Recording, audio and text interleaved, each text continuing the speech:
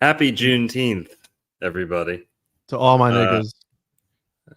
Well, hang on one. You gotta let people know you're allowed to say that, okay? Am I? Of course. Am I brown enough for you? Not brown enough, bro? Yeah.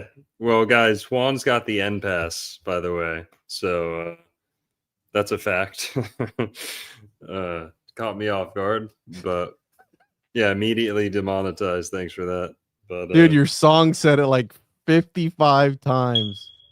Well, only people who are allowed to say it, can say it, and you've got to let people know. You've got to let people know that you can say it. All right, I can say it, and I'm gonna say it. He's Puerto Rican. He has an afro. He can say it. When I grow it out, it's an afro. That's why I don't grow it out. Mm-hmm. All right. Now, if we weren't on YouTube, I'd be saying that shit left and right. Okay, but no, we love YouTube. We love everybody, everywhere, no matter what. Brown, purple, green, yellow, of course. But happy Juneteenth, everybody. We're going to be going deep on some hidden Black history of America. And we're not going to be falling for any nonsense here. We're going to hear some potentially outlandish theories out, but we're going to digest it all, make sure we get a big full picture of this. And this is something I've covered a little bit on my channel. Ancient Black, a Black presence in ancient America, whether that's African, Aboriginal, you name it. We're going to get into all the different theories, conflicting theories even, but we're going to try and do it justice, even if this isn't our, expertise, far from it. We're going to try and do some of these theories justice, and we're going to uncover some deep, sometimes disturbing, little known American history. Okay. Little known American history. And yeah, guys, Black history, African, copper colored, Moorish, Aboriginal, Pan-African, Hebrew Israelite, Black samurai. We're going to be talking about it all tonight. We've got a whole lot lined up. So, yeah. How you doing, Juan? I'm doing all right, dude. I think that this is one of the topics that you've talked about quite a bit. And I think that a lot of your research leads here. So I wouldn't say that you don't really know much about it, because you've done quite a bit of research into this particular subject. I know you haven't covered it recently, right? Because it can be polarizing and people have their opinions and whatnot. But I mean, if anyone doesn't know anything here, it's me. But I'm going to ask questions. I want to learn, and I want to, uncover the way of thinking of some people. Again, coming from the island of trash, Puerto Rico, I'm sure we're mixed in there with some indigenous, Black, and whatever, Spaniard or whatever else is in there, So, yeah, let's get into it, bro. But I feel like you've done quite a bit of research into this, and I think that you are able to talk about this, because again, a lot of your research leads exactly to this, and you're one of the guys that talks about, right, the Moors in America and all these other things that you've been talking about it for years now, since I've known you. Yeah, I guess that's kind of my window into this world, is how much of it's in. Hang on, that's a little loud. Florida history is kind of my thing, and that's how I stumbled onto this. And I guess that's a good place to start. You hear that? I do. It's the bird noises. Oh my. All right, no more chirps. What are you laughing about? Nothing. I don't hear anything. Just the sound on it. Can you adjust the sound on it? Yeah, you can. Yeah. Where's the music? It's gonna start off. It's just a track, so it's gonna start off and just let it do its thing, but just turn it down. Yeah. Okay. All right. Well, that's a good place to start. So let's just open it up and kind of sound check real quick. People are saying there's an echo. How does it sound? Test testicles. No, long ago? they're thinking of the birds, the bird noises. We'll kick that in a sec. But guys, let me show you the background here. Now, what you see depicted there is an artistic illustration of the Americas and the Native Americans, Aboriginal Americans. So that's kind of, to me, maybe the easiest place to start all this off. We've been given a narrative about Black people in America. In school, in school, it's something you learn every single year. In history class, at least for me, every single year, you refresh on slavery in history class. Civil War, slavery, Revolutionary War, the basics. But slavery is always a big, big part of that. And now we are going to be talking about the Weiwas Empire, okay? The hidden, you've heard of Tartaria? No, folks. You haven't heard of nothing yet, okay? The Weiwas Empire eclipsed the Tartarians, okay, and the Lemurians, okay? So that's the empire we're going to be talking about. And let the black drink flow, am I right?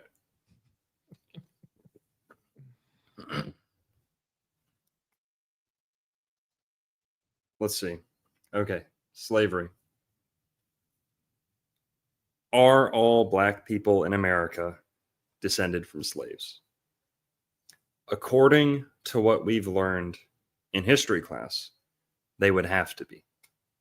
99.9% would have to be descended from slaves.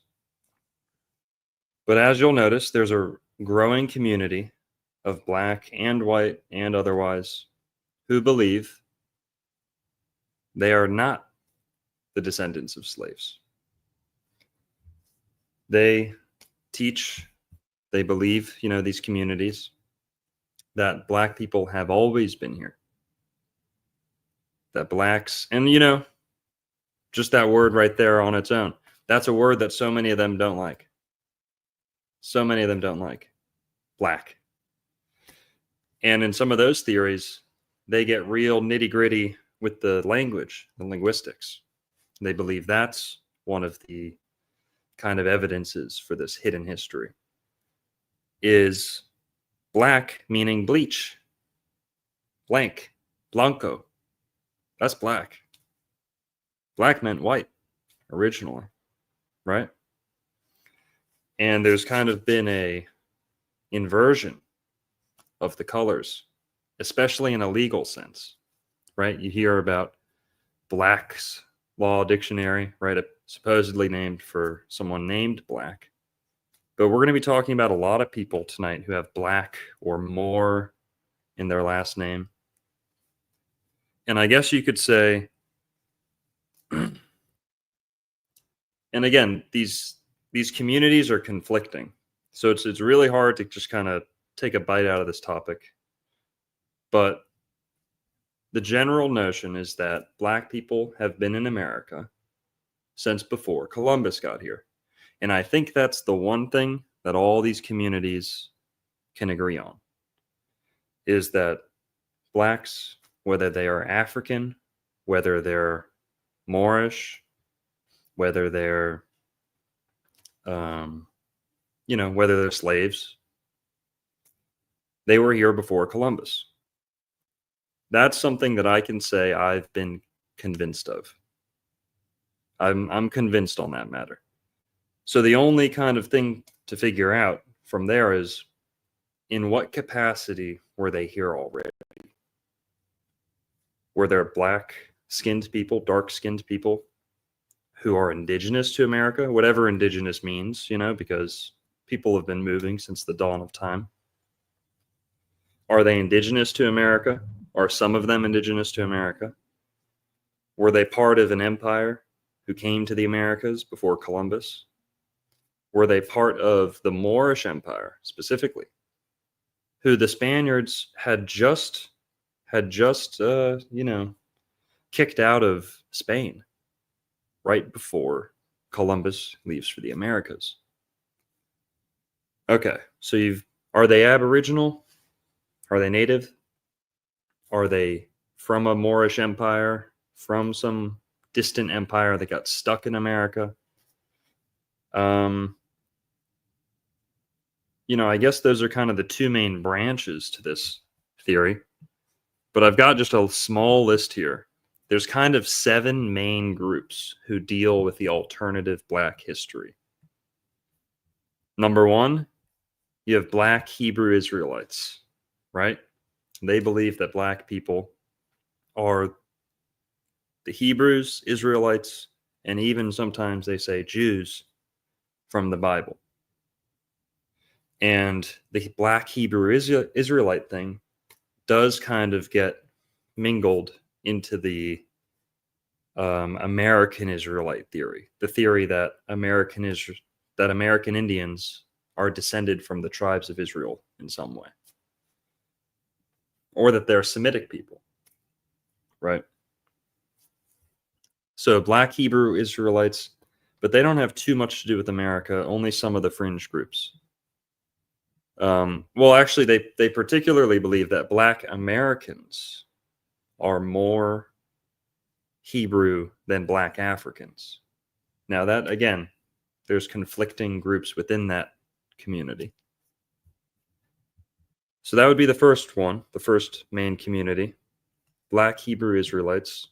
Number 2, you have the Nation of Islam, right? Nation of Islam would include people like, what's this guy's name? Elijah Muhammad. Yeah, Elijah Muhammad, and then Louis Farrakhan, of course, Louis. Wallace Fard Muhammad, right? So you have these various leaders, and then of course Malcolm X kind of stepped out of that tradition too.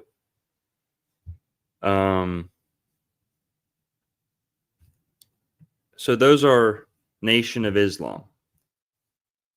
Now, Malcolm X has a couple quotes that kind of point to the potential that he's potentially trying to say Blacks were in America. He has a quote. Maybe we can watch the video. Plymouth Rock. Bro, What's up? was this guy Black? Who, Malcolm X? Wallace Fard Muhammad? Well, he's a colored person.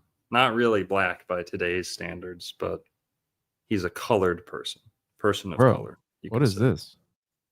After one of Fard's followers performed a human sacrifice, Fard was briefly arrested, but the police ordered him to depart Detroit and not return. Well, that's where we get into some crazy wee-wuzzery, okay? Whoa. Because, yeah, good point, Old World Micmac. He looks Turkish, yeah.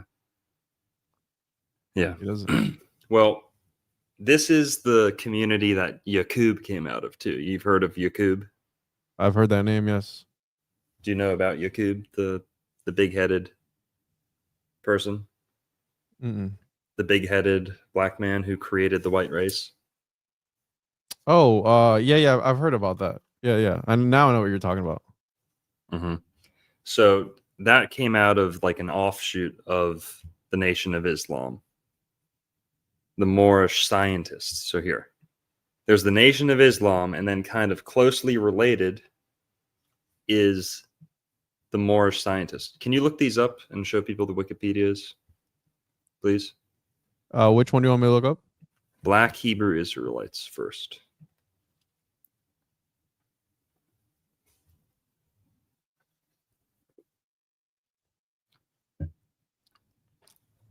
Okay, so yeah, the first group is Black Hebrew Israelites. New religious movement claiming that African Americans are descendants of the ancient Israelites. Some subgroups believe that Native and Latin Americans are descendants of the Israelites as well. Thank you. The second big group would be the Nation of Islam.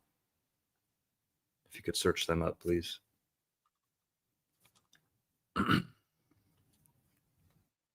Gonna pull my locks down here, folks. Let that melanin shine. Letting my melanated locks shine out and absorb the real energy. But So this is a cult? What it is? yeah. This guy? Dude, where's the music? It's you gotta let it run, dude. Just let it do its thing.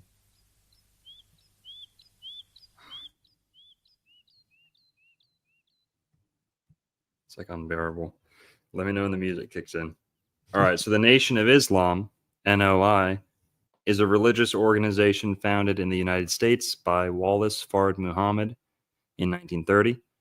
A centralized and hierarchical organization, the NOI is committed to Black nationalism and focuses its attention on the African diaspora, especially on African Americans. While describing itself as Islamic and using Islamic terminology, its religious tenets differ substantially from Orthodox Islamic traditions. Scholars of religion characterize it as a new religious movement.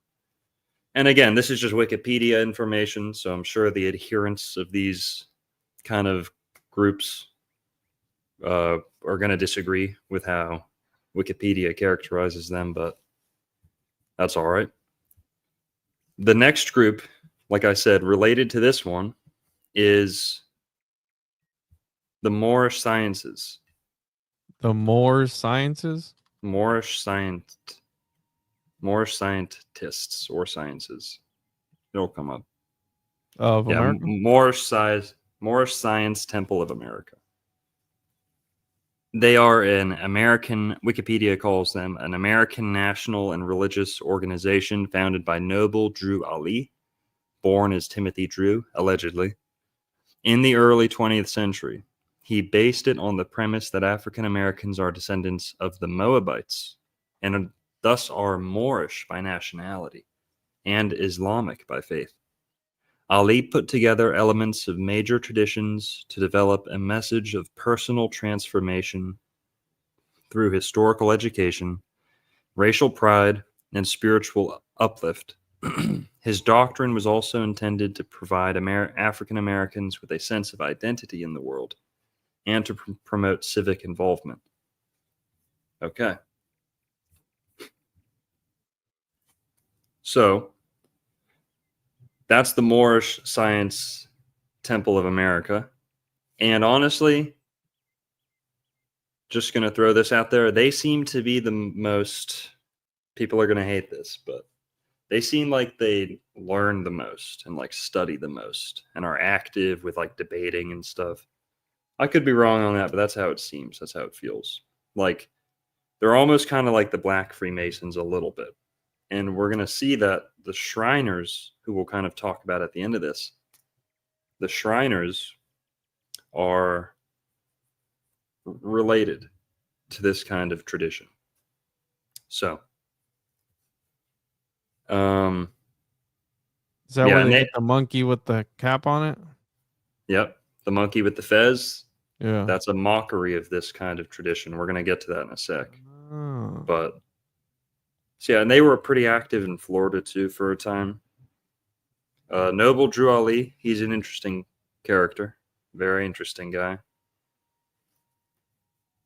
But okay, the fourth group that's kind of into this alternative American history would be foundational Black Americans. Foundational what? Foundational Black Americans.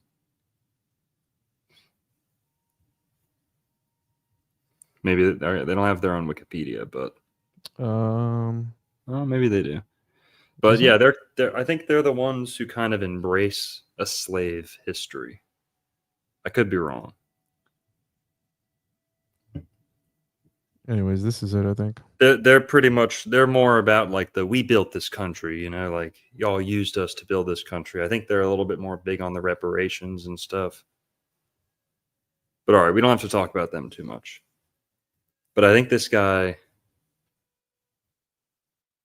I forget his name. Yeah, I don't know much about them. Then there's the indigenous / Aboriginal American community. And they might not have a Wikipedia either. But they are basically the big community that believes Black people are native to America. Black Aboriginals. Go ahead. I was gonna say, dark complexion doesn't necessarily mean black, right? Because I mean, if you look at, and hear me out, a lot of people in the Middle East are of dark complexion. If you look at Indians in India, they're a dark complexion, but they're not considered black, are they? No. No, but kind of something to keep in mind with all of these theories is that some of these groups, some of these communities only believe in a white and a black race. And they believe that all the other races are various mixtures of the two, white or black. Now, sometimes they'll say white, black, Asian. Sometimes they'll say white, black, Asian. And, you know, all the different groups are various mixtures of that. And India, just for example, the Dravidic people are pretty much black. They're like really close to Aboriginal Australians. The people in the north are almost white, you know? And that mixture, I think, is where you get the mixture of those two is where you get most Indian people. That's my take on that. Again, just saying, because right, this is one of the things that they say they were already here. Maybe they just had dark skin, weren't necessarily African American.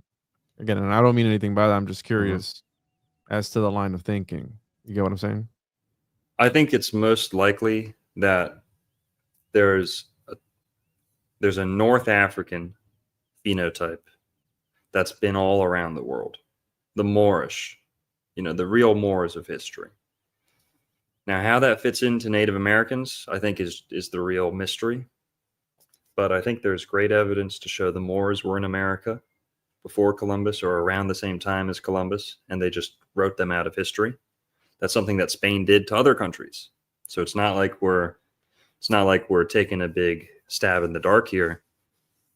Spain tried to write other countries out of their claims to land, you know? If they were here before you, they have a claim to the land. If you write them out of history, the claims, you know, yours for the taking. I think it's very likely that black slaves were brought over as, you know, black people were brought over as slaves. But there's so many kind of facets to this. At the same time that blacks were enslaved in America, there was hundreds of thousands of white people enslaved in North Africa.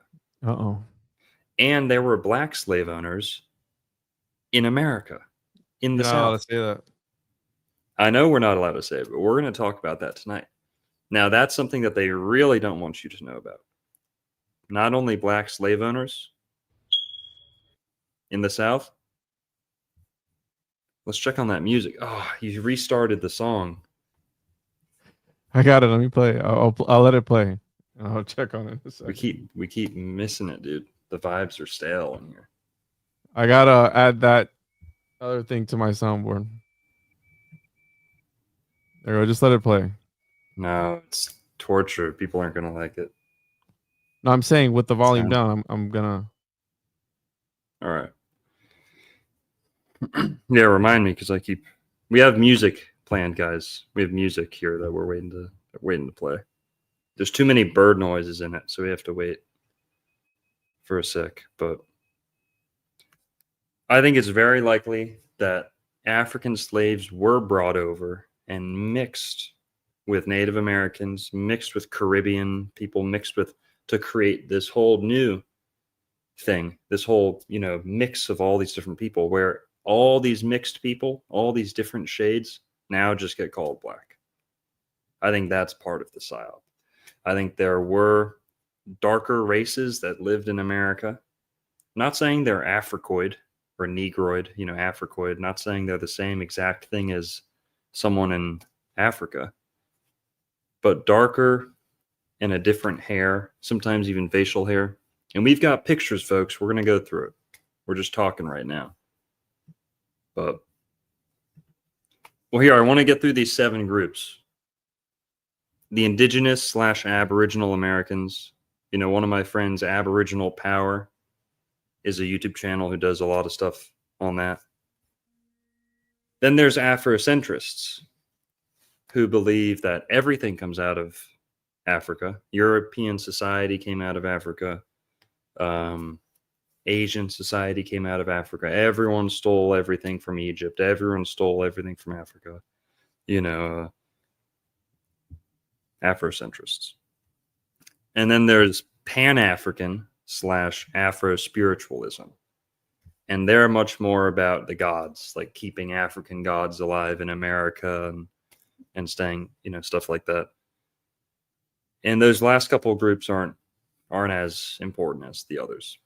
Black Hebrew Israelites, the Nation of Islam, Moorish scientists, foundational Black Americans, indigenous / Aboriginal Americans, Afrocentrists, and Pan-African / Afro-spiritualists. And Rastafarianism is kind of included in that last one.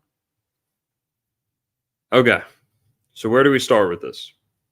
What's the evidence that there were Black people in America before Columbus? Because we don't have to have the story straight. Perfect. We don't have to have the story straight. We don't have to know why or where everyone came from. We don't need to make it all perfect. All we need to do is prove or indicate that there were Blacks in America before Columbus.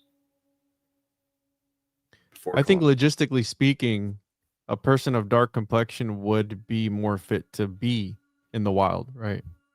If you think about it. No, in the wild. No, listen, like an undeveloped place. Okay? Because they don't burn in the sun, right? A white dude just got sunburn. That's why I'm saying, does dark complexion mean black? Or does it just mean you've adapted to your environment because you take less damage from the sun? You got what I'm saying? Because I don't wear sunscreen, right? Mm-hmm. Because number one, it's not good for you.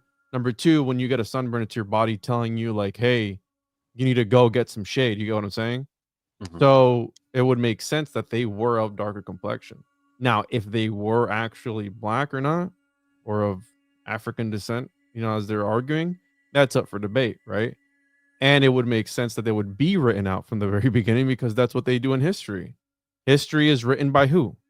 By the people who have the upper hand to take the other one out. By the ones who can read. Well, again, you get what I'm saying. I'm not saying it to be funny or anything, but if you're in the wild out somewhere, you'd probably, would want to be darker skinned. This is just. Yeah.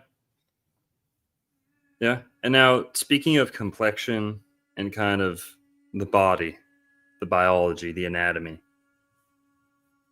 do you know, or just going back to the original question, do all colored people in America, Black, African / colored people in America, do they all come from Africa? Are they all the descendants of slaves? Number one, we've already established, and we're going to establish without a shadow of doubt, that there were Black free men in America before the Civil War, free Blacks in the South, slave-owning Blacks in the South. So right there, we've already got a foot in the door for the conversation. Not every Black person in America came from slavery, right? Not all of them were freed at the end of the Civil War. That's very often what they want us to believe in the movies. Well, do all Black people in America descend from slaves? Well, anatomically, you'll notice that Black Americans, generally grow very strong beards. Generally. Not just like a little bit, not just can grow a beard, but the average black man in America can grow a pretty impressive beard. You know, when we go to Africa, you notice that almost none of the Africans can grow a beard. Now, maybe a little bit of facial hair, but not a big beard. Why is it that African Americans have such strong beard growing genetics? We would have to accept that they get all those genetics from Europeans. I don't know about that. Because when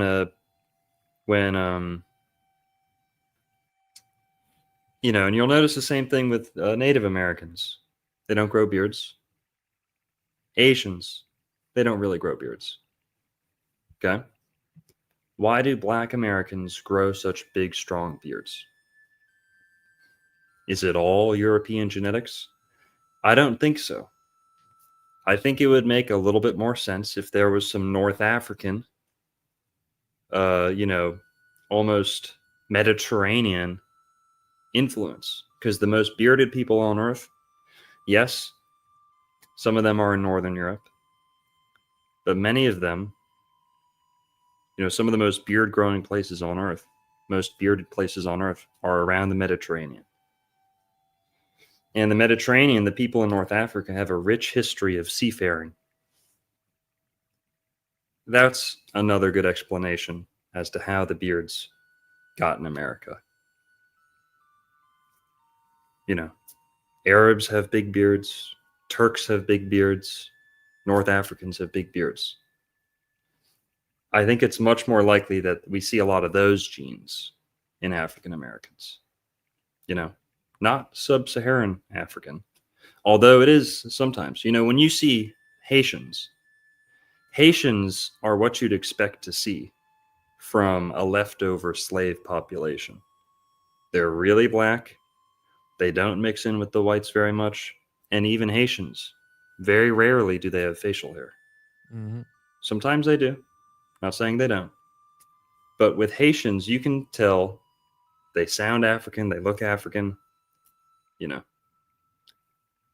Okay. So that's just something that jumps out to me. Where did the beards come from? Where do the beards come from? Also, Africans tend to be small little guys. There's a couple tribes that are like 7 feet tall. Okay, cool. Whatever. Most Africans are little short guys. Small, thin, beardless. The African American typically is above average height, right? Similar, if not taller on average, than your average European American. Now, some people are going to say, oh, well, that's because they got bred that way. You know, that's Mandingo fighting, right? They bred them to be big and strong. That's what we always used to joke about on the football field, middle school and high school, you know. It wasn't even fair playing against them sometimes, you know, like the white school against the black school. Just get clobbered. But okay.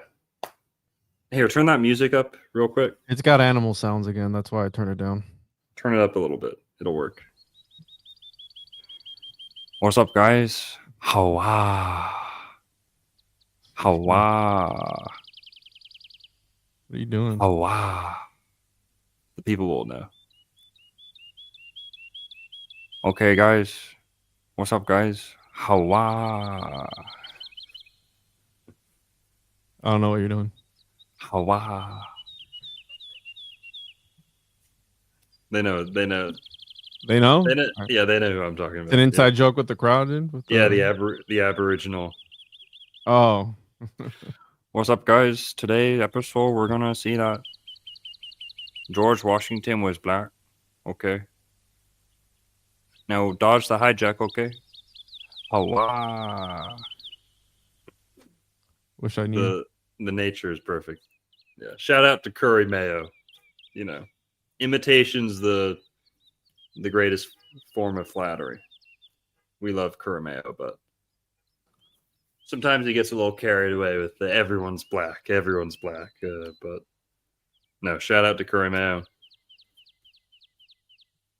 All right, we've been talking enough. Let's get into some evidence.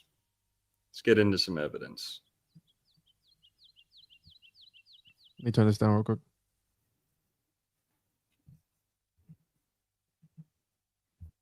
Can we get into do you think Abraham Lincoln was black? Yes, Abraham Lincoln was part black. We're going to get into that. We got to start from the beginning. All right. Let's start about when the Europeans first showed up. Are you sharing my screen? Sorry. Let's start with why are there so many depictions of Native Americans, so-called Native Americans, with black skin, with African features, so-called African features? This is one out of Florida, for example. You have the chief of the Timucua Indians on the left there, but then there's another race being depicted alongside the lighter skins. They're sometimes darker skinned. And you're going to see here the background for this episode. This is a real illustration, and I forget what it's called. It's called like the Portrait of America or something. It comes from like the 1700s. And this is how they depicted the early arrival of the Europeans to America, specifically Florida. These characters down here at the bottom, these are Timucua Indians, the same Indians that they just showed, one lighter race, one darker race, in the same tribe. Now here, I think the one in the back is a Virginia Indian, but the one in the front there is a native of Florida. You can tell by the hairstyle. And this artist isn't the only person to depict these Indians black. I mean, you see, this is your typical Native American with straight hair. Then on the right, you see more of a Africoid phenotype. Also notice the opulence. You know, how well they're dressed. There we have a queen or a, female chiefess. Does the one on the right have red hair, or is that just something on his head? It is kind of reddish, yeah. And how much can we trust these paintings? Wouldn't maybe perhaps, or we're speaking about the people who took over other people's, maybe their complexion was dark to kind of demean them and show them in a lesser light compared to their lighter complexion, perhaps? Yeah, that's a theory. But another thing to remember is that these early Europeans had black people with them on their boats, usually. So they knew the difference between a black person and an Indian. Gotcha. I think it's also worth noting that, the Indians in Florida were described as darker skinned, like more brown skinned. The Indians in Virginia were described more light skinned. That's what you're seeing right here in this depiction. That's a Virginia native in the back, more northeast. Same with this one right here. So they're depicted all on the same stage because it's kind of like an overview of America. But you even see right here, you see two groups, two phenotypes present in America. And this is going to be a theme or kind of a tradition that carries up right up until the present day. The last tribe of Indians in pretty much America, but in Florida, are the Seminoles. There's regular Seminoles and there's black Seminoles. We're going to get into them too. We've got a lot of good videos to watch. But I think that these artists are reflecting the reports that they're getting. That there's a lighter skinned race in America and a blacker, darker skinned race in America. And that's not the only depiction like that. You know, you see stuff like this, and you want to see the hijack. Okay, guys, you want to dodge the hijack? Okay. Okay. Hawa. This is how an earlier version of this illustration got colored. So to your point, Juan, could they be darkening their enemies to make them look more savage? Mm-hmm. It's actually kind of the opposite. The earlier depictions saw them darker skinned, and the more recent depictions saw them as lighter skinned. And right here, this is the same illustration, but look at how the difference of shading. Look at how much difference it makes.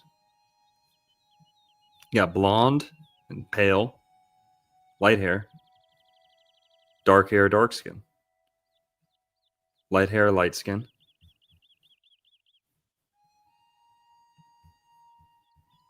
Dark hair, dark skin. It's like, you know, when Michael Jackson started turning white, started bleaching their skin allegedly. I think Beyonce's also been accused of that, and quite a few other people of like wanting to become lighter versus, you know, getting darker. Yeah. Now this is a couple of these. Here, this is a good example. This is the Conquest of Mexico being depicted for Europeans. What do you notice? I mean, that guy's jet black. I was going to ask you if the Mayans at all fall into this, because I believe you've talked about the Mayans landing in Florida or at least in America at some point. Yeah. And if you look at depictions of Mayans, they Yep. kind of, again, they have that sort of Mesoamerican look, Yeah. where they look, you know, Mexican. Like if Yeah. I was to look at it, they look Mexican. They kind of, you know, have the pointy nose, kind of sort of chinky eyes a little bit, right? But they have a dark complexion. Yeah. And that's a great point. Wherever a black person's going to show up in a boat, you know, they're going to mix. The black's going to mix. The people mix. The white mixed with the black. The white mixed with the yellow mixed with the black. And that's how we got the races to begin with. But if a ship from Africa shows up in Mexico, they're going to mix with the Mexicans. And no matter how black they were to start off with, you're going to see something closer to the Mexican phenotype, you know? So we're not denying that Mexicans lived in Mexico. We're not denying that, you know, the prevalent, today at least, for sure, the prevalent phenotype is the brown, yellow, or red skin type. But how much black influenced the present skin color? Because here's another thing. Some of these theories say that Native Americans, all Native Americans are a mix of East Asians, white people, and a little bit of black. So some of these Aboriginal communities actually call them mestizos. And, you know, like the majority of the Mexican population is today mestizo, which is mostly Native American mixed with European, with a little bit of black DNA too. But the farther you go back in history, the less and less and less and less European genetics there's going to be in America. So the skin's only going to get darker the farther back we go. The less Europeans in America, the skin only gets darker. So if we could get a glimpse of America with no Europeans having ever landed, I think we'd see a lot darker of a skin type. But yeah, the Mayans do exhibit a lot of this. And you see people side by side in Mayan artwork, sometimes Aztec too, where they have jet black skin. Not painted. They're just different. Different skin color. You got red skinned, you have black skinned. Again, you've got red skin, you've got black skin. Mm-hmm. Now, some of this could be paint. Some of this could just be depicting body paint. I don't think all of it is. I mean, that's pretty That's trying to say something. You know, you got black and you got red skin in the same culture. Right there again. Now look at this. You tell me that's not a black guy. You tell me that's not a black guy next to a white guy. He's got a beard for Jesus' sake. Reminds Native me Americans. Reminds me of the Tengu video we watched last week. Kinda. The Tengu Kinda. segment. Don't be antiseptic, bro. Now this is Maya. This is old Maya artwork. And now this is someone dressed up. You see? Mhm. You know, you can see their chin poking out. That's someone in a black bodysuit. Their hands poking out. Or they're Their wearing the mouth- skin of mouth somebody poking out. else, bro. But that's a black dude in Mexico. The forehead, the mouth, the beard. That's a black person in Mexico. You know? And not all black people are equal. Some cultures in Africa did have ships. Some of them did have, you know, catapults and you know, high society for the times, you know? Not all of them are just stuck in mud huts, you know? We don't have to get into the whole IQ discussion, but there's smart and dumb in every race. Yeah. There's capable and incapable in every race. Okay? So, also, you don't have to be a rocket scientist to get in a boat and float on the Gulf Stream from Africa to America. And, you know, a coconut could do that. You throw a coconut into the water. But yeah, I mean, right here, this is clear proof. I don't know the background on this artwork, but you have a black person clearly being depicted, clearly being Yep. received in some ceremonial fashion. Now, what else? This is a Timucua Indian too. This is one of the most famous. This is called the Moor with the Emerald Cluster.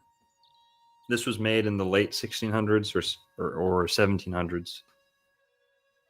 And it's depicting an Indian chief from Florida from 1562. 63, 64. That's when these Indians were first encountered. Northeast Florida. Notice that. Gold teeth even. Come on.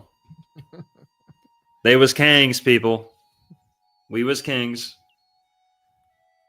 You know, Rick Ross was right when he said, I think it was him, said, you know, we've always liked the bling. We've always liked flashy, you know, stuff like that. That's in our DNA. We can't help it. You can't take that out of us, you know? This could be good evidence for that. That is exactly what a black person would dress up like in ancient America, you know? Flavor Flav. Didn't you say you saw one of these like down the street from the bookstore or something?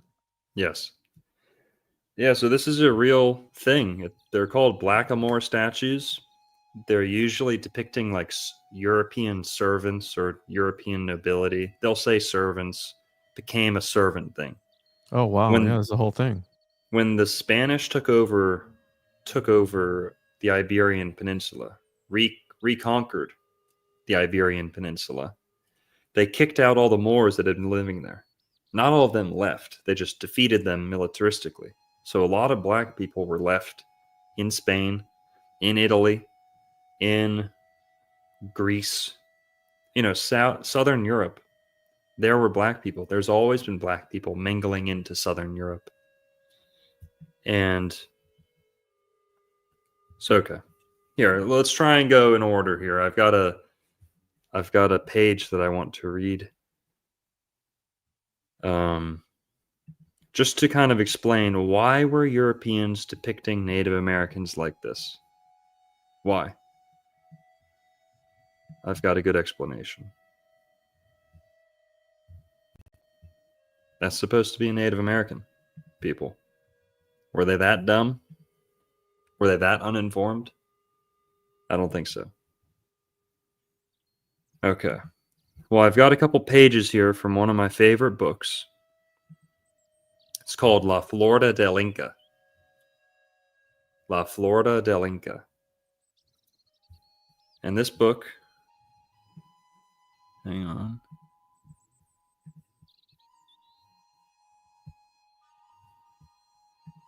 We just hit 700 in the chat. If you want to give them a quick rundown before we proceed, we're an hour in so far. Hang on.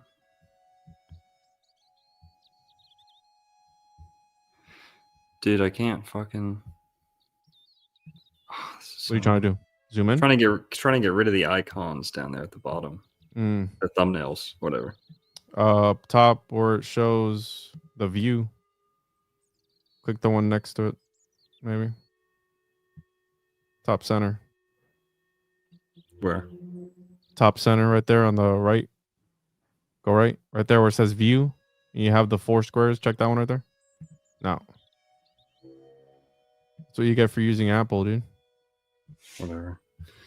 All right, this is from a book called La Florida del Inca. It's an account of one of the earliest expeditions into America. You want to turn the music up just a little bit? Turn it up. Yeah, just a tad. There we go. Hawa, folks. Let me know when. That's good. That's good. Hawa.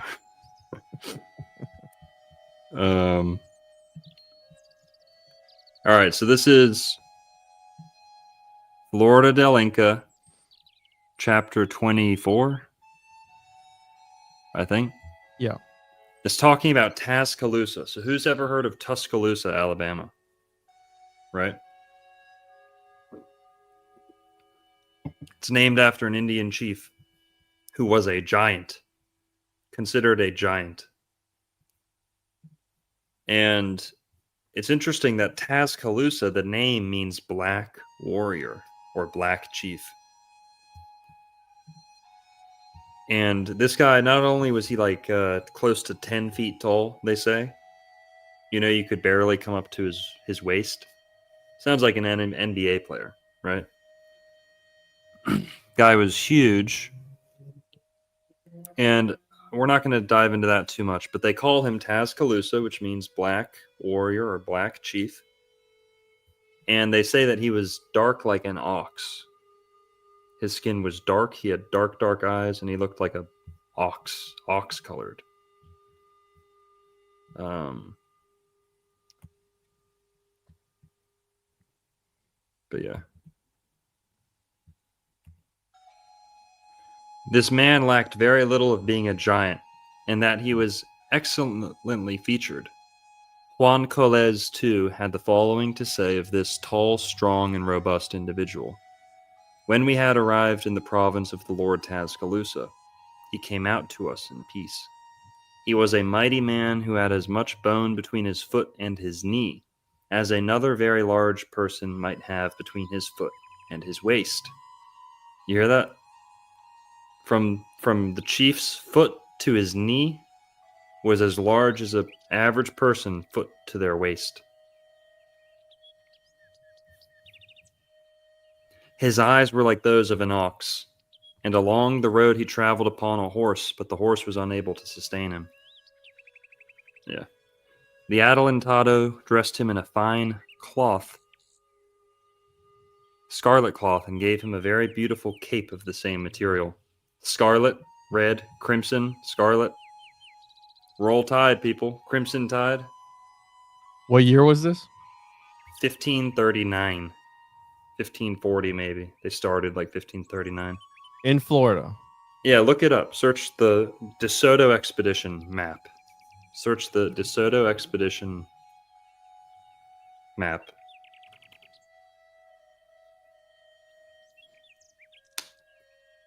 Hernando de Soto? Yeah. Let's see that map. Yeah, let's see that route. And yeah. Yep, there you go. This one? Yep, bingo. So Hernando de Soto was the first major European intrusion into North America, into the United States. So the De Soto expedition had close to 1,000 men. It was 500 armed knights and like 300 more servants and people like that. Not only that, they had about 100 Inca soldiers with them. That's why this book is called La Florida del Inca, because Hernando de Soto had just emerged victorious in Peru against the Inca, and now the Inca were fighting with the Spanish. The Spanish ruled the Inca. The Inca fought alongside the Spanish in Florida. So this book is a very interesting window into this unique time in history where you had Inca Peruvian soldiers serving alongside Spanish conquistadors in Florida. Okay. So they landed with their ships near Tampa Bay, and then they walked, pretty much kind of traced the Gulf of Mexico, kind of not.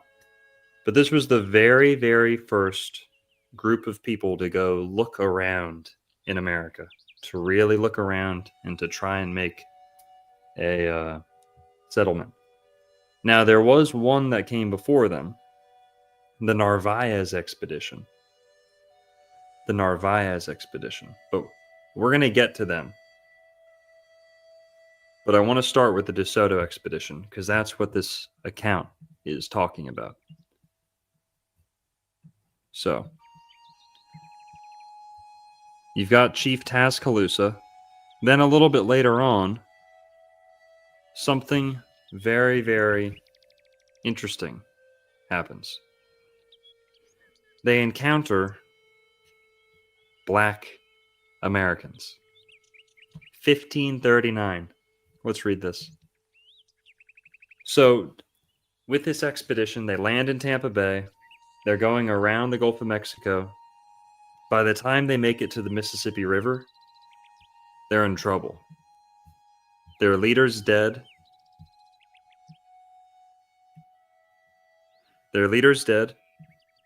And they're running out of supplies. They've already gotten into a ton of firefights, battles, and they don't know what to do.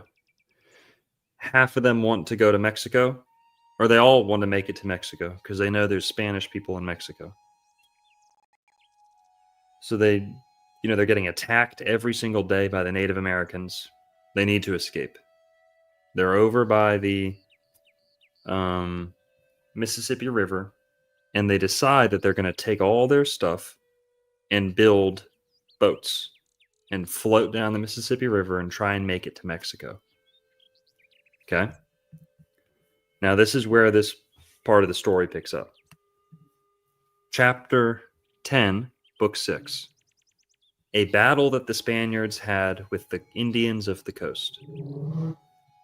As I have said, the Spaniards were 3 days in taking care of the caravels, which means the ships that they're on. Homemade ships that they made, homemade boats like rafts, and restoring their bodies, for their greatest need was to satisfy a drowsiness which had wearied them exceedingly. Then in the afternoon of the third day, they caught sight of 7 canoes setting out toward them from some rushes. And in the first of these canoes, they beheld an Indian, very different in aspect and color from those they had left inland. For he was as large as a Philistine, and as black as an Ethiopian.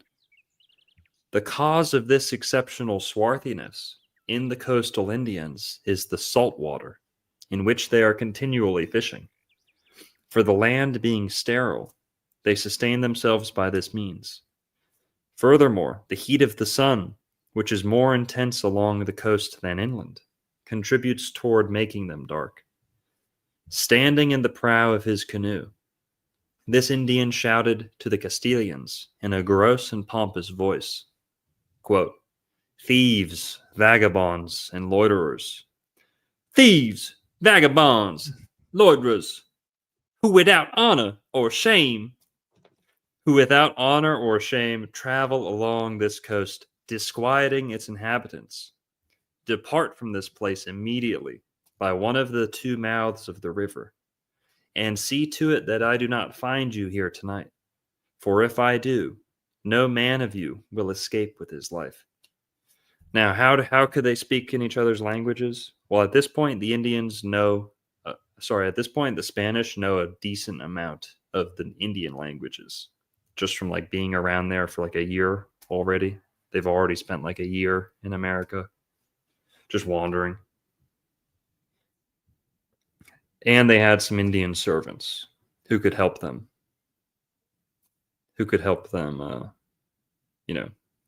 Translate. Yeah, translate. Is it this book comes from his diary or something? From his journal? Mm-hmm. This is the first-hand account of an Inca soldier who was serving with the Spanish. Gotcha. So he went back to Spain, and I think his nephew is helping him write it down in Spanish to publish it. So it's a first-hand account, but written by his nephew or his like a younger relative helping him out. But so this is a first-hand account, and there's two other accounts of this mission that corroborate pretty much everything they say in this.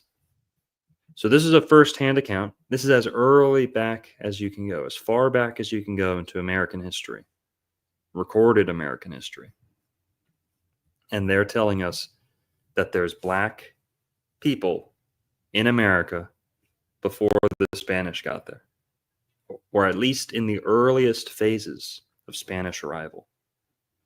Now, what else do we need to notice? This is at the mouth of the Mississippi River. Juan, can you pull up a map, please? A demographic map of black skin in America? Like black skin map? However you come up with that. And we're going to find here something interesting. I think a map helps us decode. A map's going to help us dodge the hijack here. No, not that one. That one's a little too messy. Too messy. This is blacks. Yeah. Percent of population that is black or African American. Yeah. Here, I'll show you a good one.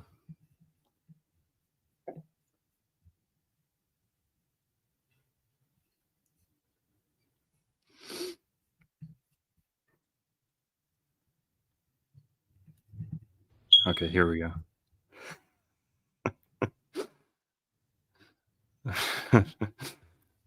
Oh, man.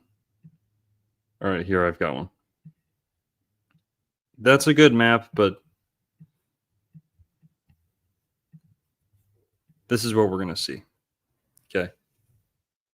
You pulled up the same shit, just a different color. It is. Yes, you're right. It's a different color. Now, what do we notice here at the top? What's the blackest part of America? The two blackest parts.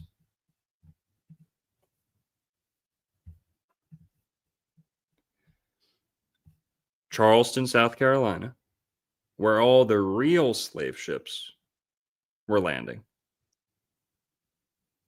The only real pictures of slave ships that I've seen are in Charleston. I think that's where the real Africans were coming over. But who was living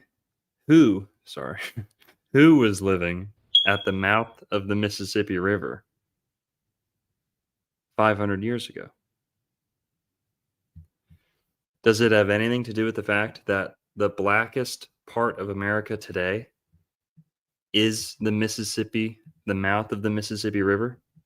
New Orleans. Mm-hmm. New Orleans. So we're not saying that every Native American was black. We're not saying that. We're saying that there was a black race present in the Southeast United States before Europeans got here. Now, how they got here, I don't know. We're gonna look around and look at some theories. We've got a whole lot more planned tonight. But here's another thing. Let's just ask this big question. Juan, if if the Caribbean was filled with people when the Spanish got here, if the Southeast United States were filled with people, why did they start shipping in hundreds of thousands, if not millions of people from Africa? Because, you know, They needed labor. why didn't they make the Indians do it? They were feisty. They fought too hard, as if the Yeah. Africans didn't put up a fight in Africa when they're trying to catch them. Perhaps. Who in the Civil War? Who was Yeah. the ones that wanted to keep the slaves? Well, I mean, the Tengu. Tengu were No. Tengu aside, was it the North or the South? the South. They wanted to keep slaves. Yeah. Makes sense. And a lot of them were black. There might have even been two black races in America, a free black race that it was closely related to the native population, and then an imported black race that was just straight up African. That's where it gets into Mason and Freemasonry and all that shit, right? Yes, we gotta make it to the Shriners too. But you'll notice the Mississippi River is still the blackest part of America to this day. To this day. But, you know, wouldn't it make sense for an empire who's taking over to just enslave the people they took over? Mhm. Why would you, if we just took over the Southeast United States, why would we kick all the Indians out to the desert, to the Southwest, which is what they did? You know, starting in the late 1700s, move all the Indians over to the desert and then bring over, buy millions and millions. Wouldn't that go against the narrative, though? Wouldn't that be the opposite of what we're trying to prove? That there were already African Americans or black indigenous people? Well, I guess what we're trying to say is that they were already here in some capacity. However they got here, I don't know. You bring up a good point of why not use the existing people? Yep. And why go through the logistical nightmare of bringing people from a whole other continent, allegedly, right? Mhm. And shipping them over, which a lot of them probably didn't make that trip. No, apparently that was like, you know, close to 50% didn't make it, from what I've heard sometimes, you know? Doesn't make sense, right? Doesn't make too much sense. But here, let's bring up some articles that we've got. Just to start off, look up slave ships. Search slave ships.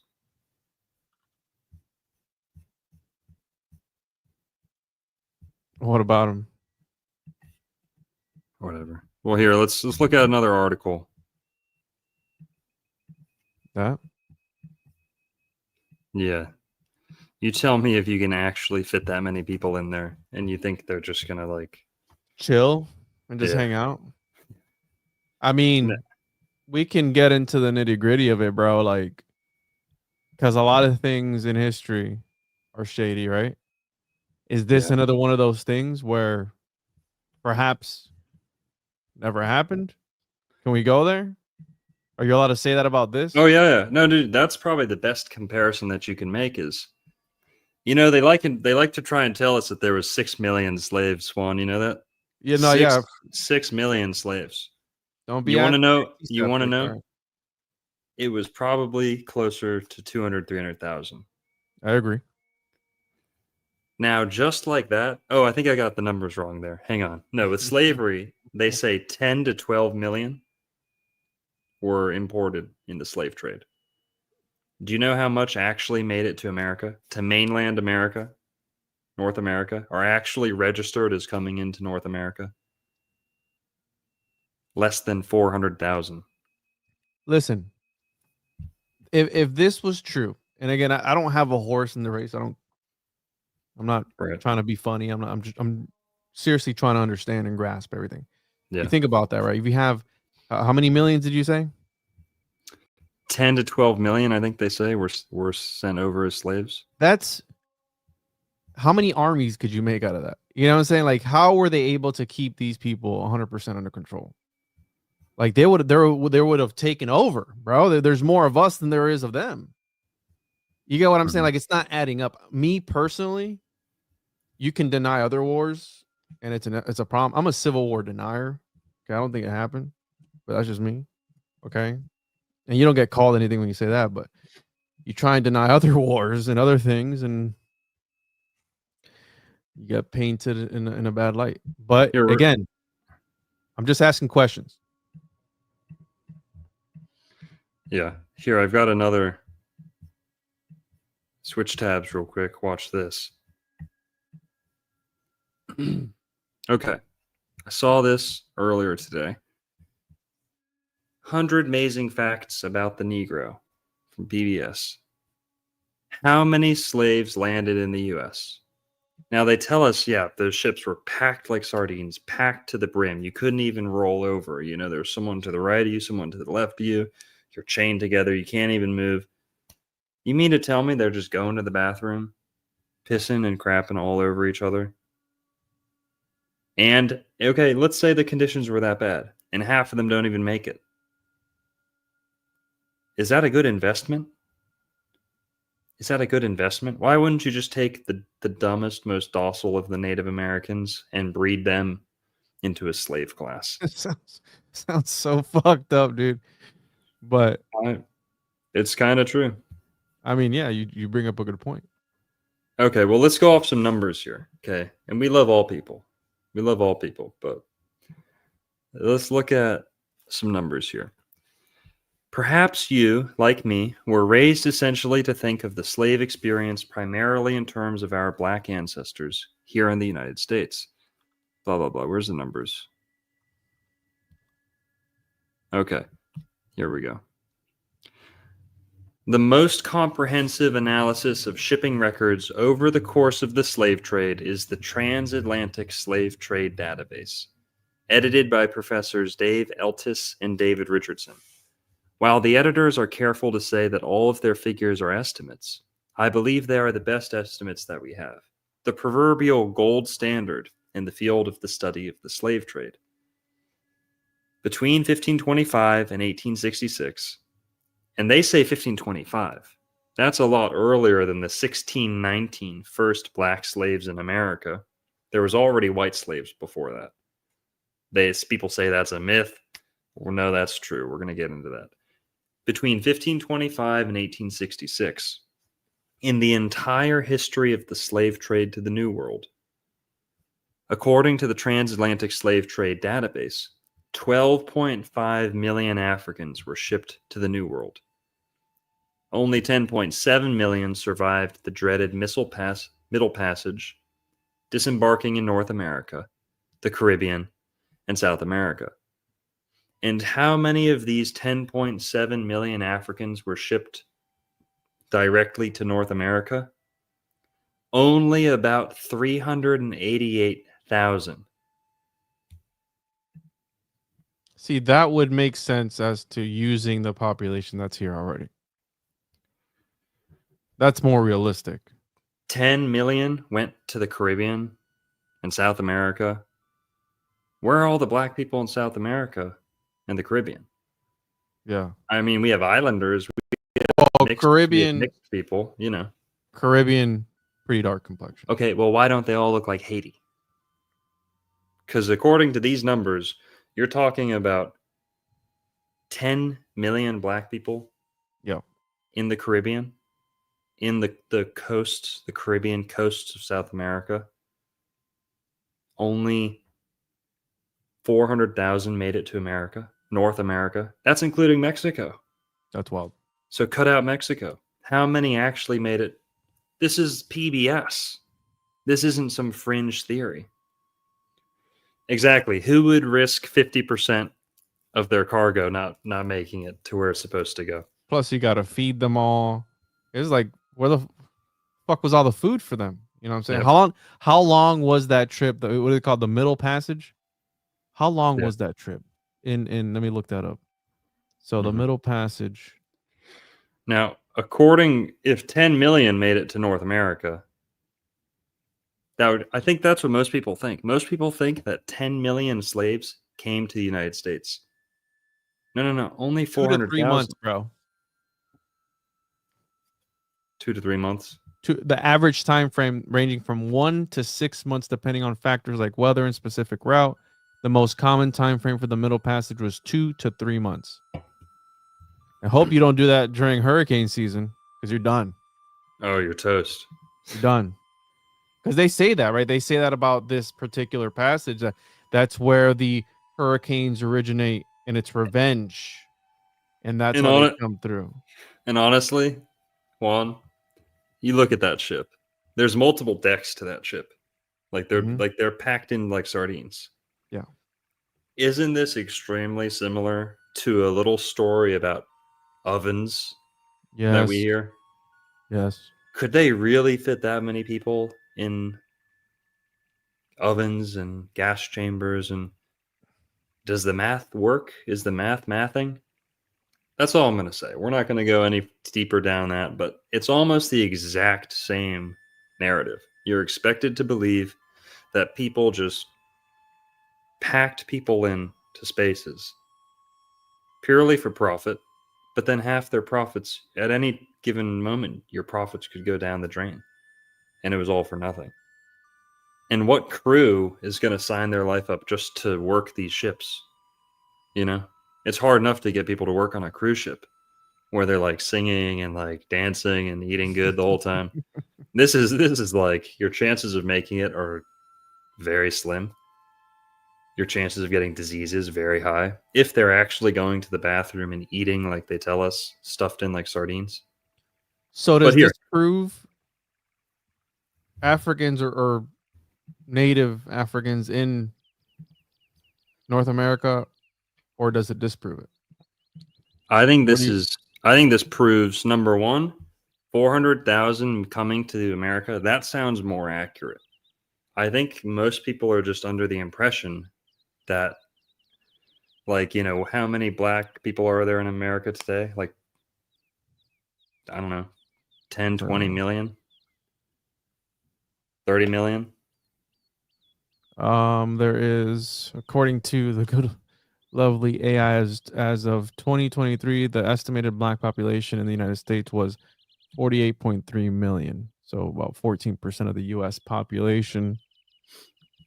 This signifies a substantial 33% increase since 2000. So 33% increase in 23 years. Interesting number. Here, I've got this.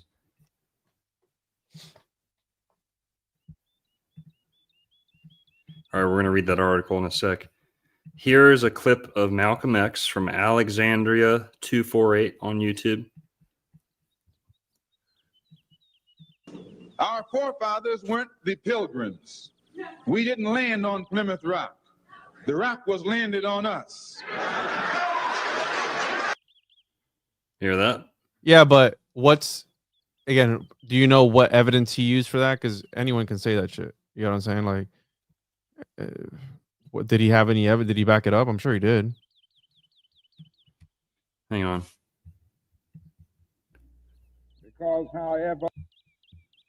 All right, you see, this is MLK saying almost the same thing. This is from the YouTube channel Historial. Shout out to them. Shout out. Away from the ideals of justice. You hear it? The goal Yeah, I heard it. of America is freedom. Abused and scorned though we may be, our destiny is tied up in the destiny of America. Before the Pilgrim Fathers landed at Plymouth, we were here. Before Jefferson etched across the pages of history the majestic words of the Declaration of Independence, we were here. Before the beautiful words of the Star-Spangled Banner were written, we were here. For more than 2 centuries, our forebears labored here without wages. They made cotton king. They built the homes of their masters in the midst of the most humiliating and oppressive conditions. Yet out of a bottomless vitality, they continued to grow and develop. Saw how he was adjusting himself when he was saying that? Almost like subtle body language. What? He's being dishonest? I mean, sure. This is. We can get into the whole conspiracy of it all, bro. It's just another one of those things to keep people divided, sort of thing. Keep you Whatever. guessing, keep you on your feet. Hey, I'm just saying, Good. bro. Keep people divided. Good. Yeah, good for the system, good for the people, the lizard people who are in control, right? That's what they want. We're here. Yeah, that was pretty quiet. I don't know if everyone could hear that, but guys, this is a black scholar who's a professor. He's a doctor, Dr. Ivan Van Sertima. Mainstream academics hate this guy. They like to call him pseudo this, pseudo that. Well, let's listen in. I was watching this earlier. With the Mexico. This comes from South Carolina ETV on YouTube. Shout out to them. We know today that was a center of a center at zoos. From the old book is that they were. He's the author of They Were Here Before Columbus or something like that. Yeah, I pulled that Before up earlier. Columbus. They came before Columbus. The main idea in my book is that there were visits to this continent from the old world, that there were visits to the Native Americans in this continent, and those visits included Africans.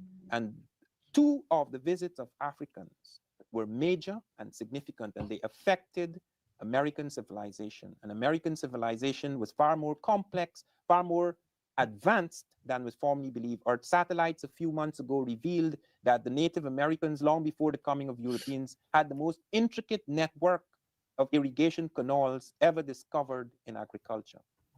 Okay, let us clear up one thing before we go any further. In the book that came before Columbus, you use the terms Negro Nubian, Negro Egyptian. Why?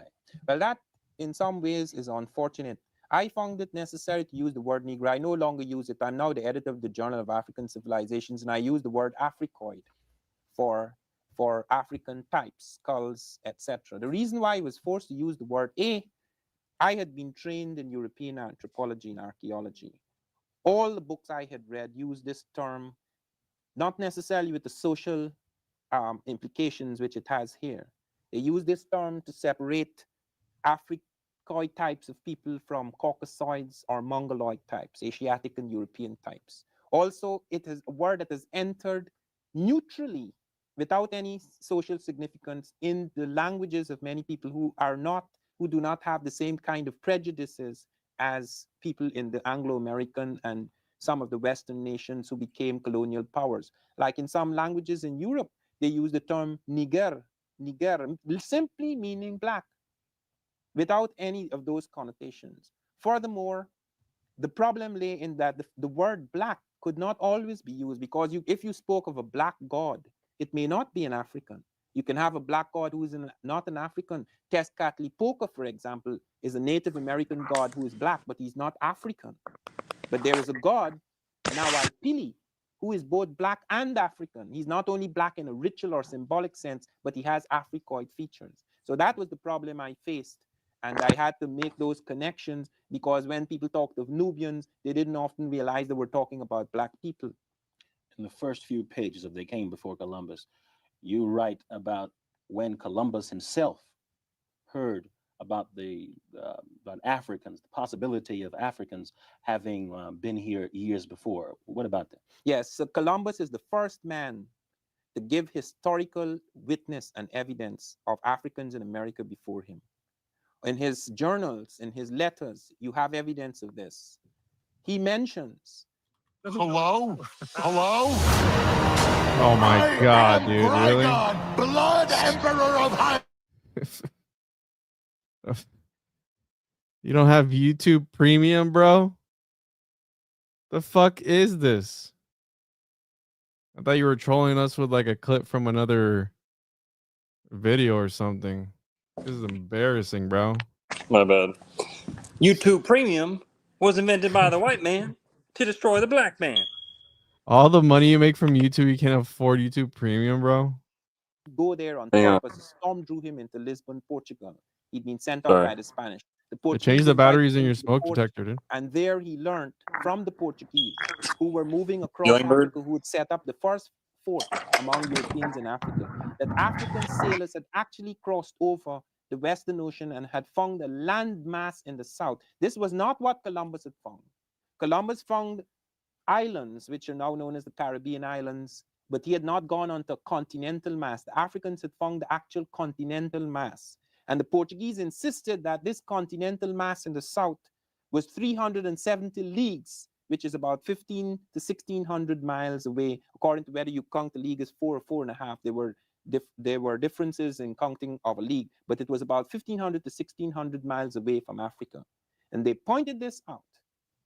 And Columbus went back to Spain and he insisted, because the Portuguese promised to help him, he insisted that they should draw a line across the world and that this line should be drawn 370 leagues away from the Cape Verde Islands across Africa, and that Spain would claim lands he had found on the other side, and if Portuguese found land within that line on the other side, they could claim it. And Brazil, which was visited by the Africans, was on the other side of the line. And this line was drawn in 1494. It was drawn up in June 1494, before any Europeans had come to South America, on the basis of African knowledge. Okay, let's get down to the crux of the matter. How did these Africans come to the New World? Okay, now one of the things, as I have pointed out, in the metallurgy, like the steel, etc., in astronomy, etc., there is a profound misunderstanding of African capacity. The Africans had ships. This is one of them. This is in East Africa. This ship, this is just a model which I found in Fort Mombasa in Kenya. This ship is a 70-tonner. Ships like these in the 13th century before Columbus took elephants to China, right across the Indian Ocean. But this is just, they had ships like this in East Africa before Christ, but there were ships in North Africa along the Mediterranean that were far more sophisticated than any ships the Europeans had. European shipping is not even European. The sail Columbus used comes out of the Arab-African world. The We invented astrolabe that comes shit, out man. of the We invented that Arab-African shit. world. They found in shit's the out. desert before Columbus, in the period before Columbus, the Africans were using compasses and nautical instruments to navigate the desert. They had these instruments which were used to navigate the sea.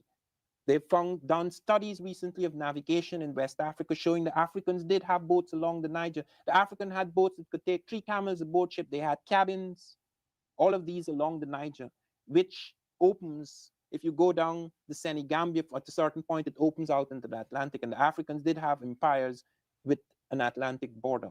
This is a simple question. It's going to sound simple, but you're talking about black people. Yes. Okay. And on several occasions, Africans were able to make that journey. If you look at a map of currents, and we will look more closely at this later on in the program, you will see there are 3 currents that take you from Africa to America. Africa is half the distance from America as is Europe. Not only is it half the distance, it is far easier to get from Africa to America because the currents take you automatically. In other words, you don't have to know of the existence of America. Even Columbus was not aware of the existence of America. He came off the North Atlantic. Columbus thought he was going to India, and he struck out for the latitude of Japan, hoping to land in India, and he swore he was in India. That is why people like myself are called West Indians. I'm the Indian he found in the West. And Americans are called American Indians because he thought they were in India. West so that Indies. you have these currents which take you automatically European ship. And I just want to clear something up. Because it's something that the scholars use against him, even though this guy's, this guy's pretty well spoken. I mean, I like what he's saying.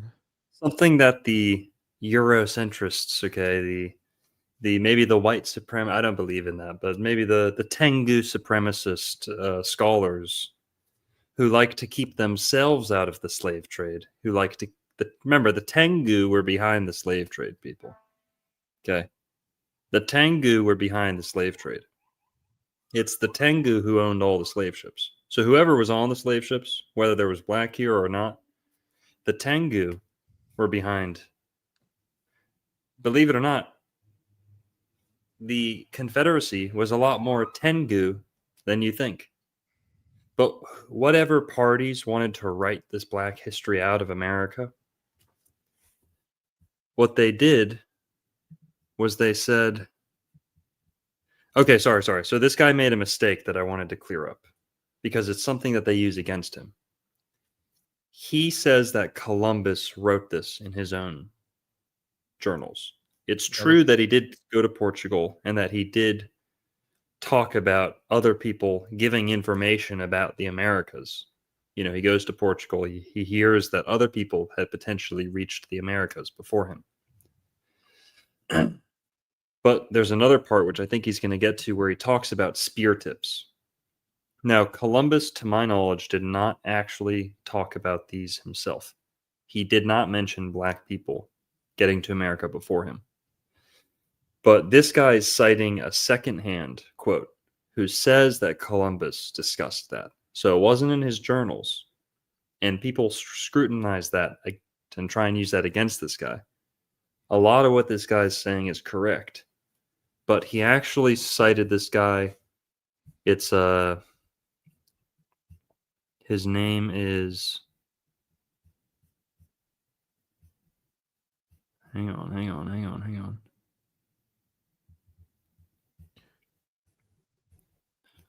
Because here AI says his writings detail his encounters with the Taino people in the Caribbean and his observations about the land and its resources. It's Bartolomeu de las Casas. So We've talked about him before. Yeah, so Bartolomeu de las Casas was a Dominican friar, quote unquote, protector of the Indians, who wrote about some of the early indigenous history and wrote about a little bit about Columbus's time there too. Now it's him. He's the guy who says Columbus said that. So Columbus didn't say it himself, but it's a an authority on the matter who said Columbus had discussed this. So it's secondhand, but still, what this guy is saying is largely correct. All you have to do is go look at Bartolomeu de las Casas, who talks about it, not Columbus. That's the only thing he's getting wrong. Did not use these currents until the second voyage, when Columbus used that knowledge which he got from the Portuguese about Africans. On the third voyage, on the second voyage, Columbus heard from the American natives in Hispaniola, which is now known as Haiti and San Domingo, that Africans had come to the Native Americans. The Americans told Columbus that. He recorded it in his journals, that Africans had come to them trading in gold-tipped spears. Columbus sent samples of those spears. They were studied, they were surveyed in Spain, and they were found to contain the same ratio of gold, silver, and copper alloys as those found in West African Guinea. So were these Africans swept along this current? Yes. Or did they come purposely? Initially, it was an accident. Get a taste of new Lipton Fusions. Oh my God. Dude. Come on. Fall discovery, rather his coming here in a late period, was an accident. What's the name of this current? There are several of them. Okay. There's the South Equatorial Current. There's the North Equatorial Current. These currents come, there's a current coming off the Senegambia coast. There's a current coming off the Cape Verde Islands. There's a current coming up from the southern part of Africa. These currents all move towards South America, into the Caribbean, into the Gulf of Mexico. And there's a return current. And we have evidence that Africans not only went, but in a late pre-Columbian period, they also returned, because we found American things which Africans brought back. Just as we have found African things in America, they found American things which Africans brought back with them, such as a cotton in the Cape Verde Islands. Are these currents still? Oh yes, still in oh yes, existence? for thousands of years, these currents have been in existence. This has been tested. 200 small boats, some of them smaller than the major African boats, have crossed the Atlantic. They have been tests. Thor Heyerdahl, the Norwegian explorer, got Africans to build a ship used long before the birth of Christ, used in Egypt and Ethiopia. And this ship was made of papyrus reed, and the scientists said it couldn't float. And Heyerdahl insisted, and the Africans under Abdullah de Jibrin built this ship, and it crossed the Atlantic successfully to America. From what part of Africa did these Africans come? The Africans came at various times from different areas. The one that I want to deal with, because most of the evidence exists for this, is Africans who came out of the Egyptian Nubian world. I'll call it the Egypto-Nubian world, around 800 years before Christ. I'll explain to you how I arrived at that date, how they arrived at that date, and I'll show you the types of evidence. Now, I want you first to look at this head, this stone Okay. head. Okay. Now, this head, they found a dozen of these heads. So now he's talking about the Olmec heads, and I think a lot of people know about this. This is probably the most popular potential, African or blacks in America evidence on like a big scale, like ancient, talking ancient. And I think recently this guy was on Joe Rogan, who's studied it himself, Luke Cavern. And That's your did you boy, have huh? him on? Yeah, I used to be friends with him. Guess he's too big for me now or whatever, but Mr. Joe Rogan, cool. But he has studied these pretty extensively, and he can tell the difference. He's explained some of them look Central American, like Maya, Aztec style, Mesoamerican looking. He says some of them, this one in particular, they're clearly not the same. The nose is different. Okay, the Central American people have a distinctive nose. The flared nostrils, the lips. He's going to talk about it. But yeah, so he's one of the first people to kind of talk about these, but not the first. They found them in a very specific area. Before we go to the area, look at the head carefully. The lips, the very generous type of lips that you find in the tropical areas, the Africoid type.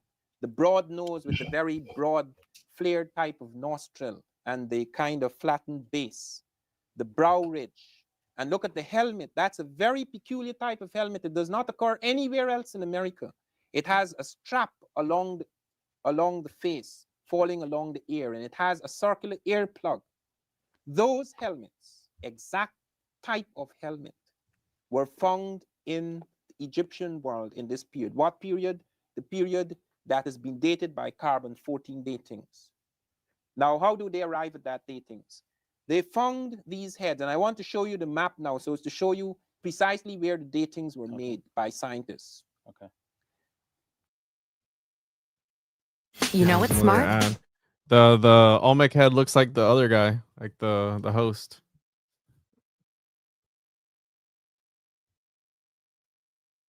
I want to remind the audience, and I want to make it quite clear that when we're talking about Mexico, we're not just simply talking about Mexico today.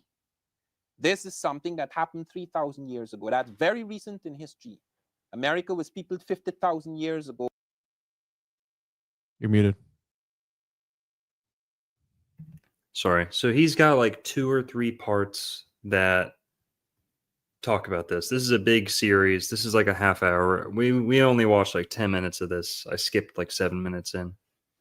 But if you want to look up more of this guy, his name's Dr. Ivan Van Sertima. And there, like I said, there's a whole nother part to this, maybe even 2 more. But there's so much more we have to cover tonight. Reality Witness with the $4.99, 9-volt battery, and YouTube Premium Fund.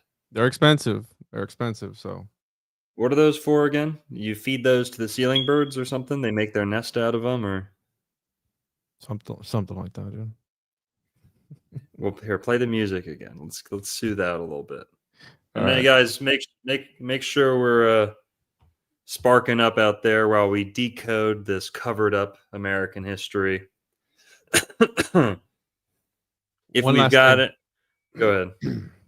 I don't know if you've seen this. I just looked up, Columbus and African Americans, and the Columbus and the Negro was there a Negro pilot with Columbus when he discovered America. Have you heard about this Yeah. before? Yes, yeah, I have. Apparently there was a guy, Prieto Alonso. Yeah. And Columbus. I love this Yeah. part up here. Of course, the place of origin for many of the crew is not known. Most of them were Spanish, some were Basque, and since Palos is only 40 miles from Portugal, some were Portuguese. Columbus himself was Italian. We know that's what year is this from? Mhm. This is Yeah. from, I don't know what year, but Right here, check this out. And apparently were 2 or 3 others. The interpreter is referred to as Jewish or Tengu, and several other crewmen may have been converted Tengus. This frequently, Conversos. yeah. Oh well, yeah. The conversos that you're talking about a few true. streams ago. Yeah. So, Well, here I've got another article. That's true. Columbus did have black people on his ship, and so did the early conquistadors. Here, can I one up you with the cool article? this last part here, which I found interesting. Now, in the list of Columbus's crew on the first voyage is the name Pero Alonso Niño, pilot. This Niño later made a trading voyage to the New World, was accused of defrauding the king and imprisoned and Negro and Negro and Nignus and Niño are one and the same. It is easy to equate the Latin Nignus to Spanish Niño. But how did Nignus become a Negro, and more important, where? So I found that interesting here that Niño, which is child in Spanish, has some sort of connection here to Negro, Nignus. Never heard that before. Some misread Nignus as the Latin word for black. Was it the Venetian ambassador at the Spanish court? Blah blah blah. Anyways, yeah, this is a whole thing. Right. I've got this an article from the Billings Gazette from Sunday, January 2nd, 1977, entitled Blacks Before Columbus. We got Chungus with the 199. Let those smoke alarms fly for Juneteenth. Shout out. Ceiling birds chirping extra tonight. Don't play it, Juan. Let the music roll. I'm not doing. I don't know what you're talking about. Blacks before Columbus. Blacks from Africa came to the New World as conquerors, not slaves, long before Columbus, according to anthropologist Ivan van Sertima. That's the guy we were just hearing from. An overwhelming body of new evidence is now emerging, he says, which confirms misinterpreted reports by Columbus. Blah, blah, blah. And the guy's an anthropologist. Like, he's not just like some regular Joe Schmo. He's like an actual. He studied this, so he knows what he's talking about. He sounds like he knows what he's talking about. Yeah, now he actually largely cites this guy, who is a Tengu. Can you look up Leo Weiner, please? Yeah, that's right. Leo, Mr. Weiner. Mr. Weiner. Let's see here. Right. And who was he? What year? Leo Weiner, like 1800. Professor of Slavic languages and literature at Harvard University. That's him. Linguist. Leo Weiner. Now, this is Africa and the Discovery of America, Volume 2, by Leo Weiner. And we're not going to read the whole thing, but this is some of the things that led him to the conclusion that black people had came to America, especially Africans. This is what he said. Part 1, cotton. Almost half the book is about cotton. Or like a whole quarter of the book. Then he talks about smoking and tobacco and evidence of tobacco being in Africa. There's actually a little known indigenous nicotine used in Africa that's exclusive. That's exclusive. No, menthols. That's exclusive to Africa. That's some people technically call a tobacco. So here, look it up. Can you search that? Is tobacco native to Africa? They say that tobacco comes from America, that it's all native to America. Well, if I'm Googling it, bro, it's gonna tell us the wrong thing. No, look it up. No, look of course it's gonna say that here, let's move us. No, tobacco is not native to Africa. It originates from the Americas. It was Mhm. introduced to Africa by European traders in the late 16th century and subsequently became widely cultivated and used there. While there is a species called Nicotiana africana, it is the only tobacco species indigenous to Africa, but it is not the species used for commercial tobacco production, which is Nicotiana tabacum. Yeah. Well, see, they play with the definitions to kind of obscure the truth. Here, let me share something. Because when I search it, my little AI demon tells me what I want to hear, which is the African tobacco is a branched shrub bearing yellowish green. It's Nicotiana africana, like you said. Curved tubular flowers in summer, only known from a few mountaintops in northern Namibia, where it grows in the shade of granite boulders and deep fissures on drainage lines. It is the only tobacco indigenous to Africa. So what's up with that? Did that get transferred in ancient times?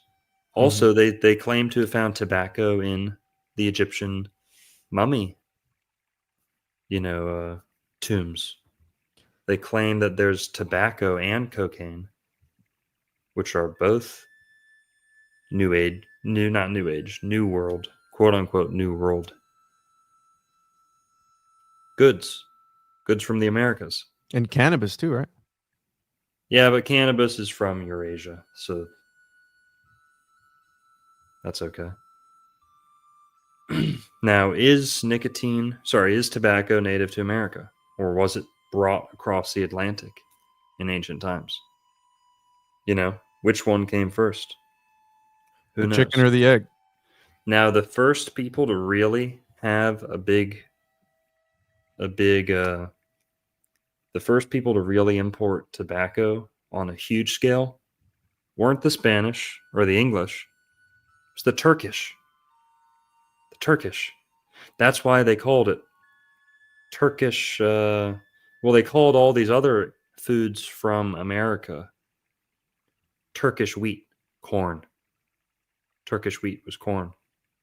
Turkish fowl or whatever, I forget. But there's all these things that were called Turkish that were really American because the Turks would bring them to Europe before anyone else, even though the Turks were allegedly some of the last to make it to America.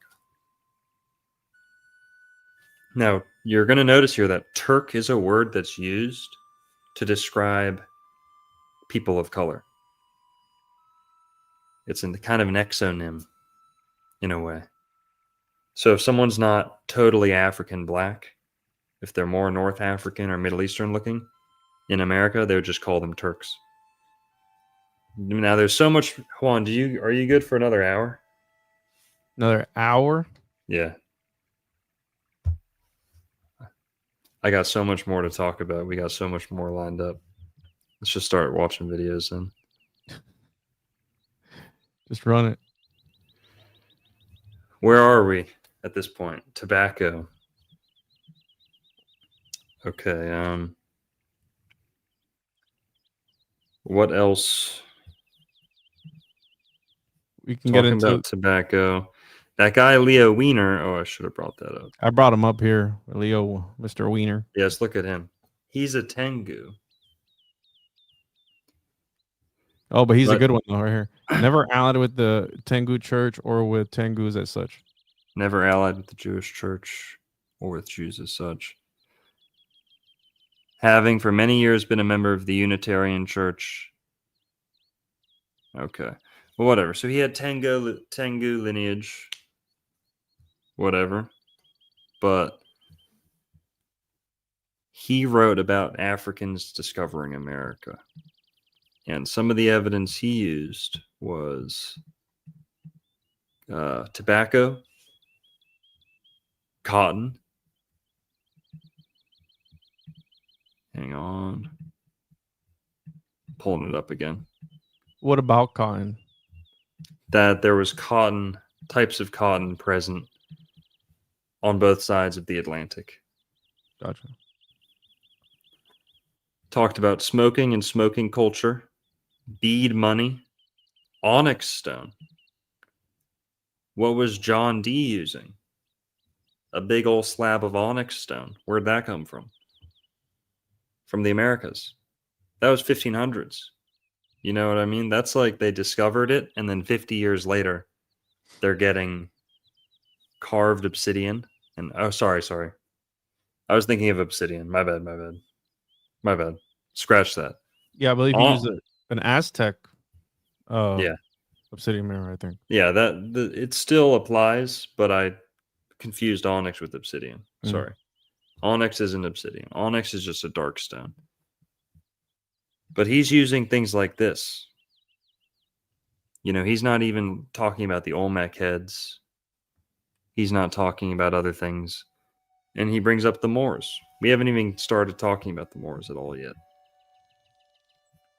But this book's really interesting. I haven't gone through it all. But this is available online. Africa and the Discovery of America by Leo Weiner. And this guy was a linguist. That was his expertise. He could speak like 7 languages.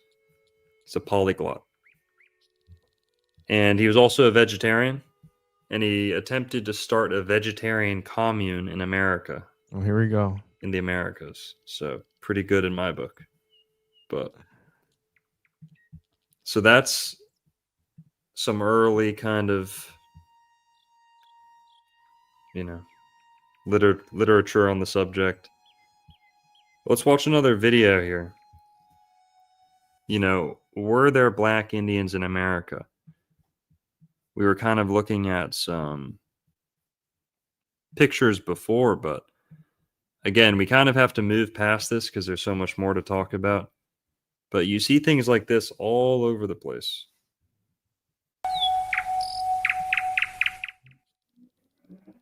Yeah, Sorry. turn that up. I'll turn that up. You see, not only black, but come on. Chill on. Sorry, it's delayed. Just put it on like 9. I got it. All right, that's good. Not only is he black, he's got the lips too. They drew the lips on. Now that looks like a little Central American person on the left and a black person on the right. Call me crazy. Again, Blackamoors. Now these Blackamoors, even though they're depicted with like Arabic turbans, they still have the Timucua style chest plates. So these are Timucua Indians.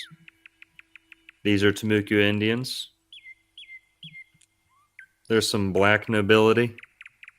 Don Miguel de Castro, emissary of the Congo. Let's keep going. These are Native Americans. They look very dark. He's got some facial hair there. Arapaho man. Arapaho. An emblem of America. 1700s-ish. 1600s, 1700s. Maybe 1800s. You know, and just keep that in mind. The more Europeans show up, the lighter and lighter, and the straighter the hair gets, the lighter the skin gets. Also worth noting, people talk about Atlantis being America. Did you know that Aleister Crowley defined Atlantis as black woman? His etymology that he traced it back to.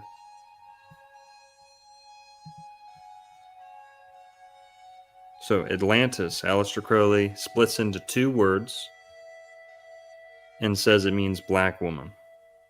Isn't that interesting? Got some black Confederates, more Maya temples. See red and black skin all over.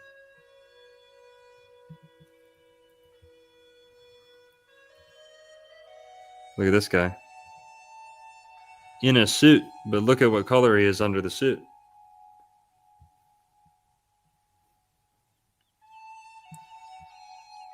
Here's some California Indians. I don't think they're black. Okay. They got mustaches. Yeah, but the member is not the appropriate size. Oh, yeah, guys. Debunked. Debunked. All right, 100%, dude. Debunked. The Ohlone people, apparently. Mission San Jose. Now look at this one. This is real. I had to go look this up. In this book, This Country is Ours, The Story of the United States by Henrietta Elizabeth Marshall. I looked this up. It's real. The second part's real, at least. Christopher Columbus is depicted as a black man. Hey, so was he Jewish or was he black? Well, sometimes there's a very fine line between those two. Sometimes it's a very fine line. Is there Now, this, I mean, a black Jew, man? yeah, it's not uncommon. I've got a video queued up about that. Okay. So I just want to get all these out of the way so people can see.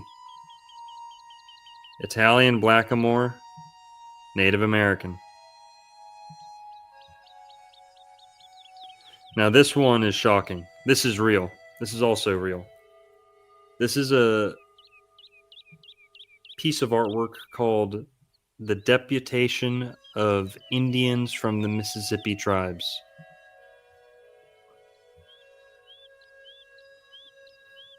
(1814). Looks like it says on there. Yep. Deputation of Indians from the Mississippi Tribes.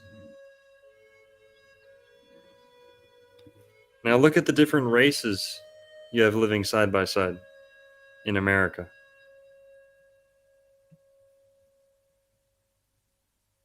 What does that mean, deputation? I think like representatives from each of the tribes like coming together. That's just a guess. Yeah, I'll look it up here. A group of people appointed to undertake a mission or take part in formal process on behalf of a larger group. Yeah.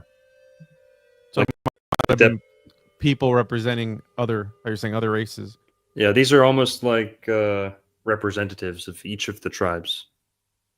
Like one from each of the tribes coming together. Now, it's interesting. You know, you see your typical Native American, what we think of as a Hollywood Native American. Pocahontas, yeah. Who's this guy? And again, these are the Mississippian tribes.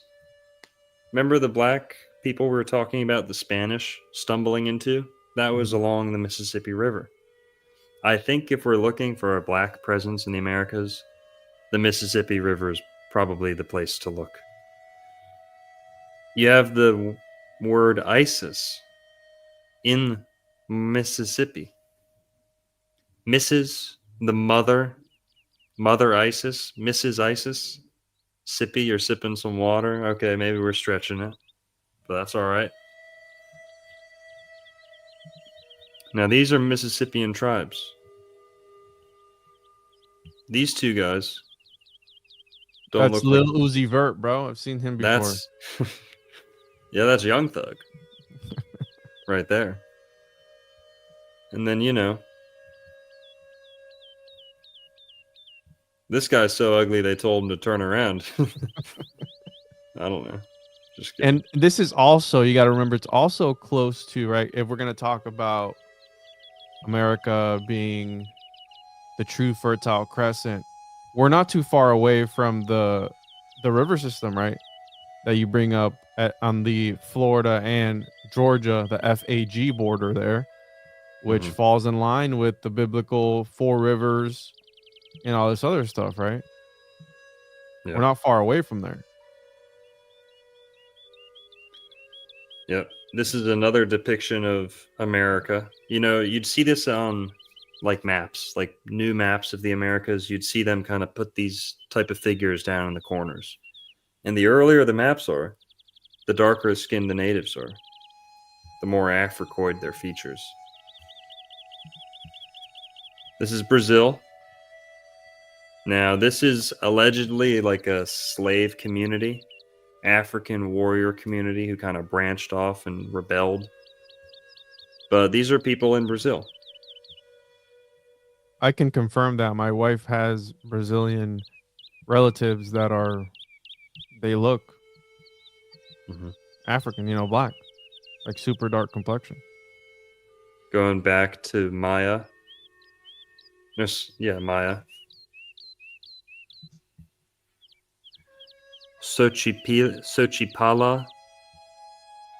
1500 BC. Now, this is Seminole Indians. Seminole priests consulting the auguries. Auguries. Like auguries, like divinators? Yep. The Seminole priests are darker than the auguries. We're going to talk about Seminoles soon. Isapa, however you pronounce that. Wind god effigy. Looking awfully lot like a brother. Like the monkeys with the fezzes on that become popular in American culture later on. Right? With the exaggerated features, almost like a fez on his head. We're going to talk about that too. This is James Beckworth. There's the Moor. Now, I don't think this is real. I think this is fake. I'm calling BS on this one. Apparently, these were like circus freaks who they dressed up and, got passed around to different people who'd, take pictures of them. Apparently, these people had something wrong with them, like a deformity. Mm-hmm. But they say some people believe that these were the last surviving pure-blood Aztec. They claim. I don't think I'm buying this one. You see this a lot on the internet. I don't know if I'm buying it. Dude's making a Masonic hand signal. I don't know. I wouldn't them to be my ancestors. Let's just say that. No one's claiming them. Now, look at this. Carib Indian on the Orinoco River.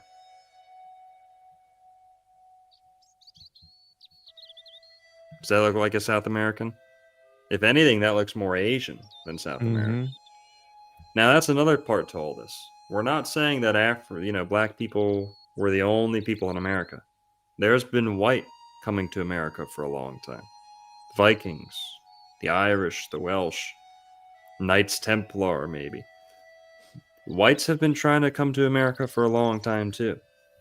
Asians have been coming to America for a long time. So, in any given year, you're going to have those three mixing into the native population.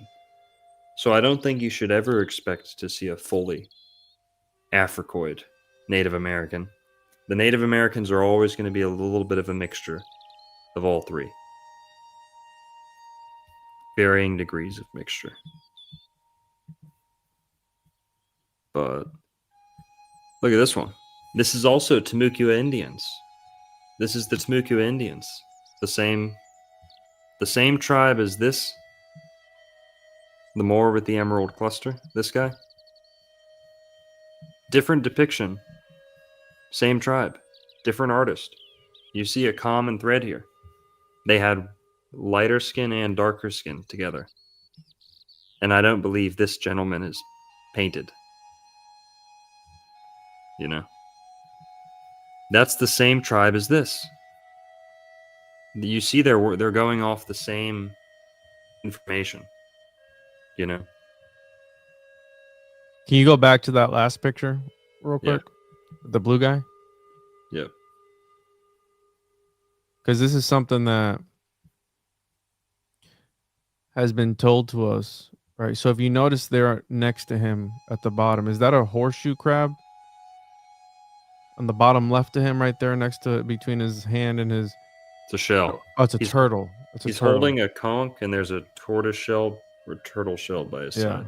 Okay. Because you know those things have the horseshoe. I think they're called horseshoe crabs. They have blue blood. Mhm. You know, I think they use it as a sort of dye. Yeah. So, but that guy behind them is that green? Yeah. Well, he's painted. Look, his legs are sticking out. Yeah. This guy's half painted. I don't think this guy's painted. It matches up with the other descriptions. That's the same tribe as this.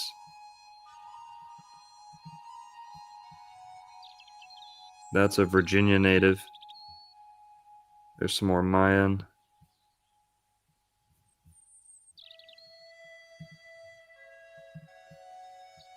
But okay. So here I've got some videos here we can get into.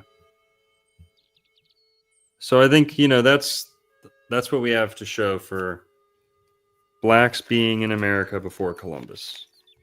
Potentially being indigenous to the Americas, or at least Africans having reached the Americas. Right? Some variation of that. Some version of that. Well, then when we get to, a lot of this starts to get politicized around the Civil War and leading up to the Civil War.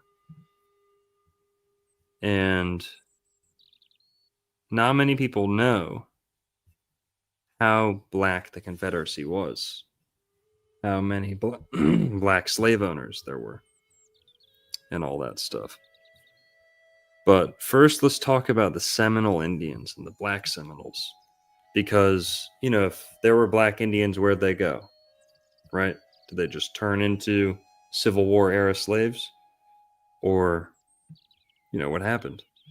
Well, it just so happens there is like a large community of black Indians. And the Seminoles. Go ahead. And also, what happened to all the millions of slaves they brought over? That only 388,000 made it to America. What happened to all the other millions? Exactly. Apparently, they all went to Haiti, I guess, because Haiti's the blackest place in the Americas.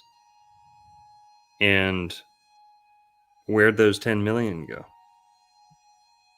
Can you really bake 6 million pizzas and can you fit 10 million pizzas on a ship? And if they're going somewhere, why aren't they going to mainland America? But okay.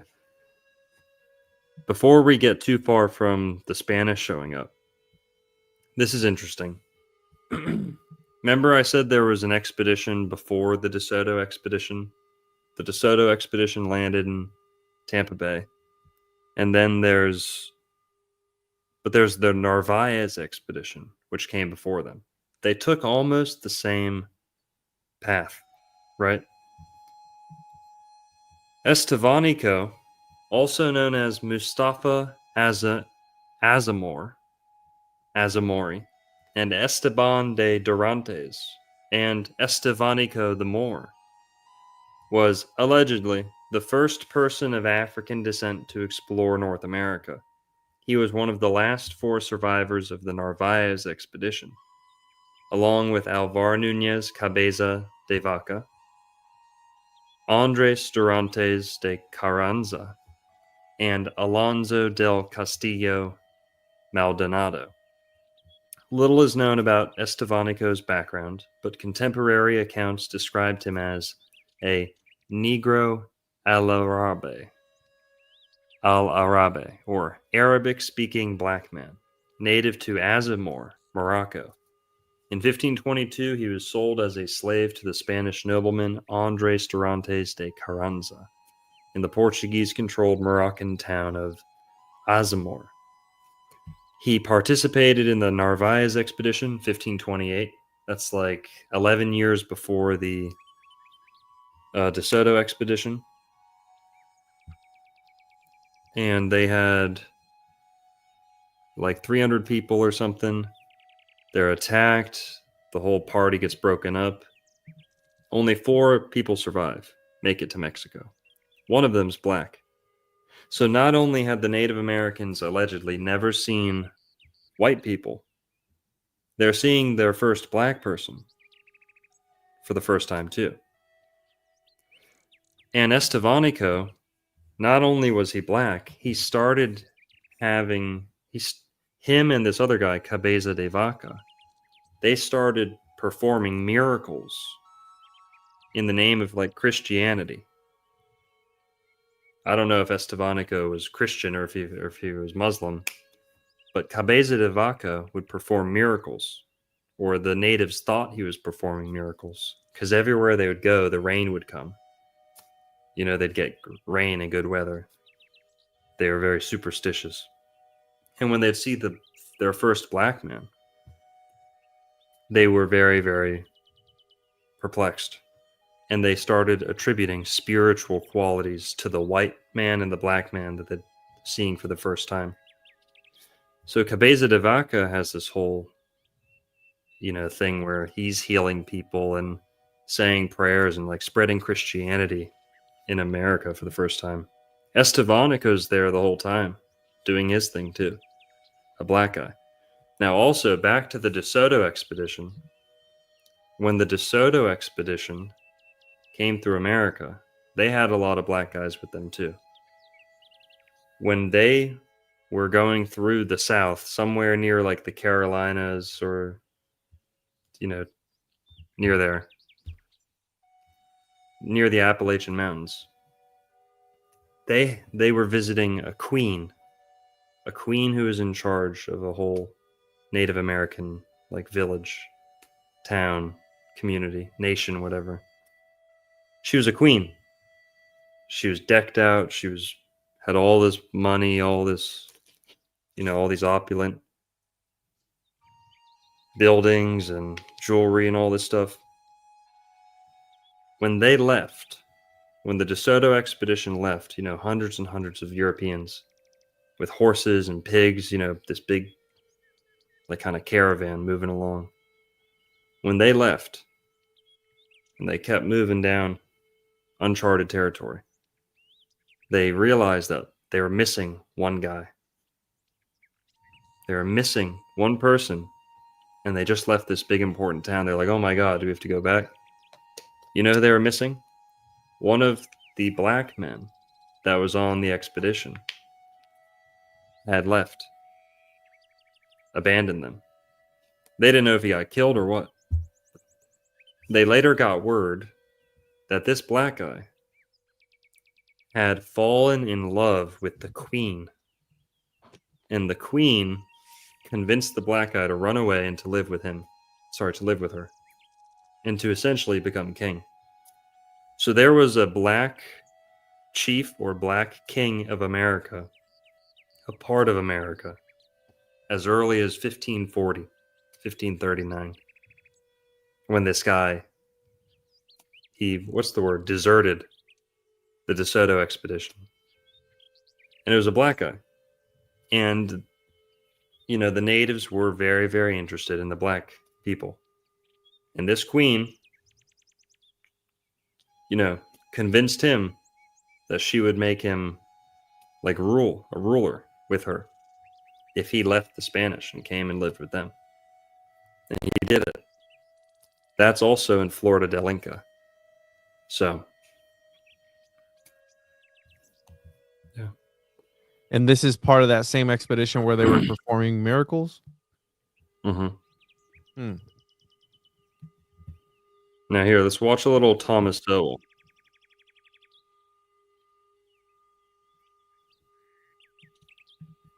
It makes me think of like the major deities, Kukulkan, Quetzalcoatl. Aren't they described as white with red hair? Some of them are, yeah. That'll be a topic for a whole nother night. We can go deep on the hidden white history of America. No, we can't. It's Juneteenth. You can't do that. Juneteenth. We got almost 900 people in the chat here. Shout out to everyone for joining us. Don't expect us to get all the facts right here. We're just trying to lay it all out and question the narrative. I think we're doing a pretty good job of showing there were someone black was in America before Columbus, before the, large, big time European settlement of the Americas. It seems that the blacks were here. Whether they floated here, whether they came over as an empire, who knows? Oh, I see we've got our number one supporter here. Previously known as Stay White. Is he really? Yeah. Oh, Good to see you, man. Probably not your type of show tonight, but Stay Brown. so yeah, there were whites who visited the Americas, Vikings, Templars, the Basque, right?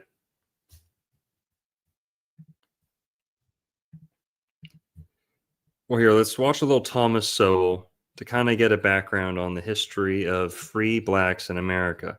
Oh, did you know that there was a free black man in America? Whatever, let's just watch this. This is from Thomas Sowell TV.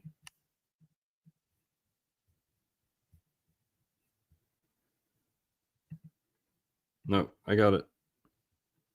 Thanks. Don't yell at me. Internal cultural differences among blacks have long been extreme, ranging from such things as urbanization, education, and regional distribution, to rates of crime, economic achievement, and general acculturation to the norms of the surrounding society. Historically, the most fundamental difference for many generations was between those blacks who were slaves and those who were free. They differed not only in their legal status, but also in their regional distribution, their degree of urbanization, and even biologically. There were free blacks as far back as the 17th century. In fact, there were free blacks before there were slaves in America. Hear that? The first Africans brought in in fact, there were free blacks as far back as the 17th century. In fact, there were free blacks before there were slaves in America. The first Africans brought in captivity to colonial Virginia in 1619 became indentured servants, like the white indentured servants who were common in colonial America. Only later, with the mass importation of Africans, did this change. The first law in America recognizing perpetual slavery appeared in 1661 in Virginia. The small class of free blacks in colonial America had fewer restrictions than other free blacks would have in the 19th century. And This is Thomas Sowell, by the way, who is, I don't know, maybe the smartest black guy in America. One of the smartest people in America, period. Thomas Sowell's smart. Ben Carson's pretty smart too. He's a brain surgeon. But Thomas Sowell knows his ish. But not only is he black, he's part Native American too. I believe he can speak a little Native American too. Thomas Sowell, part black, part Native American. So he's really cutting through the confusion with this. Many of them and their descendants made use of their opportunities. There was a black writer named Gustavus Vassa, whose book was popular enough to go through 8 editions at a time when the vast majority of blacks were still illiterate slaves in the South. Benjamin Banneker was a publisher of almanacs and was also one of those who designed the layout of the city of Washington. Again, long before most blacks were either free or able to read and write. There were not just isolated individual blacks who were culturally more advanced than other blacks, but whole classes of blacks who had achieved cultural levels that most blacks would not achieve until many generations later. The size of the free black population increased after the United States came into existence as an independent nation, as the ideology of freedom associated with the American Revolution led most northern states to abolish slavery, and even in the South, enough white slave owners freed their slaves to cause the free black population there to nearly double and then redouble between 1790 and 1810. Both the regional distribution and the degree of urbanization of free and enslaved blacks differed greatly. After the invention of the cotton gin in 1793, the cotton plantations of the Deep South began to draw slaves away from upper South states like Virginia and North Carolina toward more southerly states like Mississippi and Alabama, sometimes as individuals sold down the river and often as part of whole plantations that relocated. Thus, the geographic center of the black population moved steadily southwestward at an average of about 50 miles per decade. Meanwhile, the free persons of color were moving in the directly opposite direction.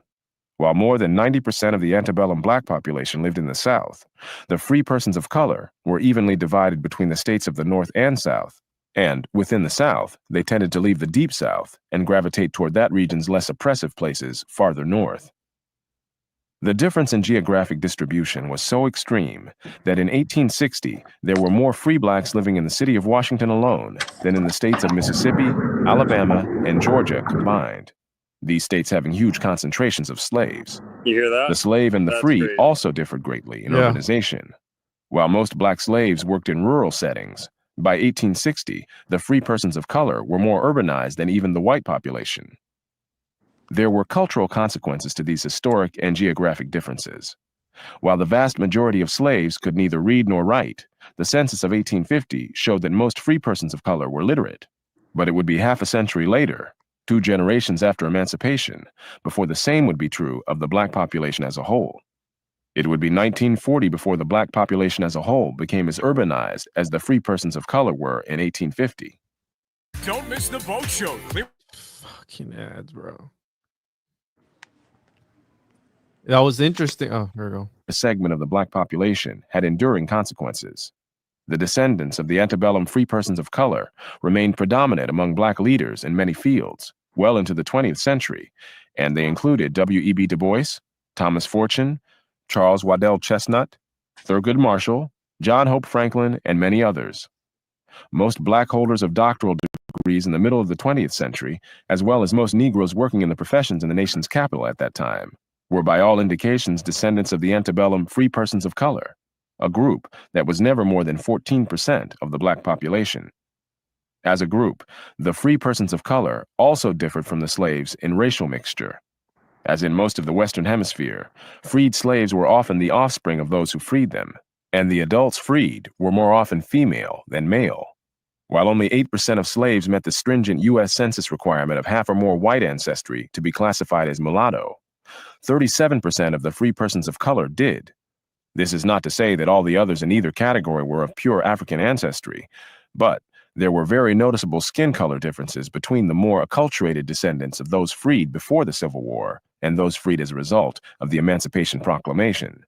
The noticeably greater success of the former was often attributed to their white ancestry, both by whites and by some of the Negro elite themselves. But the historical and cultural antecedents of that success are undeniable. Moreover, the later rise of other blacks to similar levels of achievement undermines the biological explanation of these internal differences among blacks. The point here is that cultural differences led to striking socioeconomic differences among blacks, as they did among whites. In both races, those who lived within the redneck culture lagged far behind those who did not. That these cultural differences among blacks also coincided with biological differences did not mean that biology explained the differences in performance. The offspring of white slave owners not only had a better chance of being freed, they also tended to have better opportunities while still enslaved, being more likely to be house servants rather than field hands, and in some cases, living the lives of de facto free persons while still legally in bondage. Reconstruction-era black Senator Blanche K. Bruce, for example, was during the era of slavery tutored alongside his owner's son, or other son, as many believed. During the antebellum era, there were other mulatto offspring of white slave owners who were given special consideration and aid. Some were sent to Oberlin College, sometimes with an intermediary handling financial arrangements, apparently to conceal the identity of the white father.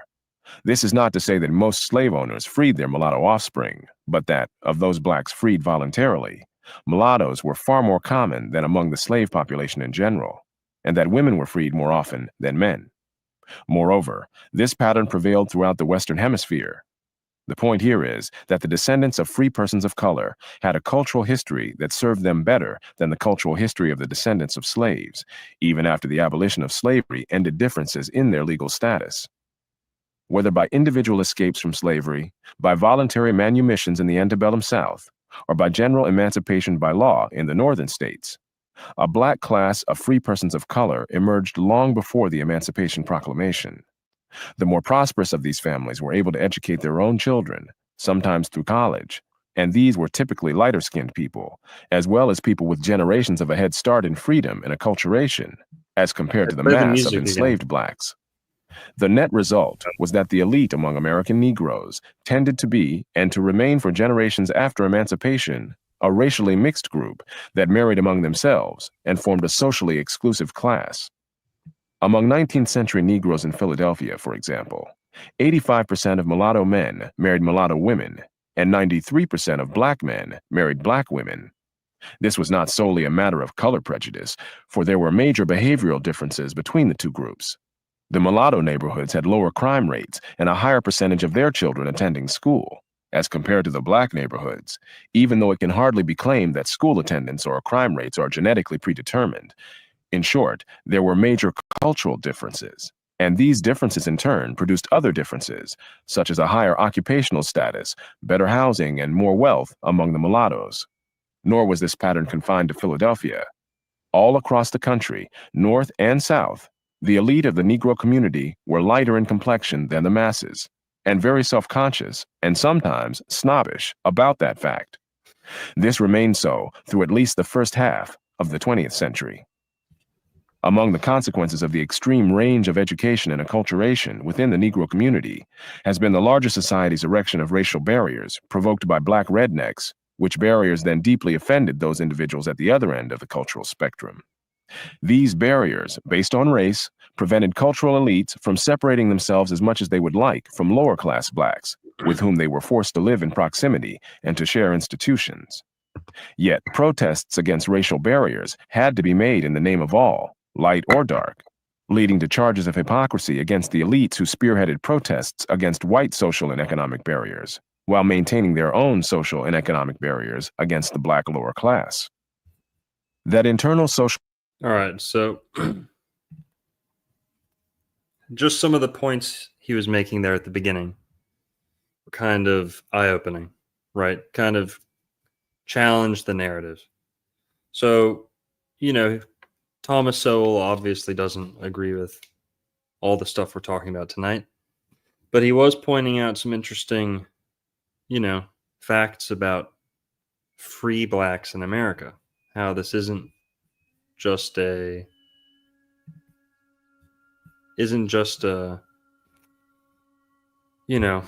one in a million thing. This was a big, sizable community, and they were learning to read, they were influencing society, etc.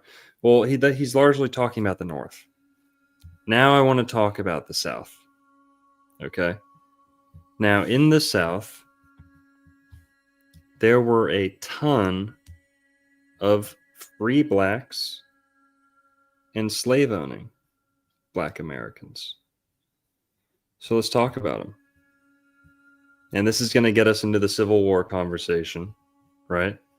But just leading up to the Civil War, there were people like one second. Just talk for a sec here, Juan. You said that there was a black that helped lay out Washington, D.C.? Yeah, let's look at that guy. Which he was an astronomer and something or other. But that's interesting because that's like one of the main things they say about Washington, D.C., the way it's laid out. He was an astronomer, which maybe he was also into astrology. Definitely. Right? Maybe. Yeah. And because that's one of the main conspiracies, that Washington, D.C. is laid out in a certain type of way, right? Yeah, so when you hear some of these communities saying, we built this country, take it with a grain of salt, but also make sure you're aware of people like Benjamin Banneker,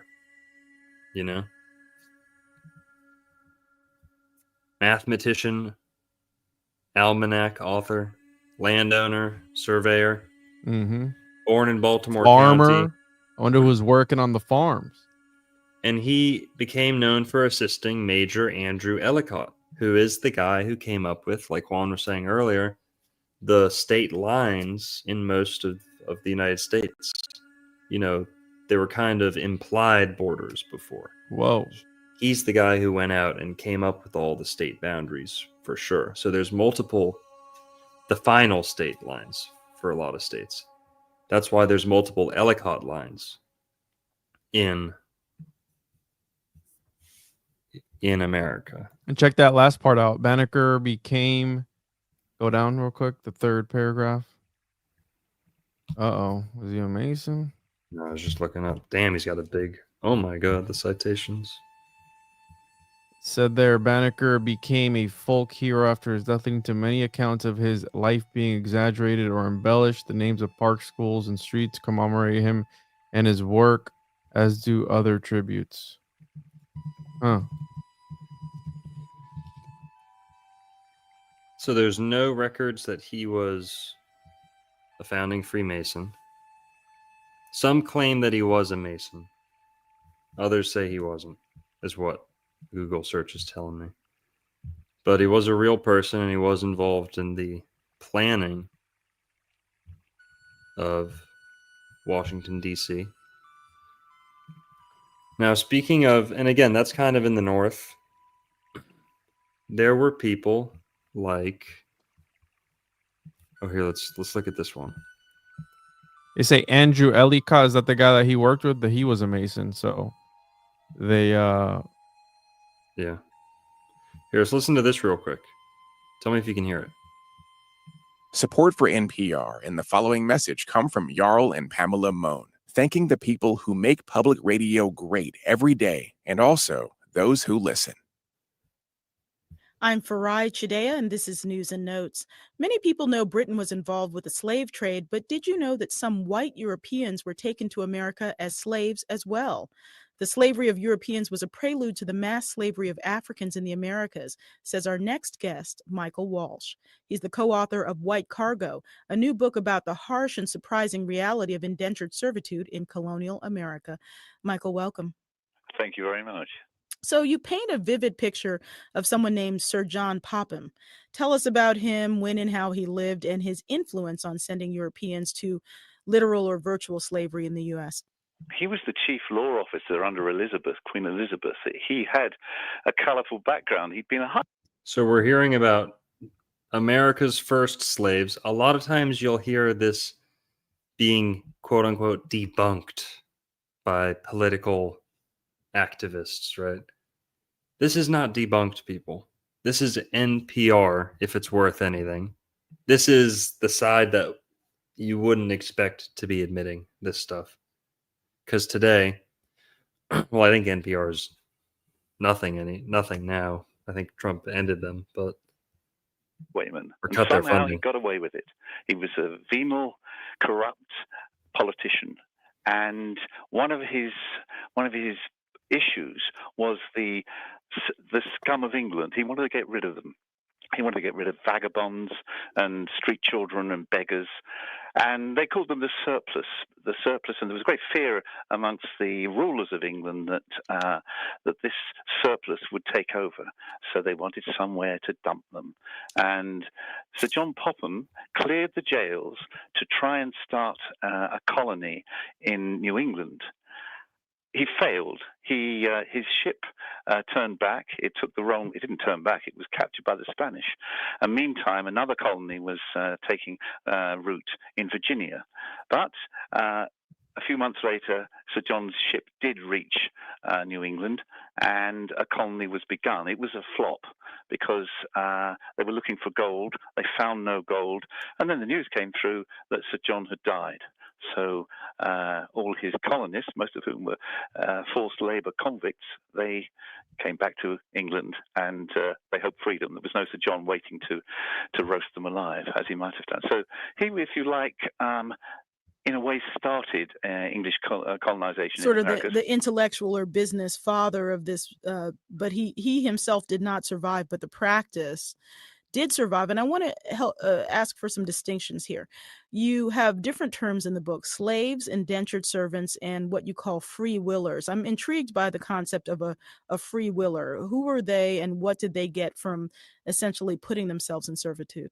Well, that's what they put themselves in servitude. They were desperate. They were poor people, or people who didn't have enough money to pay for the trip to America. They wanted a new life. They hoped that they would get one in America, and so they signed themselves away, their freedoms away, as indentured servants to pay for their passage, and that would be for anything between 3 and 11 years usually.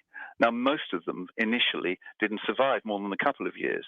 The first the average, I think, lifespan of a new indentured servant in the 1620s was probably 2 years. So these were they were called at the time free willers because they went of their free will, and so many others didn't go of their free will. They were sent there. All right, yo, Disney Frozen conspiracy going on. Free willers, Free Willy. The enslaved whale that is both black and white. Well, I was gonna say, wouldn't whale? Do killer whales, even though killer whales make up only 13% of the population, they account for 65% of the violent crime among whale populations? Bro, are we on to something here with the black and white whale, the Free Willy? Listen, free willers. What if this is to play devil's advocate? What if they came up with this? Let's say this is a fabrication to kind of sympathize with African Americans. Like, see, it's not so bad. Even whites were also enslaved. Again, to kind of twist the narrative, because one of the main things that people talk about, it's like, hey, this happened hundreds of years ago. Whatever, get over it, right? There was also white ones along those too. Like, so maybe this is a fabrication of that, and maybe that's why. I don't know. It feels like a lot of this stuff, because we can't deny the fact that for a majority of the early 19th century, or early 1900s, blacks were segregated, right? Like, they were separated from society, unless all those pictures and everything that we see in our school books and our history books is bullshit, right? They can't all be bullshit. No, the segregation was real. You get what I'm saying? Was real. The slavery was real. But here, we're going to get to the explanation of the slavery. We're going to get to more of the motives once we get to the Moroccan side of this whole story. But here, let's listen to this a little bit more. They were sent there in chains. They were sentenced to go there. They weren't free at all. Well, nor were these people. So that's the free willers. They are indentured servants. What about the relationship of the white indentured servants to the African or African descendant slaves? How did they get along, and how did the people who were essentially their masters treat them differently, if they did? They did treat them differently. They got along surprisingly well, given what we hear these days. So yeah, we won't let this guy know that. Like, was he there? You know what I'm saying? Like, what a crazy thing to say. I know. Have you ever heard of William Ellison, Juan? No. William Ellison. Hang on here. Let's get us off to the side. William Ellison, born April Ellison, was an American cotton gin maker and blacksmith in South Carolina, and former African-American slave who achieved considerable success as a slave owner before the American Civil War. He eventually became a major planter and one of the wealthiest property owners in the state. According to the 1860 census, in which his surname was listed as Ellerson, throughout his life, he owned up to 171 black slaves in South Carolina and Georgia, making him the largest slave owner in the area. He held 63 slaves at his death and more than 900 acres of land. See if you can find a picture of this guy, please. William Ellison. From 1830 to 1865, he and his sons were the only free blacks in Sumter County, South Carolina. Keep that in your mind, folks. Sumter County. We're going to come back to Sumter County. only free blacks in Sumter County to own slaves. The county was largely devoted to cotton plantations, and the majority population were slaves. Okay, so a whole lot more to this. During the American Civil War, Ellison and his sons supported the Confederate States of America and gave the government substantial donations and aid. A grandson fought in the regular Confederate Army and survived the war. Now look at that. So this guy alone kind of challenges the whole narrative. There were black people on the side of the Confederacy. Now there's a huge push among academia, among academics, to kind of cancel this out. Now this guy's got a Wikipedia article, so obvious, he was the largest.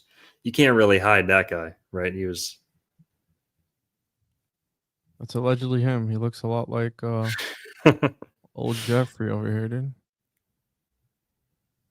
I don't know. We're here. He's not the only one. Have you ever heard of Antoine Dubuclet? Nope. These aren't people we're gonna hear about in the history books because it doesn't really go with the narrative, right? Antoine Dubuclet was the state treasurer of Louisiana from 1868 to 1878.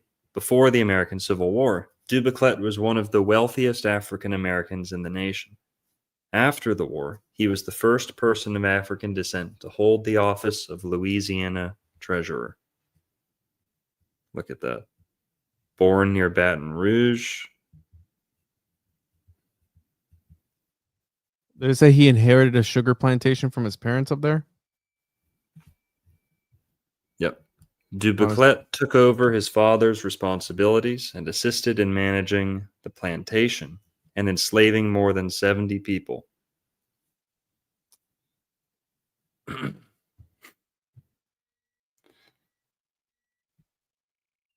guy's just staring through the window. Weirdo. Assisted in managing the plantation and enslaving more than 70 people. In 1834, the plantation was divided between Dubuclet and his siblings. In the mid-1830s, Dubuclet met and married a woman, blah, blah, blah. Wealthy free woman of color who owned a plantation and enslaved 44 people. Okay. Now,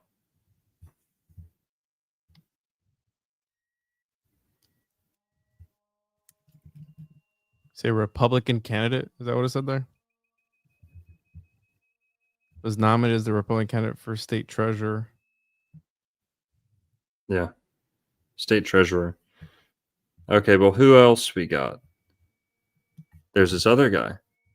Have you heard of Andrew Durnford? Mm-mm. No, can we see him? Okay, Andrew Durnford.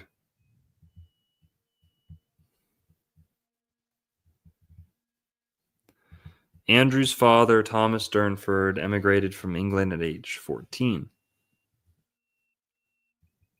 Let's see. Don't want to read all this.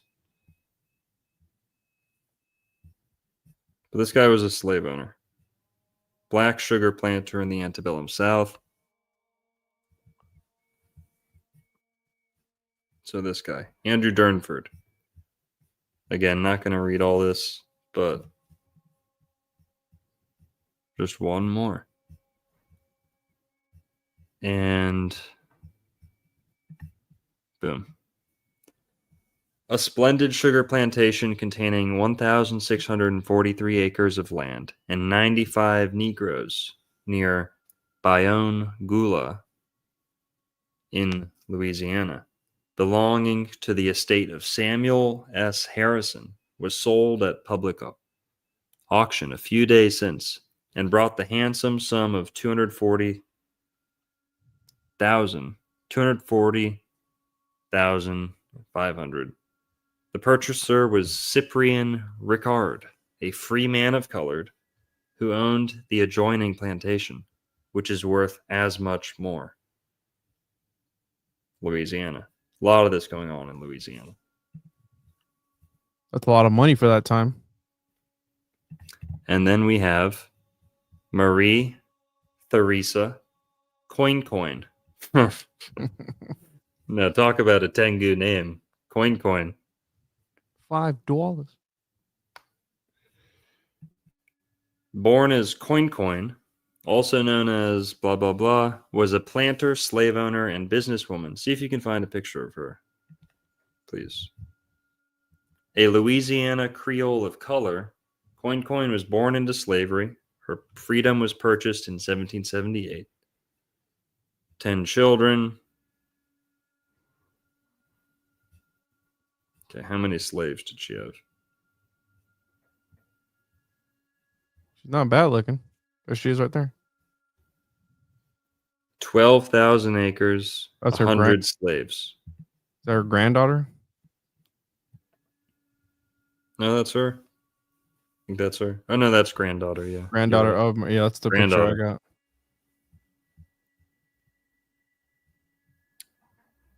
Okay, so 12,000 acres and 100 slaves. Disputed, though. But, challenging the narrative here in the South. This is Louisiana. Who else we got? Have you ever heard of the angel oak, Juan? No. The angel oak is one of the most remarkable trees in America. And they say that it's haunted because they used to hang slaves under it.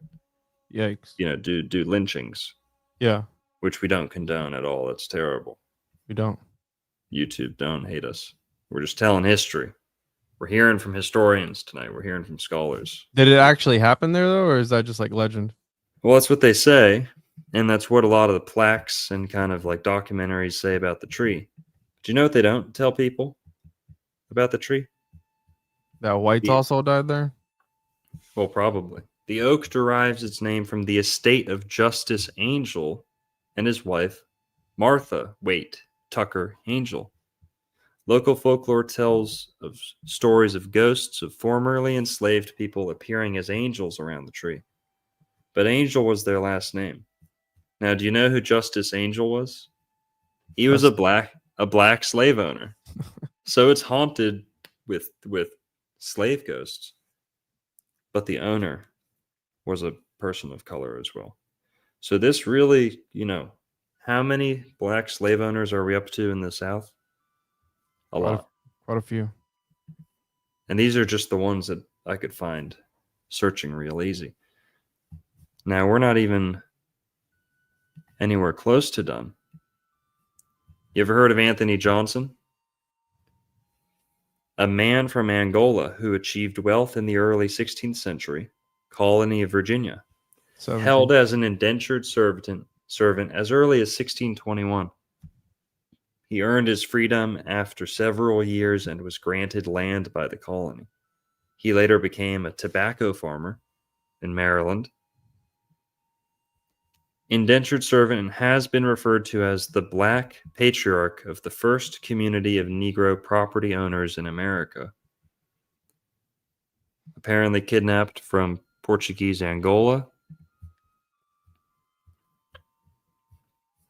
Yep. And he ended up,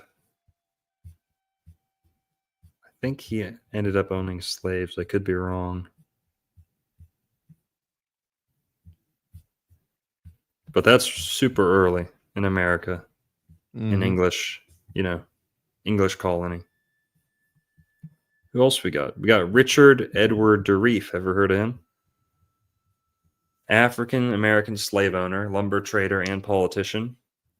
A member of a wealthy family of mixed African and European descent. DeReef was a prominent member of South Carolinian society, but was subject to discrimination due to his race. He was considered one of the wealthiest African American men in Charleston and served as a city alderman. Well, mixed race, he claimed Native American descent from his grandmother. Hawa, folks. Hawa. And yeah, slave owner. He was owner of as many as 40 slaves. Yep. They were darker skin, whereas the reef belonged to a lighter skin group that refused to associate with the darker skin group and regard them with disdain in every aspect of life. Yikes. Here's another one. John Carruthers Stanley was one of the largest slave owners in North Carolina and wealthiest free black resident.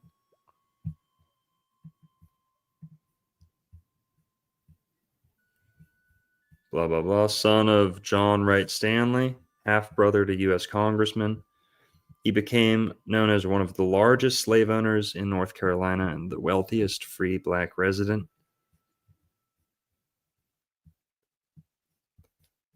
His father amassed riches during the American Revolutionary War. But yeah, how many slaves? That's what we want to know.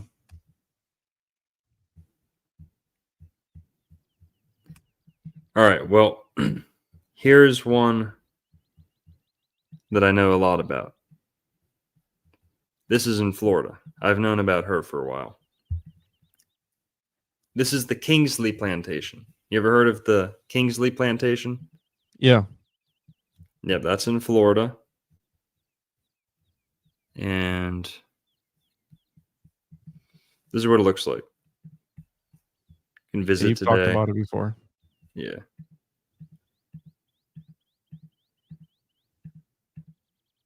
That's what the houses. They've got these coquina houses. Look at that. That's how they arranged. That's how they arranged the slave houses. Psh.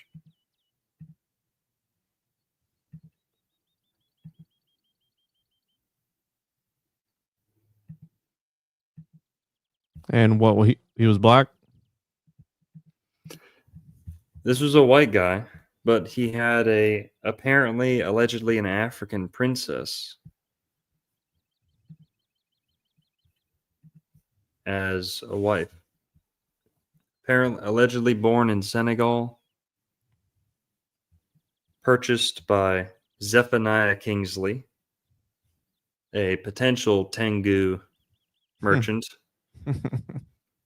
and they had kids together. She was only 13, apparently. But when he dies, she died at 77. He died when she was like,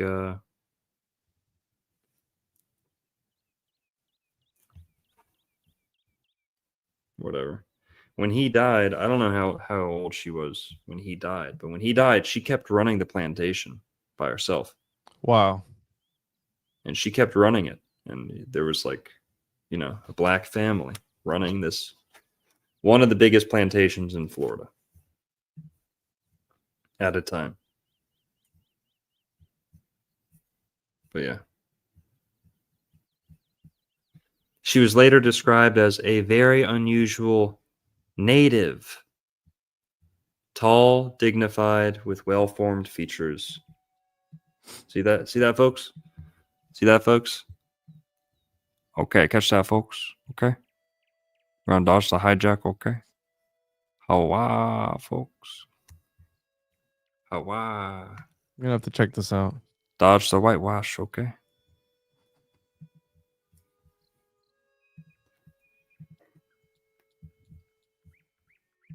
Anna Jai Kingsley.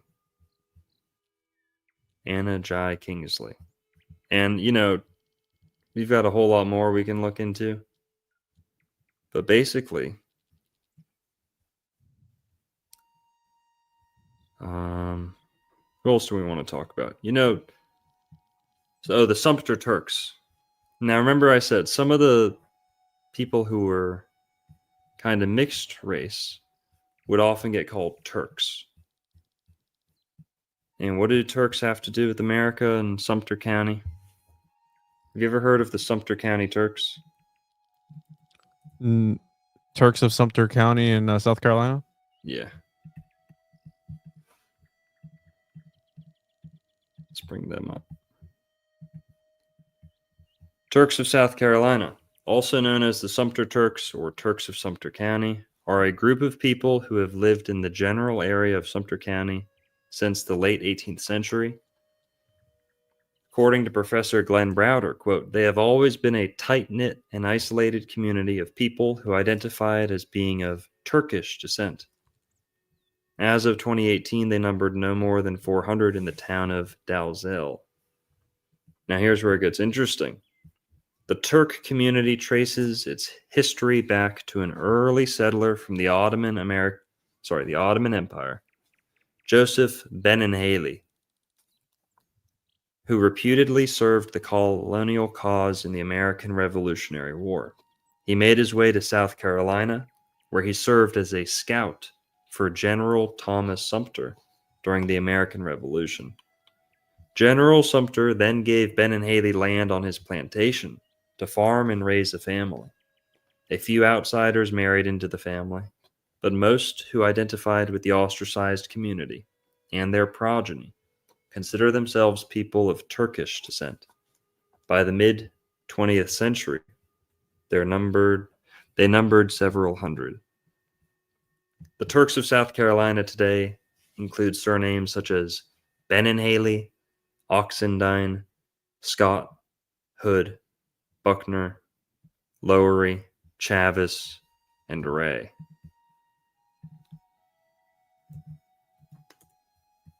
Yeah. Genetic studies, notably the DNA results showed no discernible contributions from sub-Saharan Africa, contradicting the criticism that the community had claimed Turkish ancestry to cover African roots. Now, what did they find though? DNA reports on living members of the Turkish community who descend from Joseph Benenhalli showed that the genetic profile indicates significant connections to the Mediterranean, Middle Eastern, and North African regions, along with substantial West European admixture and some potential evidence of Native American linkages. And then, like I said, no discernible contributions from sub-Saharan Africa. Yeah. One of them said, we are the Turkish people of Sumter County in the state of South Carolina. Our story has never been told fully and accurately. We have roots that extend all the way back to the Revolutionary War. We fought in the Civil War and in the World Wars I and II. But for centuries, our rich history has been overlooked and misrepresented. Our cultural identity questioned, and we were denied equal access to education because of the tones of our skin. We persevered and we prevailed. Now, though our spirit endures, the Turkish community faces new and different challenges as a fading ethnicity in the 21st century.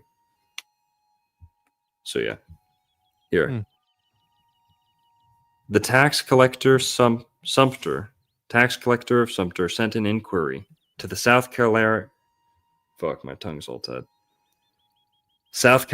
Committee on the Colored Population, dated December 7th, 1858, as to whether the descendants of Egyptians and Indians residing in Sumter should be taxed under the bracket of free blacks, mulattoes, and mestizos, or as whites.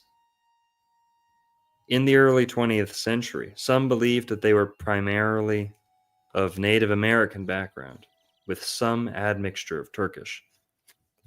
Now, interestingly, they have been mistakenly connected to a family of, quote, free Moors who resided in Charleston. This is where it's picking back up, folks, okay? Whole nother rabbit hole here. Juan, if you need to go to bed, I'll give you an opportunity here. Yeah, I've been up since 6 a.m, bro. That's all right. Don't want to leave you hanging. I get it. I'm going to keep going, though. All right, then I'll catch you on the next one, then next week. If this albino honky doesn't tell the true hidden history, who is? Okay. Oh man. Well, I'll catch you guys on next week's episode. We'll figure out what we're gonna do. We got 850 in the chat, people. Everyone go check out the One-on-One podcast, tjojp.com. I'm going to put the link in the description to his stuff when I'm done. Appreciate Guys, it. thanks, Juan, for joining us. I'll see if I can get us a special guest in here tonight. All right, bro. Take it easy. Good night, Juan. Thanks for joining. Later. Peace.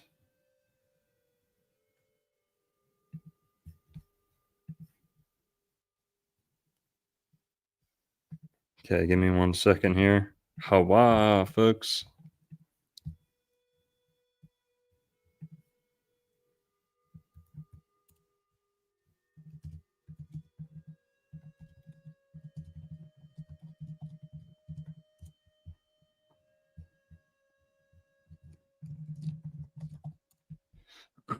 All right. Full steam ahead. Finally, that guy's gone. Now we can really cover some ground without him holding us back.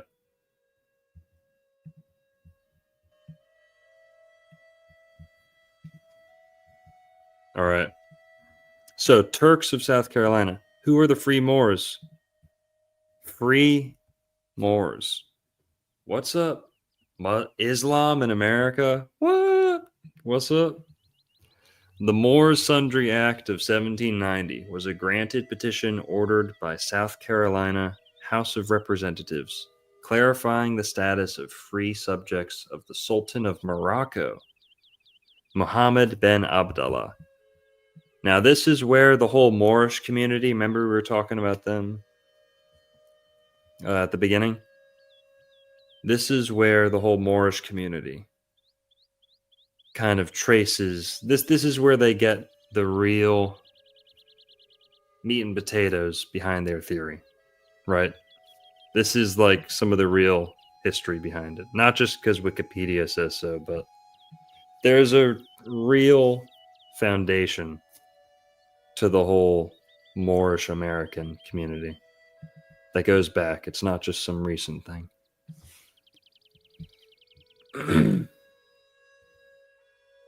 And this is going to tie into the whole, Moors, Morocco Treaty, George Washington cutting down the cherry tree, right?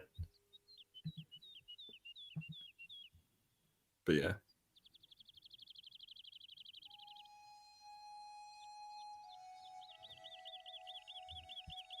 Wow.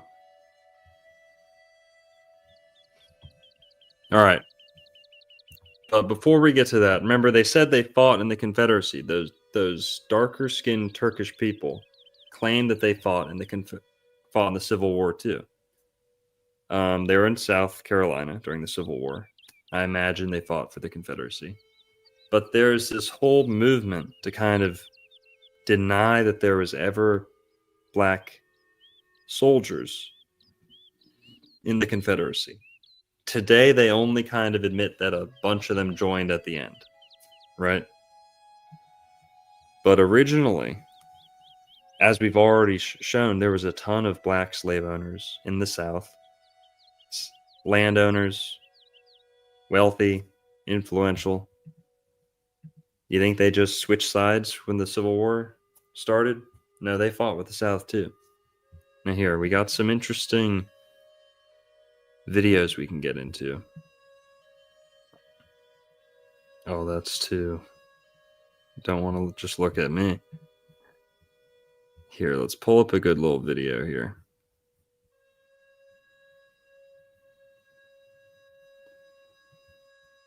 Did any blacks fight in the Confederacy? 1 second here.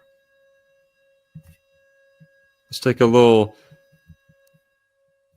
watch of this documentary here. This is Confederate Studio from 8 years ago on YouTube. Shout out to them. Let's let her rip.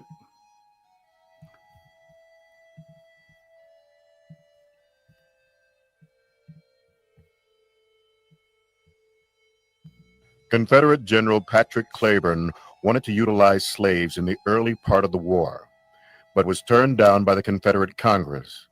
Not until March of 1864 did President Jefferson Davis, along with Robert E. Lee, convinced the Confederate Congress to officially muster in black troops. These troops would never see battle. Lee would surrender at Appomattox in April of 1865. No other event in our history has defined the American Constitution or our government than the American Civil War. With the American Revolution, we the people declared that all free-thinking men shall be self-governed. With the spirit of 1776, we give definition to a people who agreed to self-government. Out of the ashes of the American Civil War arose the encompassment of a strong centered government. We now brought definition to our government, but not without a tremendous cost to our nation. Well over 600,000 Americans of North and South gave their last measure for the birth of this new nation.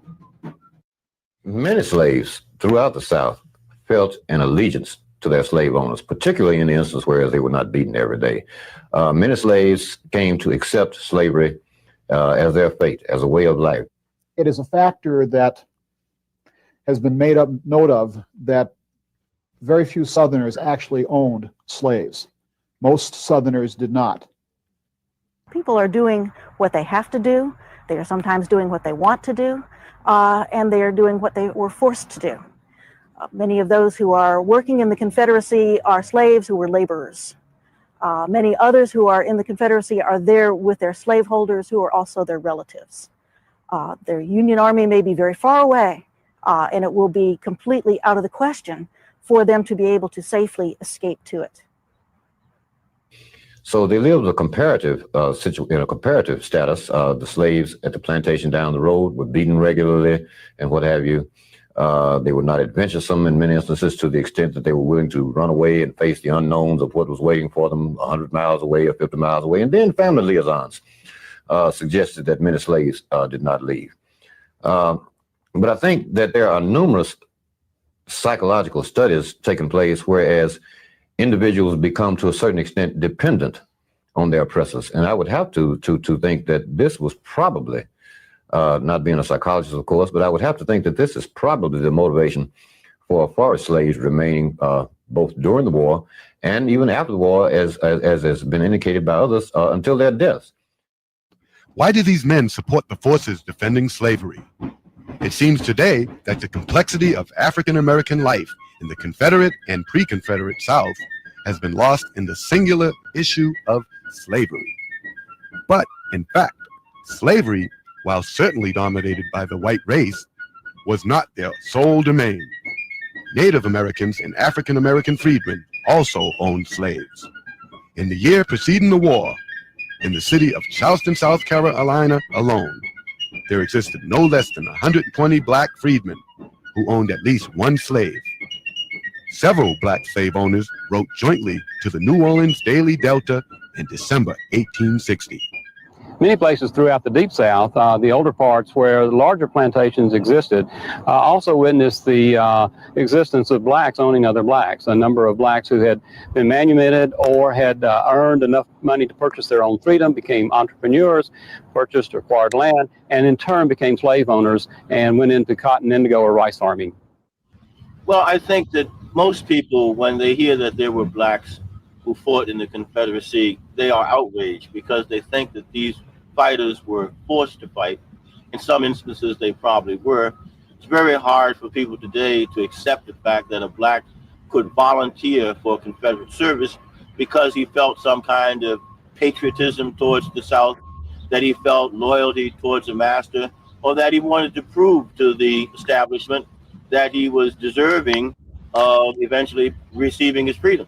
What many Americans forget is that there were 5,000 black soldiers who fought with George Washington during the Revolutionary War. And of course, in 1812, Andrew Jackson, who praised the blacks in his service profusely, also knew that those blacks were taking a risk fighting for the United States government. So if blacks can fight for George Washington, it's hard for me to reject the idea that their grandsons could not have fought for Robert E. Lee. And of course, remember, they had practical considerations. Many of them, they only knew the South. And many of the blacks who were in the Confederate forces, most of the blacks were more useful to the Confederate Army or to the Confederate government as civilians, as opposed to being soldiers or sailors, many of these blacks were taking the chance of saying, look, I'm going to show you that I'm a patriot, and I hope to be rewarded as a consequence of it. These are very practical considerations. I think the problem that we have today is most Americans have a difficult time accepting the past because we read into the past the prejudices of the present. The moment you do that, you're not dealing with history. I mean, history, I've often said to my students, is like taking a bath in muddy water. You're never going to be completely clean. And you have to see the past as the past was, not the way we wish it was.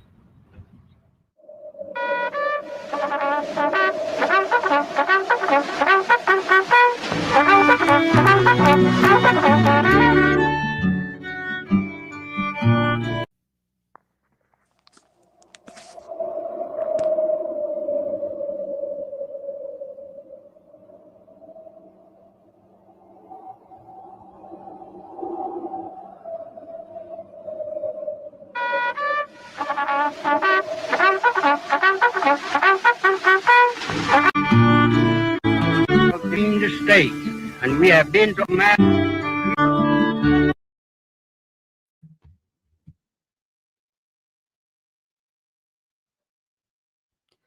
Now, just real quick, folks, to this day, there are people who deny that there were black Confederates who fought, who weren't forced to fight. Now, they wouldn't really want you to see this documentary. And that guy who was talking earlier, Edward something, there's a lot of people who go after him and try and debunk everything he said too. Let's keep watching. We are the last of the old bodyguards of our masters served through the war between the states, and we have been to all the reunions and have treated us just the same as any other soldier.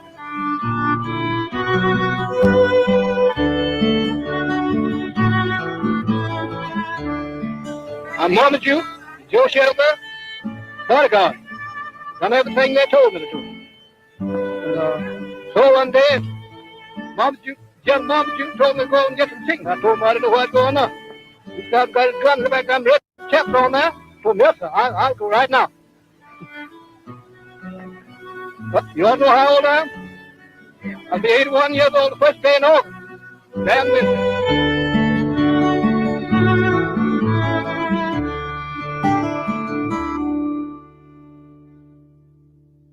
Major General Nathan, one of the most famous generals in the Confederate Army, was Major General Nathan Bedford Forrest. All right. We're not going to watch the whole thing on that, but you get the idea. And here's another one. This is a video from proudrebel.com on YouTube.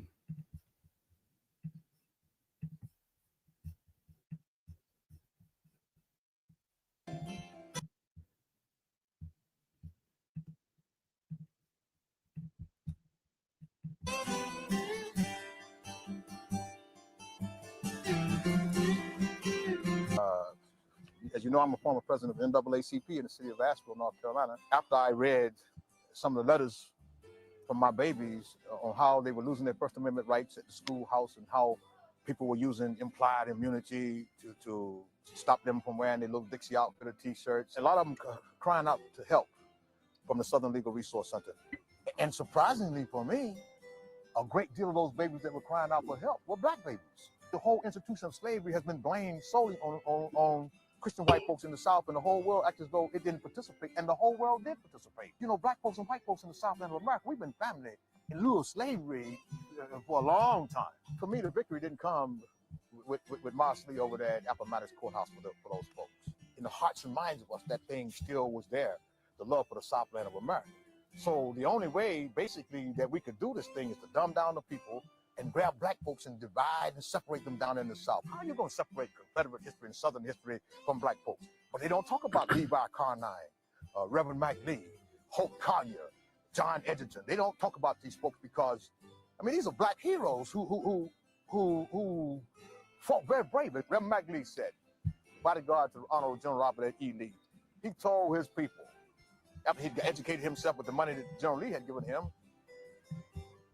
keep your faith in God, buy you some land, get yourself educated, and beyond all else, put your faith and trust in the white man in the South, no other, because he knew what was in the hearts and minds of Southern people. These folks talked about Nathan Bedford Forrest. If it don't be for Nathan Bedford Forrest and that original Ku Klux Klan, I'm not talking about what happened after Nathan Bedford Forrest. Many of us Southerners, red, yellow, black, and white, would be just like the dinosaur around here in the Southland of America, extinct. And people don't understand that. They just say Ku Klux Klan and all. This shit is crazy. I mean, can you imagine if you saw this in history class? All of a sudden, they gather these images of my flag and white men standing around beating and hanging and whipping black folks. Wrong, wrong, wrong. Thaddeus Stevens and his boys found out how successful that the Klan was at defending Southern folks, red, yellow, black, and white. So what did they do? They started sending their boys down here and dressing up like the Klan and committed terror in the South. And then all of a sudden, you know, Nathan Bedford Forrest understood this thing. He told his men, let's just come home. Let's go home and forget about this thing. And I'll tell you something. From all the accounts of what you do find, there was not a single man who looked like me that wouldn't have given his life for Nathan Bedford Forrest. Trained cadre of black folks on plantations all across the South End of America, made all the implements of war, stayed at home, provided all the foodstuffs. Many went off to fight in the war gloriously. In the 77 cities that I marched through when I walked through Texas, there was not one town that somebody did not come with a black Confederate hero. When my great-great-grandmama Hattie Edgerton stood on those shores in 1788 on her way to the Honorable T.R. Edgerton family in Rutherford County, North Carolina, I'm so glad she didn't get left behind. Those Africans didn't like us then. They don't like us now. The only people that ever showed any love for us, those same white folks in those cotton fields and cornfields that we live side by side and call ourselves family. And I'm not here defending institutional slavery because slavery was bad when Jesus Christ walked on earth. It's part of man's inhumanity to the man. There's a resolve in those children, much like their grandfathers that we see buried around here. They want to know. And now they have these things called computers. These babies start plugging in these things, and these teachers can't get away with that stuff they used to get away with about, you know, our ancestors were demonic. I am so very, very proud of my heritage and our ancestry. God, in his infinite wisdom, could have sent my grandmama someplace else as a slave. But he sent her to the greatest country. He sent her to the Southland of America. If it hadn't been for that white master said, come in here, sit down, John. They burned out all our property. Our money is no good. All the animals are gone. But we family. Let's work together. I'll make this thing survive and work again. And they did. And they did. To find out more, call 1-800-MY-SOUTH or Isn't that crazy? Now I've got another one, switching topics a little bit here, but who's ever heard of the Black Seminoles? Who's ever heard of the Black Seminole Indians? I talk a lot about the Seminoles on my channel. Now, let's take, this is a video from a guy named Doug Sivad. Doug Sivad on YouTube, shout out to him. I think I emailed him once about trying to get him on the show. So if you know him, let me know, but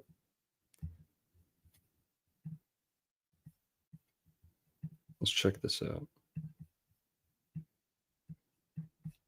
Enslavement in the Americas, its cruelties. I know you've heard stories of African enslavement in the Americas, its cruelties, the harshness of it. But I'd like to tell you another story. The story of families who fought not to gain their freedoms, but to maintain their freedoms in the United States of North America. The Seminoles. Tonight is traditional dancing, Seminole style. It's true to Seminole culture and heritage, dancing that you will be seeing here and actually can participate in if you wish.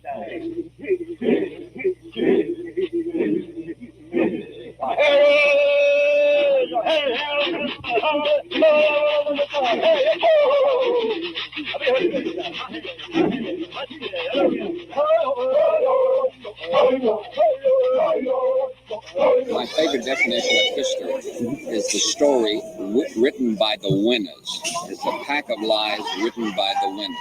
I want to tell you another story about families who fought not to gain their freedom, but rather to maintain their freedom in the United States of North America. This is another American African story, but unlike any you've heard before. We have to look beyond just the west of the United States. We have to look at the Americas. Because when the Africans arrived, there was somebody here. Indigenous people were incorporated into the religions of the Africans who arrived. Indians knew early arriving Africans as merchants, medicine men, and magicians, not slaves. Their earliest meetings are recorded as occurring around 1500 BC. So let's just pause right here real quick. Now, the official story, the mainstream narrative on the Seminoles, the Black Seminoles, is that they're runaway Indians and runaway slaves who mixed together. Now, that's what they say on, Wikipedia. We'll come back to that video in a sec. But the Seminole Indians, right, are kind of the last remaining Indians in Florida. And they're the only unconquered tribe in America. And the Seminoles, Black Seminoles, was a big, big part of the Seminole history. And again, they tell us that they were runaway slaves, and that could be true in some instances, right? These were kind of like the rebels standing up to the, at first the Spanish Empire, then the English Empire, and eventually fighting with the American government. Now, that documentary we're watching is going to give us a totally different narrative, right? They're bringing the history back BC. They're not starting with the slave narrative. The slave narrative might be part of the story, but they're skipping the whole beginning.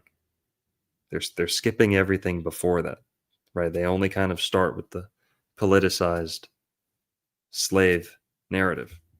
So let's go back to that other documentary.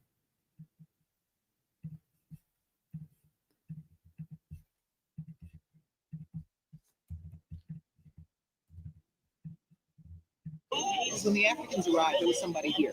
Indigenous people were incorporated into the religions of the Africans who arrived.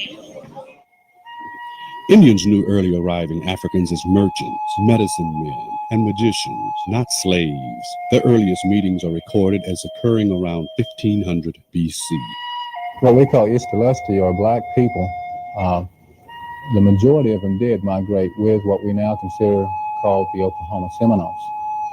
As the Oklahoma Seminoles are today, we are still the only Indian tribe in the United States that still has black people, that has no Indian blood at all in them, that are still citizens of the tribe. Bloodlines followed the mother, so children born to an Indian mother were called Indian, no matter the physical attributes. Being Seminoles, the majority did come to the Indian Territory as prisoners of war. After 3 wars with the U.S. in Florida, some Seminoles capitulated to Indian Territory, mostly on the advice of their black counselors and advisors, rather than attempt to endure the designed oppressions imposed on them because of their rebelliousness. Thousands of Seminoles escaped Indian Territory, running north to Kansas, west into the desert lands and other Indian nations there, and south into Mexico. Those in Mexico became a military colony protecting Mexico's northern border along the region. If you're just joining us, we're talking about hidden Black history of America. Happy Juneteenth. Make sure you spark up, pour yourself a little liquid sunshine while you're at it. All right, let's get back into it. We're watching Doug Sivod on YouTube. Hidden Black Seminole Indian History. Rio Bravo. The Mexicans called their black Indian mercenaries Muskoga. The first Muskoga Seminole Indian Scouts enrolled at Fort Duncan on promises of regular Army pay and land to call their home. Living in squalor 4 years later, no land. They were challenged by the law when they wouldn't tolerate the insults from the white populace they were protecting. In 1874, Muskogee Private Adam Payne won the Congressional Medal of Honor in battle at Paladuro Canyon in North Texas. In 1875, Muskogee's John Ward, Isaac Payne, and Pompey Factor won Congressional Medals of Honor at Seminole Canyon in a battle with 70 Comanche they had trailed for weeks. From the time of their arrival in Mexico and Texas, these unheralded Muskogee warriors fought and defeated Napoleon's French army, invading Comanche, Lipan Apache, and Texas outlaws, while never losing a man in battle.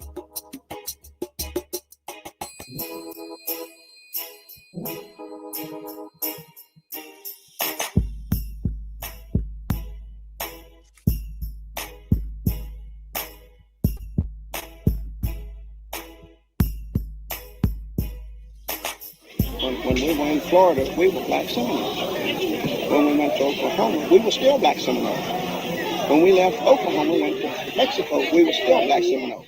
What does African American include? There are many varieties of African Americans, so many people that don't fit into one particular category.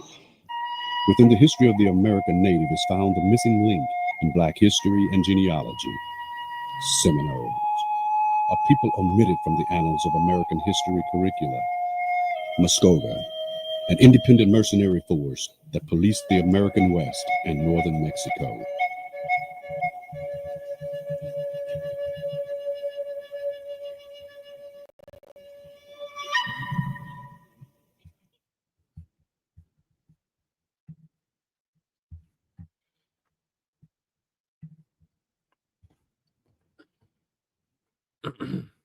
Pretty interesting stuff, huh? Pretty crazy. Got one more here lined up.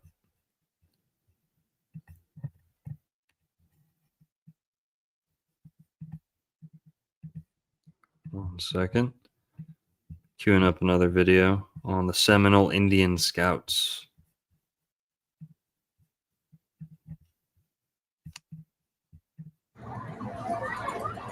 This is from Texas Historical Commission on YouTube from like 10 years ago.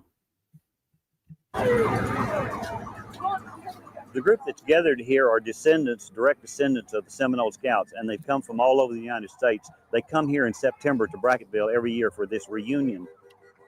My name is Augusta Pines, and I'm a descendant of the Seminole Indian Scouts here in Brackettville, Texas, and we're gathered here today for our annual celebration.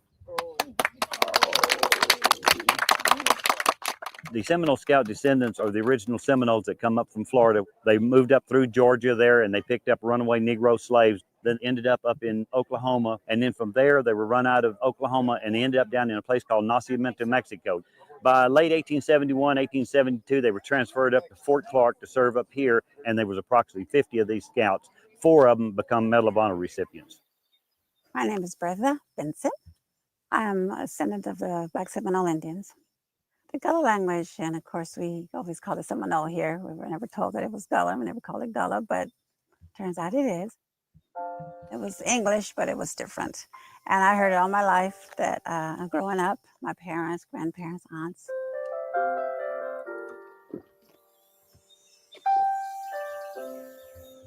My name is Bertha. I think Thomas Sowell speaks Gullah. And I'm Black Seminole Indian descendant. Here where I'm sitting, where I sit, is this land. We've been to live here many, many years ago. It's where my ancestors been to live.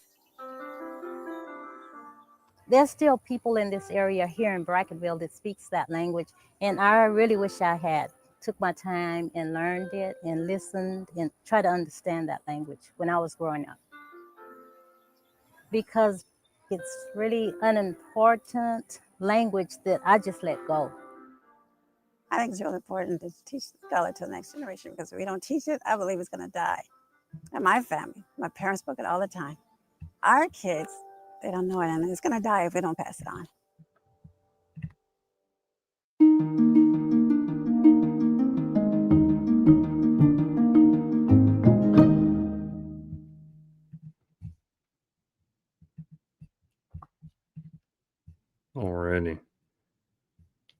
Now let's talk about the Moors for a little bit. Actually, let's talk about pirates. Remember we were talking about the Turks in South Carolina and the Sumter Turks? We're going to get back to them in a little bit, but Caesar, who's ever heard of Black Caesar?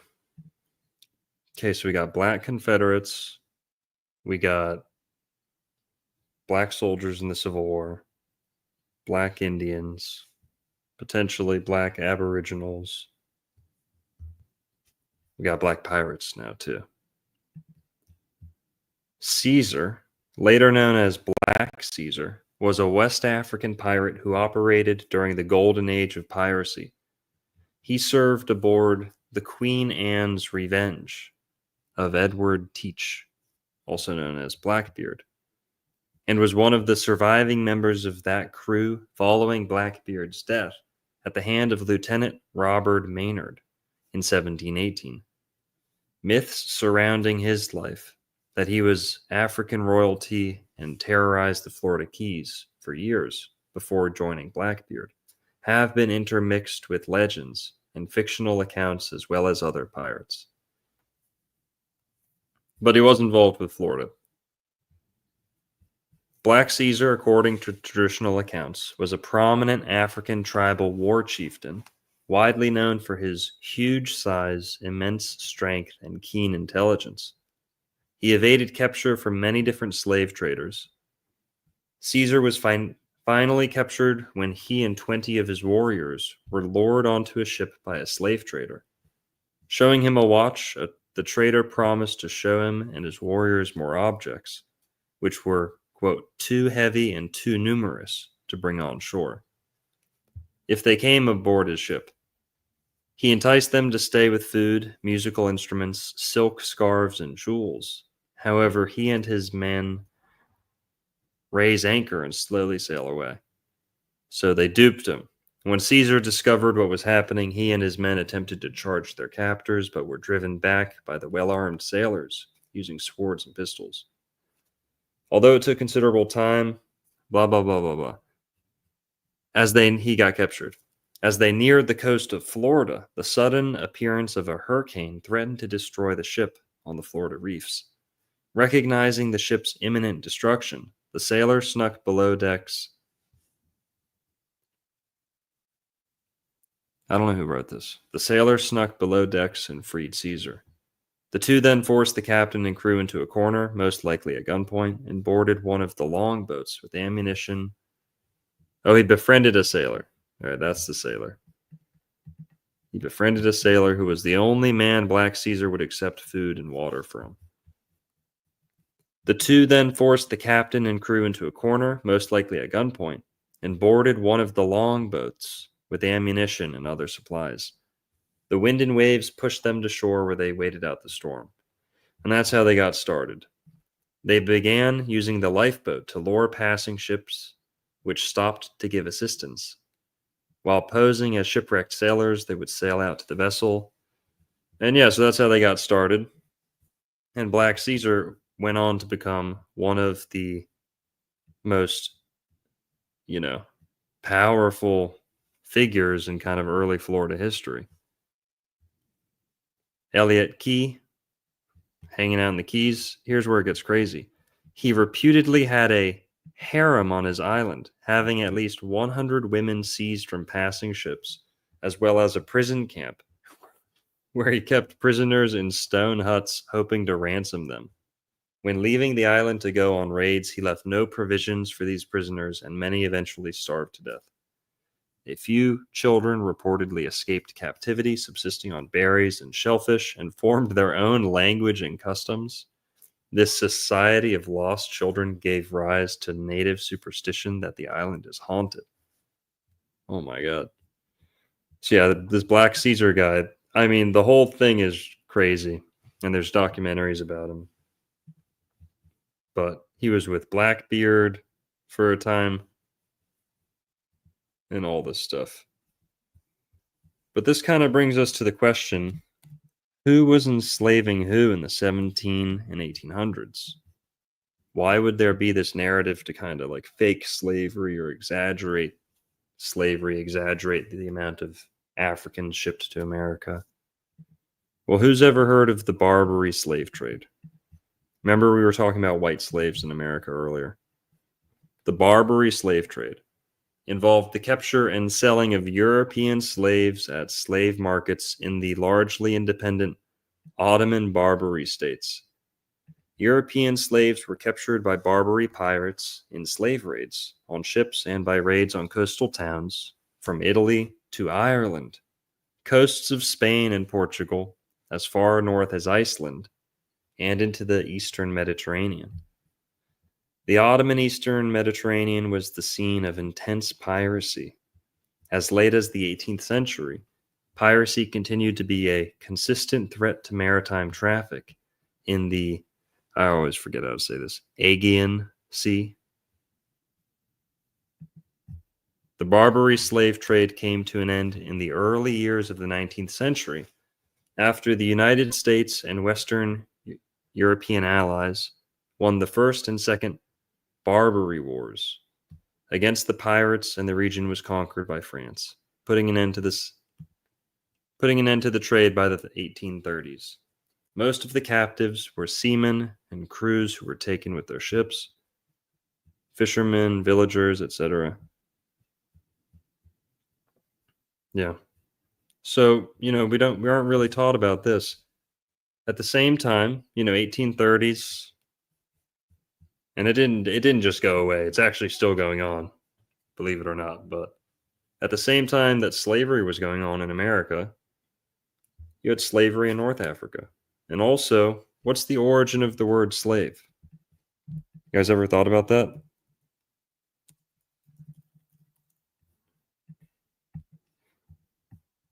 Let's take a look at the etymology of slave.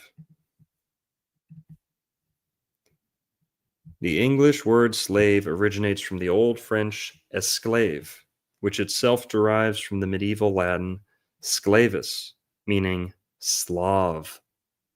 This term was used to refer to Slavic peoples who were frequently enslaved in the early medieval period. The Byzantine Greek word sklavos, also meaning Slav, is the source of the medieval Latin term. Essentially, the word slave, as we know it, evolved from the name of a specific ethnic group, the Slavs, due to their widespread enslavement during that area. So remember, going back to the whole black versus bleach, black, blanco, bleak, black means white. That's one thing in this whole legalese wordplay stuff. That's true. Black means blank. Same thing with slave. Slav means white person. So why are we saying slavery all the time? Why isn't it Barbary? Right? But okay.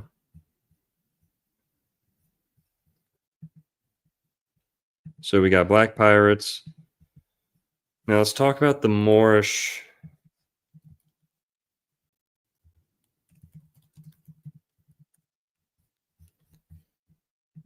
Let's see what else I got queued up here.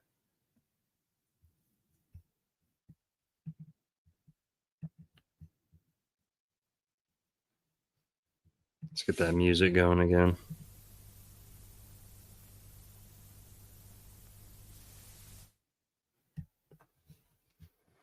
Give me 1 sec. I'm going to queue something up.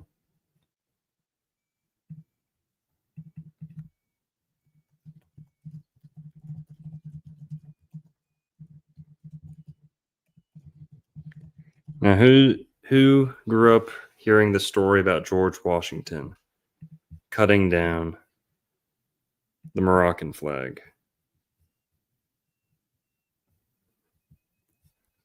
Here, let's see. Which one of these is good? Oh, man. All right, give me 1 sec. Give me 1 sec.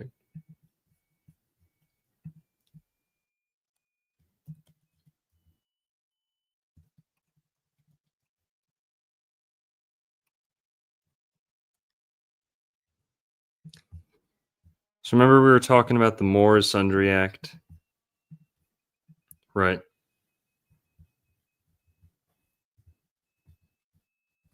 Here. The free Moors, Francis, Daniel, Hammond, and Samuel, petitioned on behalf of themselves and their wives. They explained how some years ago, while fighting in defense of their country, they and their wives were captured and made prisoners of war by an African king. After this, a certain Captain Clark had them delivered to him, promising they would be redeemed by the Moroccan ambassador residing in England and returned to their country. Instead, he transported them to South Carolina and sold them for slaves in violation of the Moroccan Treaty. Since then, quote, by the greatest industry, they purchased freedom from their respective masters.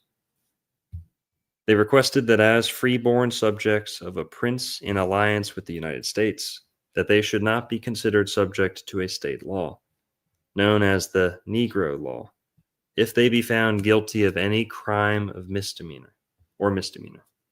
They would receive a fair trial by lawful jury. The matter was referred to a committee consisting of Justice blah blah blah.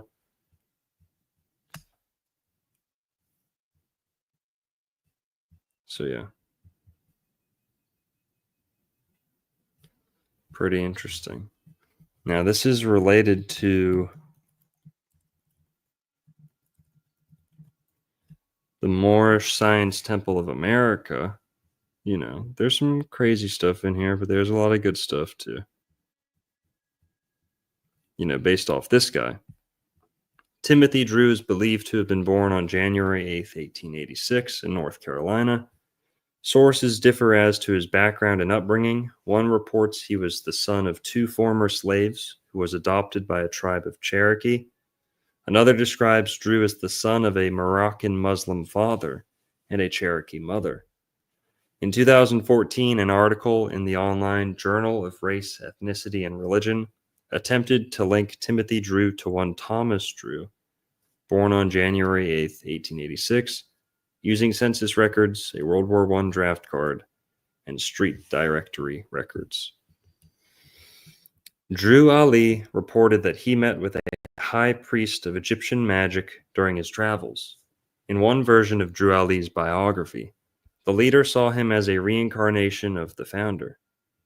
In others, he says that the priest considered him a reincarnation of Jesus, the Buddha, Muhammad, and other religious prophets. According to the biography, the highest trained Ali in mysticism gave him a lost section of the Quran. This text became known as the Holy Quran of the Moorish Science Temple of America. It is also known as the Circle 7 Quran because of its cover, which features a red 7 surrounded by a blue circle.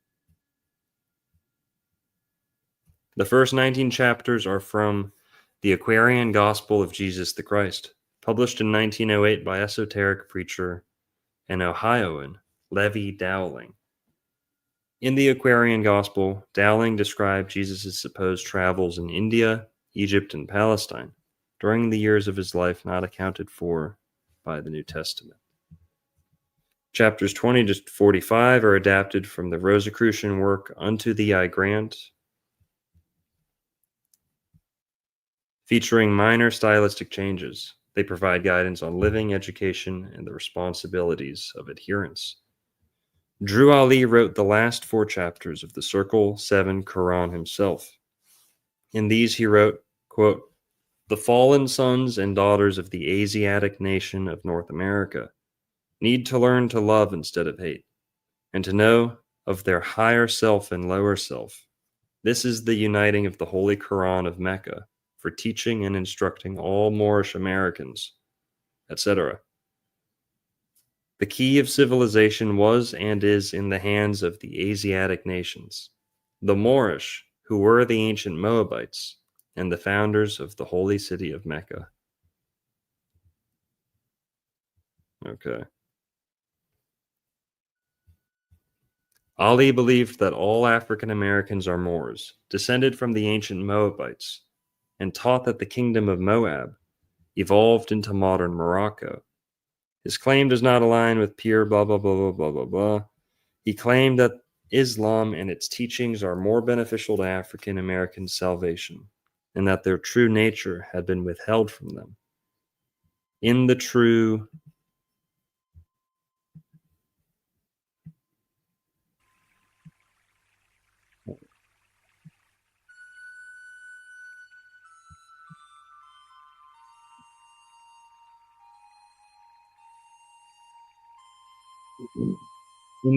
in the traditions Ali founded, male members of the temple wear a fez or turban as head covering. Women wear a turban. Ali's followers added the suffixes Bey or El to their surnames to signify a connection to Moorish heritage and assert a new identity as Moorish Americans. This practice helped establish a distinct identity acknowledging the loss of ancestral African tribal names while communicating their new identity. As Ali taught his followers to be better citizens, he delivered speeches like, quote, a divine warning by the prophet for the nations, urging them to reject labels such as black, colored, and Negro. He encouraged all Americans to embrace love over hate, believing Chicago could become a second Mecca. I wonder if he'd be proud today.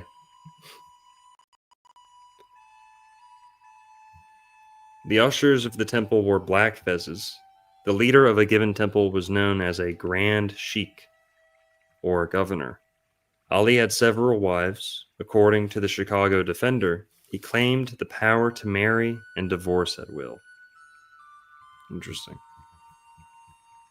So yeah, we're not going to go too deep into him, but he's the guy behind the Moorish, a lot of the Moorish movement.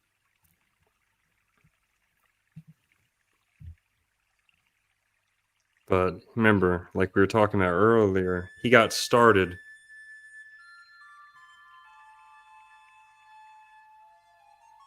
related to the Nation of Islam. And a lot of this sounds ridiculous, but remember, the Sumter County Turks is pretty much talking about the same thing that we were discussing earlier.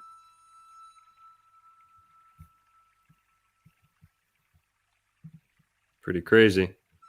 And then there's the Free Moors that we were talking about too. And again, mixture of Turkish and Native American. Isn't that the same thing that he's supposed to have? Free Moors, the Moorish Sundry Act of 1790. Kind of talking about the same thing. And remember, America's first treaty was with Morocco. Now, according to some of this community, America is really Morocco. It's like the female sister continent to Africa. Africa, you got Morocco up there and Mauritania. Morocco, masculine. On the other side of the Atlantic, America. And both of these words have to do with maracas. Maracas, believe it or not. But the Moroccan-American Treaty of Peace and Friendship, also known as the Treaty of Marrakesh, was a bilateral agreement signed in 1786 that established diplomatic and commercial relations between the United States and Morocco. It was the first treaty between the U.S. and an African Muslim nation, and initiated what, as of 2025, remains the longest unbroken diplomatic relationship in U.S. history.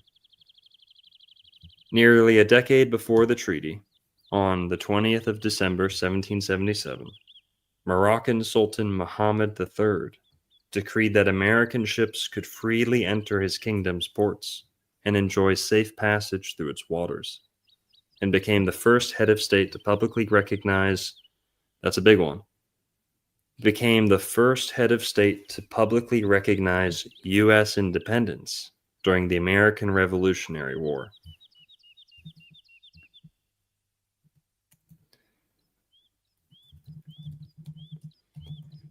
Now, according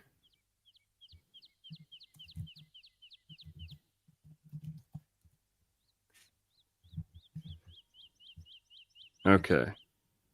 Now we're going to go down another rabbit hole.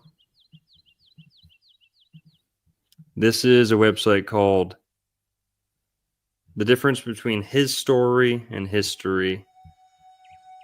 It's on vocal.media by Danielle Weed Bell. Everyone knows the story about George Washington and the cherry tree. But is it true? Why was the tale written? And is there some truth behind it? In 1806, Parson Weems wrote a book titled Life of Washington. Parsons Weems was known for writing several biographies of historical figures and for adding fictional stories to them. In the book Life of Washington, there are a few fictional tales about George Washington. The most commonly known tale about Washington is the story of Washington chopping down a cherry tree. In the story, Weems claimed Washington said, quote, "Father, I cannot tell a lie. I chopped down your cherry tree." It was to teach children the importance of honesty and trust, and it has successfully done that, or to a degree. To this day, even though it is proven untrue, it is taught in school to teach children not to be dishonest. Also, to make one of our founding fathers look good, so to say. Why did Weems choose a cherry tree, and what is the truth behind this story? In 1776, before there was the United States of America, the European colonizers or rebels had to petition all existing world empires to recognize them as sovereign nations. Unfortunately, no empire would grant them permission to call or govern themselves as a nation. Finally, 10 years later, in 1786, the Empire of Morocco formally recognized the United States, and they signed the Treaty of Peace and Friendship. It is the longest-standing treaty in United States history. Because of this treaty, the United States was now formally recognized as an independent nation. If it wasn't for Morocco, who knows how much longer it would have taken, or where America would be today. Okay, blah, blah, blah, blah, blah. What does this have to do with the cherry tree? The Moorish flag looked like a big cherry tree amongst a sea of blue flags. It stood out and was captivating. Therefore, it was deemed the cherry tree. Unfortunately, when the treaty was signed, both parties agreed not to enslave each other's citizens. That's when George Washington decided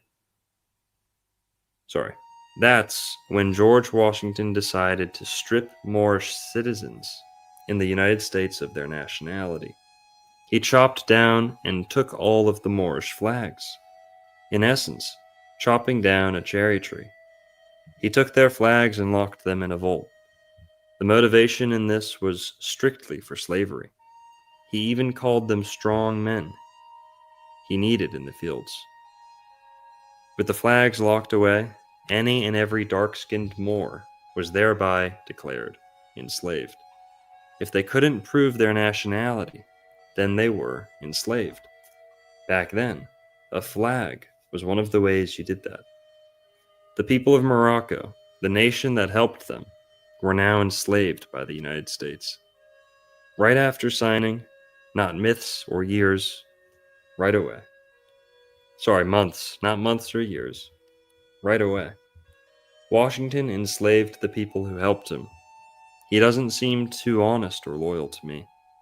This is why the fictional story was written, to make him seem like the man he wasn't. Yeah. I won't read the whole thing there. But who's ever heard about that?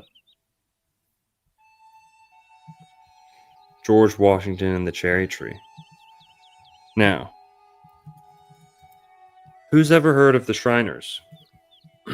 Now, you see that theme of like mocking, right? The goofy story, making fun of the history. Who's ever heard of the Shriners?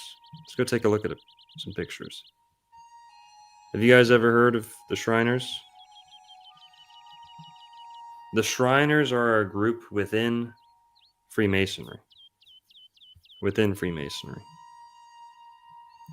You might see them playing around in clown cars. You might see them in their trademarked fezzes.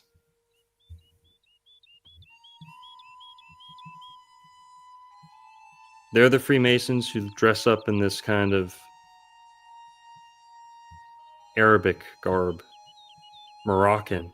The fezzes. See that? Clown cars. So the second part of this whole cherry tree story is the mocking of Morocco. That's the way, you know, a lot of these black alternative historians look at it. The Shriners. Let's go learn about the Shriners. What else are the Shriners known for? Clowns. They operate children's hospitals, and they dress up like clowns. So there's the Freemasons, lots and lots of Freemasons, but you have to be a master Mason in order to become a Shriner, who get the fez. And then when you're a Shriner, you can become one of the Royal Order of Jesters. Those are the clowns. All the most famous clowns there's ever been were Royal Order of Jesters. Being a clown is not just something you do for no reason. This is an ancient, archetypal, you know, shamanic practice. And it all seems goofy, right? What are they making fun of? What the hell is going on here? Well, I'll tell you what. Just learn about the Shriners. Shriners International, formerly known as the Ancient Arabic Order of the Nobles of the Mystic Shrine, is an American Masonic society founded in 1872 in New York City. It is headquartered in, where? Tampa, Florida, and has over 200 chapters across 9 countries, with a global membership of nearly 1.7 million Shriners. The organization is known for its colorful Middle Eastern theme, elaborate participation in parades and festivals, and the Shriners Children's Network of non-profit pediatric medical facilities. Shriners International describes itself as a global fraternity based on fun, fellowship, and the Masonic principles of LGBT brotherly love, relief, and truth. Relief. Are they relieving themselves on as an appendant body within Freemasonry? Membership is open to men who have been initiated as Master Masons in a Masonic rite. Various partner organizations accept women and youth.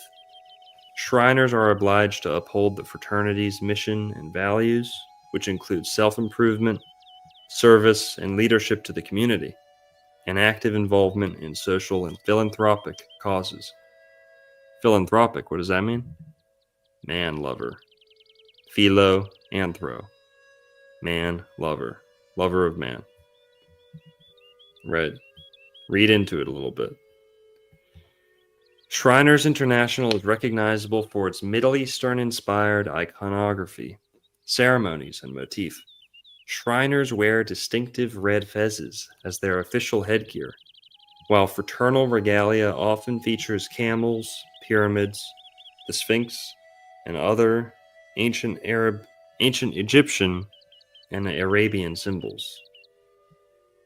Headquarters of local chapters, formerly known as shrine centers, are sometimes called temples or even mosques.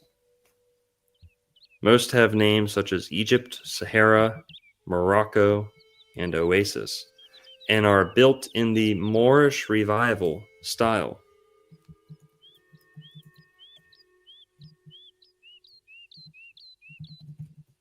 We're going to take a look at that next.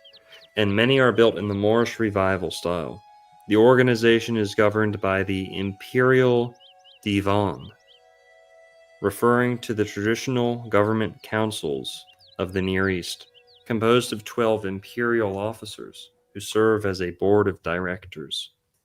However, Shriners International has no connection with the region nor with Islam. Okay.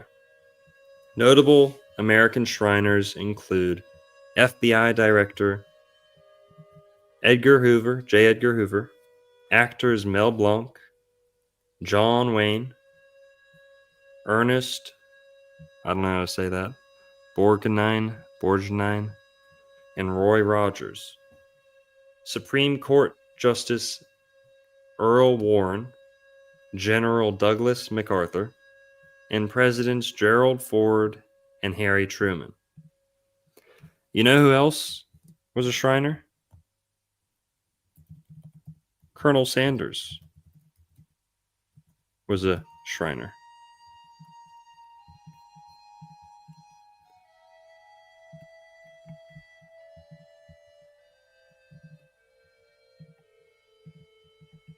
Let me show you here. So what we're going to get back to is this whole mockery thing. Mocking the Moors. That's good old Colonel Sanders there. Was a Shriner. Shriner.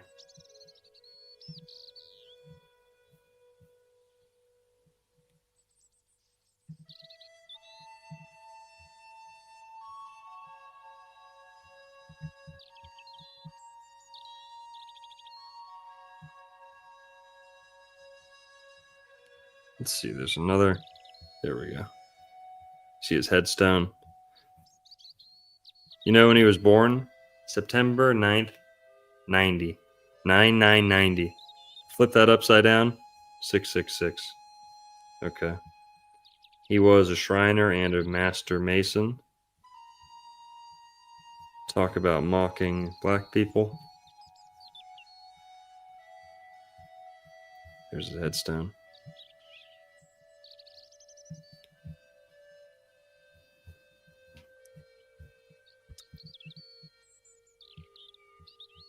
And you notice the colors too, the red and the white. Like the bucket. It's almost like the buckets of Fez, right? Yeah, we can talk about John Wayne Gacy. John Wayne Gacy was the manager of multiple KFCs, also a clown. Also liked to dress up as a clown. John Wayne Gacy. He would feed KFC to his victims. Okay. Now, where did the KFC myth start?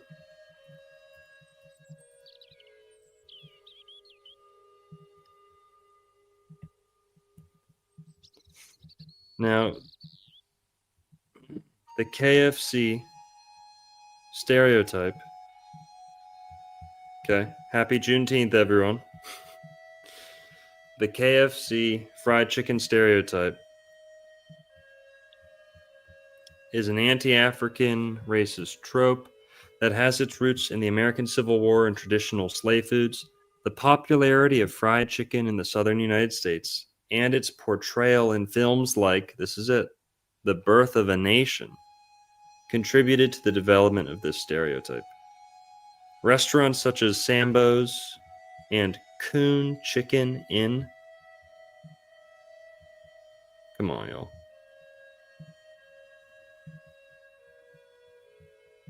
Come on, y'all. Look at that. The red fez and everything, folks. We're just heating up We're just getting started. Okay. On my YouTube channel, we've talked a lot about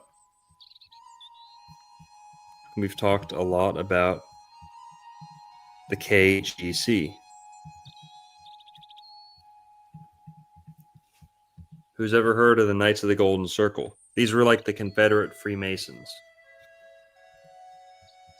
The Knights of the Golden Circle was a secret society founded in 1854 by American George W. L. Bickley, the objective of which was to create a new country known as the Golden Circle, Circulo Dorado, where slavery would be legal.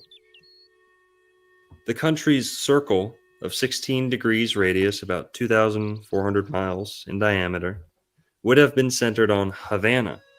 It would have consisted of the southern United States, Mexico, which was to be divided into 25 new slave states, Central America, northern parts of South America, and Cuba, Haiti, the Dominican Republic, and most other islands in the Caribbean. The KGC's proposal grew out of previously unsuccessful proposals to annex Cuba, parts of Central America, and all of Mexico. Okay, blah, blah, blah. This is what they were planning on taking.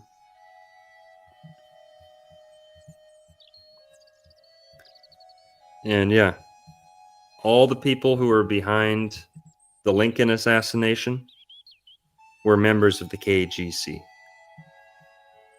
Members of the KGC. KGC was founded in Kentucky.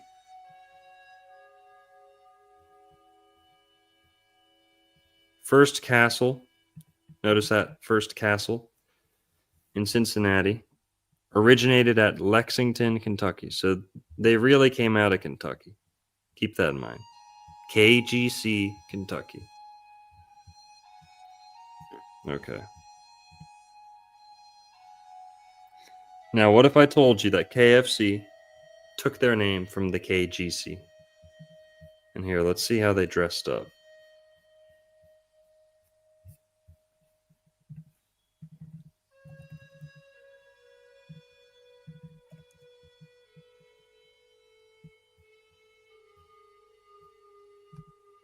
This is what their rituals looked like. And for anyone that doesn't know, the KKK came out of the KGC. KKK came out of the KGC. So, this is why you see so many Ks. You know, K is the 11th letter of the alphabet. 3 times 11 is 33. KKK is 11, 11, 11, 33. This is why you see so many Ks in fast food. You know? Kmart. Circle K. What were they originally known as? Originally known as Triple K. You guys know this?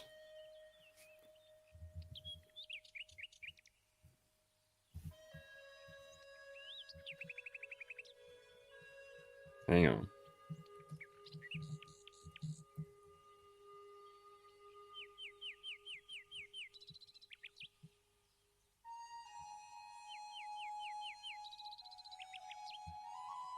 All right, I might be wrong on that one.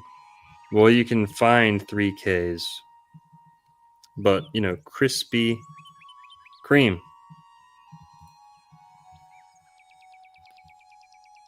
KK. Who else? Crystals. Y with a K. Golden Circle. All fast food was started by the remnants of the KGC or the KKK. There's movies that tell you this too. There's movies that tell you this. The Kingsmen, Knights of the Golden Circle, or the Kingsmen, the Golden Circle. They cloned Tyrone. Okay. What else? Krusty Krab. The Krusty Krab from SpongeBob. KK. Why is all the fast food KK this? And oh yeah, there's Krusty the Clown. Huh. Simpsons always knows what's up. But we didn't really get to the other part of this.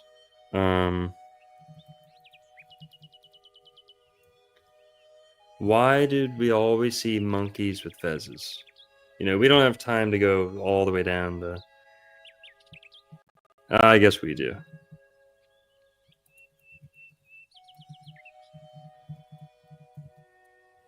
Did you guys know that when Kentucky grills their chicken,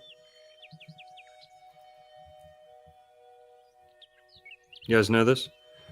When KFC tries to be healthy, when they are at like a sporting event, when KFC's at the Olympics, for example, they don't show up as KFC because there's nothing healthy about fried chicken. So when they're trying to be healthy or present themselves as healthy, they call themselves Kentucky Grilled Chicken. And you can just order Kentucky Grilled Chicken from the restaurant sometimes. But they actually print KGC on the buckets. And remember, that Birth of a Nation movie that popularized the fried chicken stereotype was a movie that glorified the KKK. So the fast food industry is directly rooted in this type of stuff. You're going to see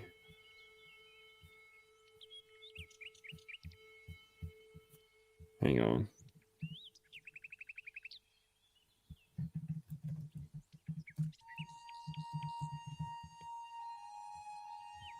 All right, see them? They're real. See it? KGC. I'm telling you the truth. Can I get an amen?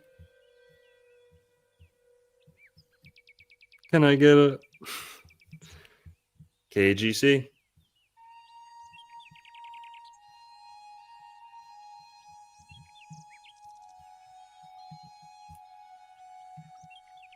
These are real. Certain times. Hawa, folks. Come on. Dodge the hijack.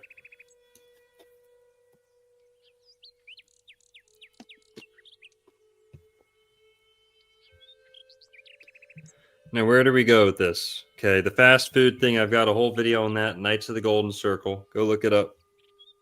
Oof. I'm getting stiff up here. What was I going to look up? Okay. Why are there so many? Why was this such a thing growing up? Why do we always see the monkey with the fez? Why is there always the monkey with the fez? Why is it always like acting like a clown or like a mime, you know? Why is this such a popular thing? Who came up with this? Think about how many of these you saw growing up.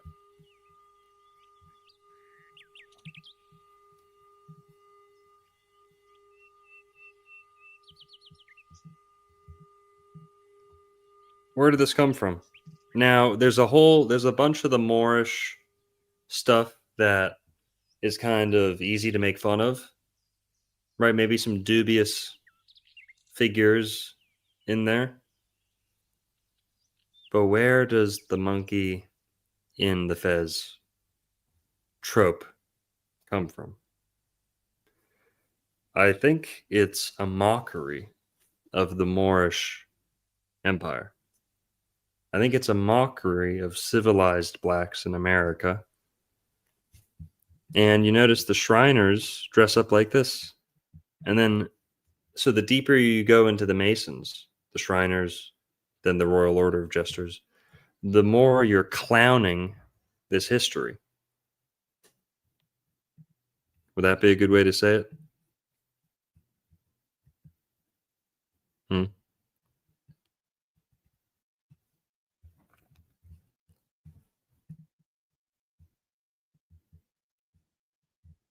Look at these. Let's see how old this goes back.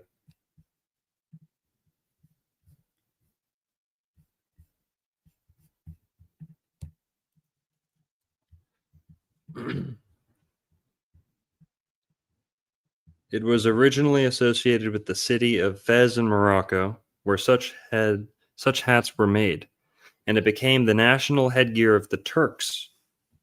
Organ grinders, men who busked. Whoa, holy crap. Someone said that in the comments. Holy crap. Organ grinders. That's some they clone Tyrone type shit. Men who busked using a mechanical organ to create music often had a monkey as a companion to attract punters. The monkey generally wore such a fez.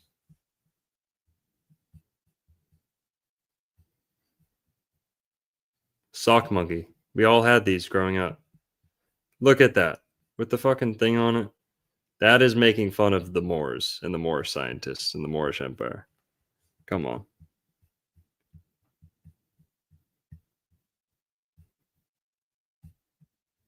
I had one of these growing up.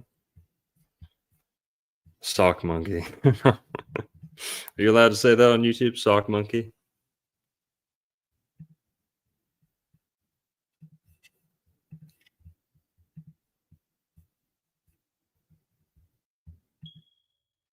Let's hear it for the sock monkeys, y'all.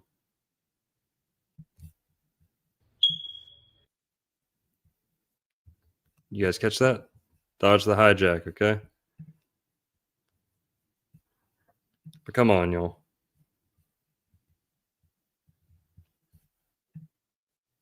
Why is this so popular? Well, all right, I've got a couple more videos, interesting videos here. Maybe relate, maybe don't. The next video we're going to watch comes from Dr. Henry Abramson.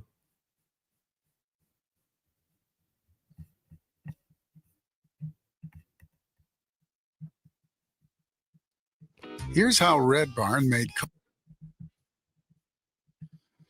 Okay, 1 second. This is from Henry Abramson on YouTube. Shout out to him. A little bit. We're going to learn about Eurafrican Jews in the Caribbean. See if that plays a role in this at all. No closed captioning allowed. What the hell?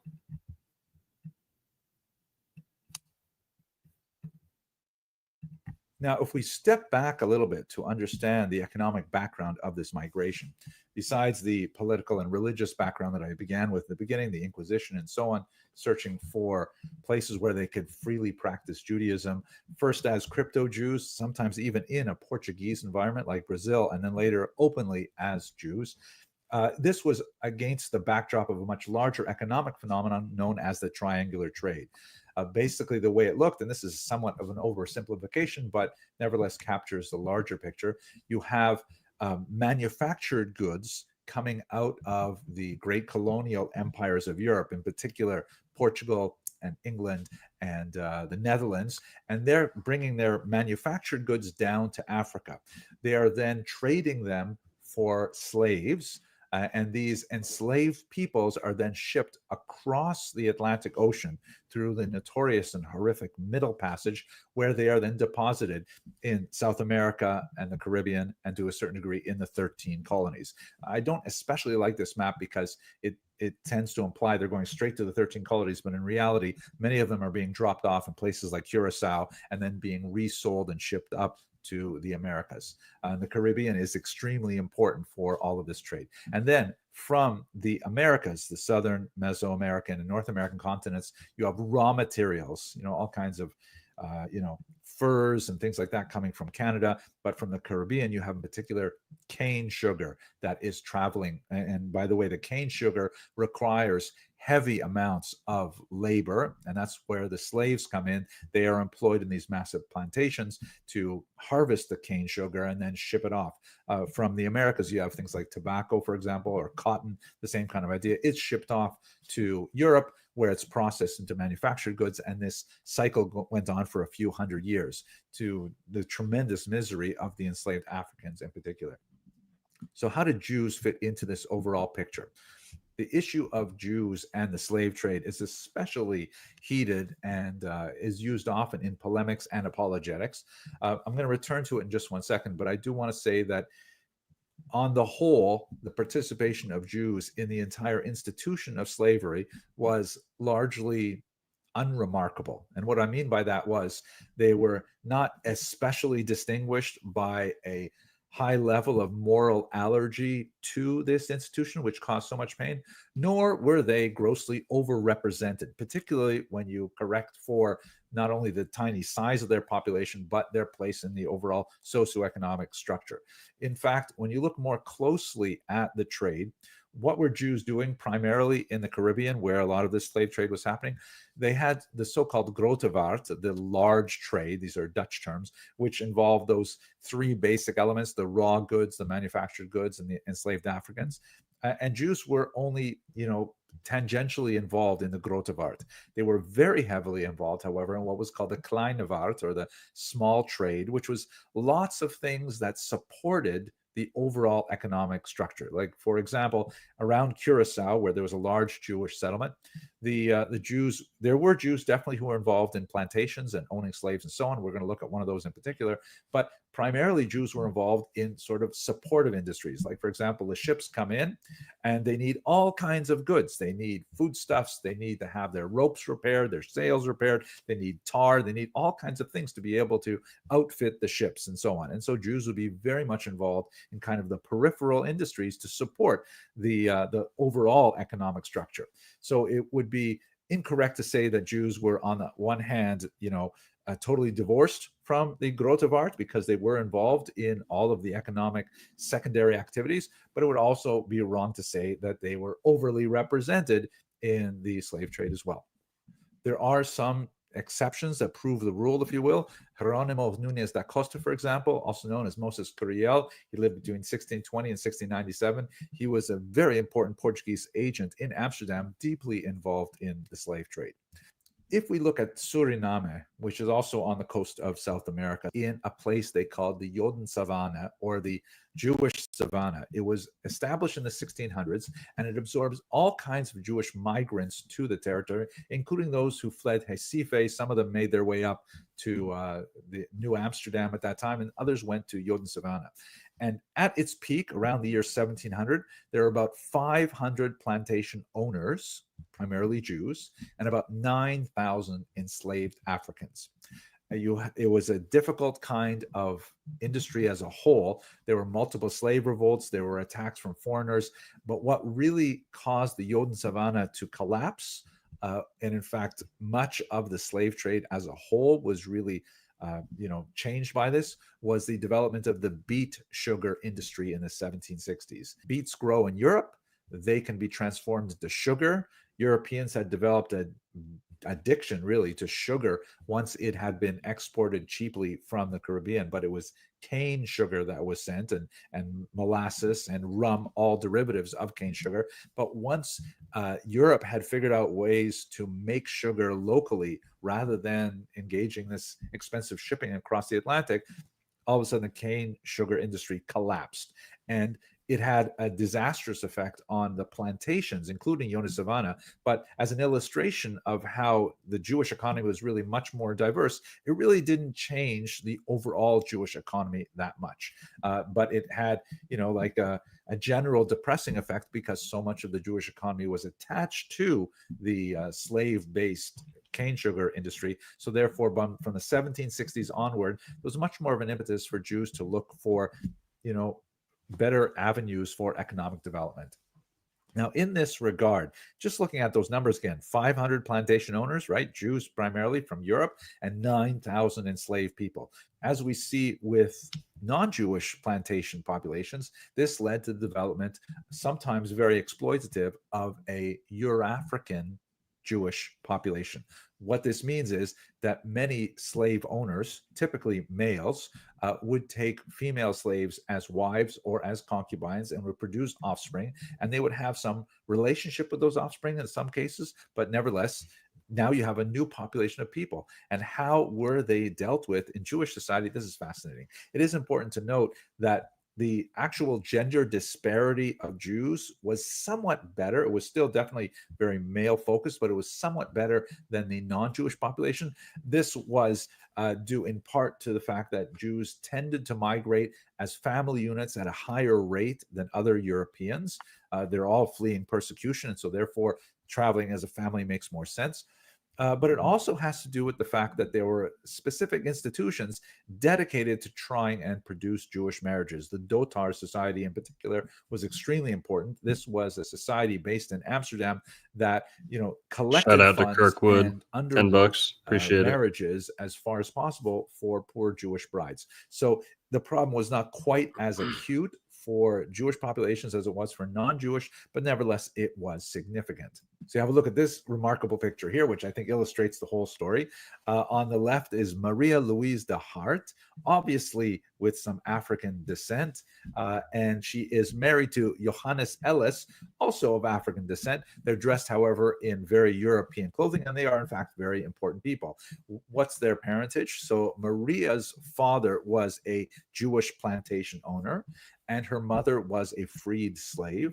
And Johannes Ellis's father was a non-Jewish Dutch governor of the region, and his mother was a woman from Ghana. This picture was taken, by the way, in 1846. So how do we know about these populations that racially look different from Ashkenazic Jewries or even from Sephardic Jews coming straight out of the Iberian Peninsula? This is amazing research done by Professor Aviva Ben-Ur. And basically the kind of sources we have are slave manumission records. That is when slaves are freed. This is something that had to be recorded because obviously, if a person was a freed slave, they had to have paperwork to ensure that they could preserve their freedom. And it's also important to note that this was an opportunity for the state to tax slave owners if they wished to free their slaves. It was an expensive proposition to free a slave. You had to provide an annuity, you had to provide income for them and so on. And so people would generally only manumit their slaves if they felt an emotional connection with them, for example, if they were concubines or if they were children. And we have significant numbers of these slave manumission records that give us a sense of why Jews would engage in this process. Related to this, by the way, is conversion, which we'll talk about in a second. We also have wills of former slave owners who then freed their slaves and then chose to bequeath money to them.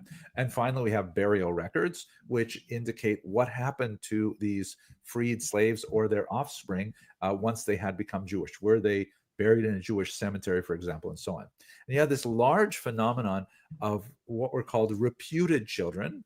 And these are the children typically of Jewish male plantation owners, like in Yod and Savannah, with wives or concubines of African descent who may not have had the benefits of conversion and so on, but nevertheless were included in the wills of Jewish testators. Some of them are quite fascinating. For example, Emmanuel Baruch Lusada, who died in Jamaica in 1795, he left a very interesting will where one of his sons was to be awarded a significant amount of money.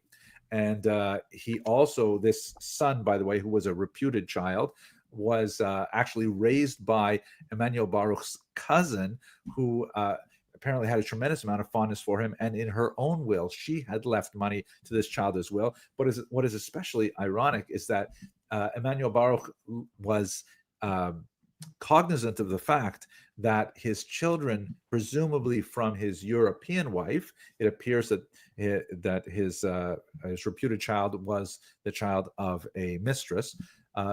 He anticipated that his European wife and his offspring with his European wife would actually object to the allocation of funds to this reputed child.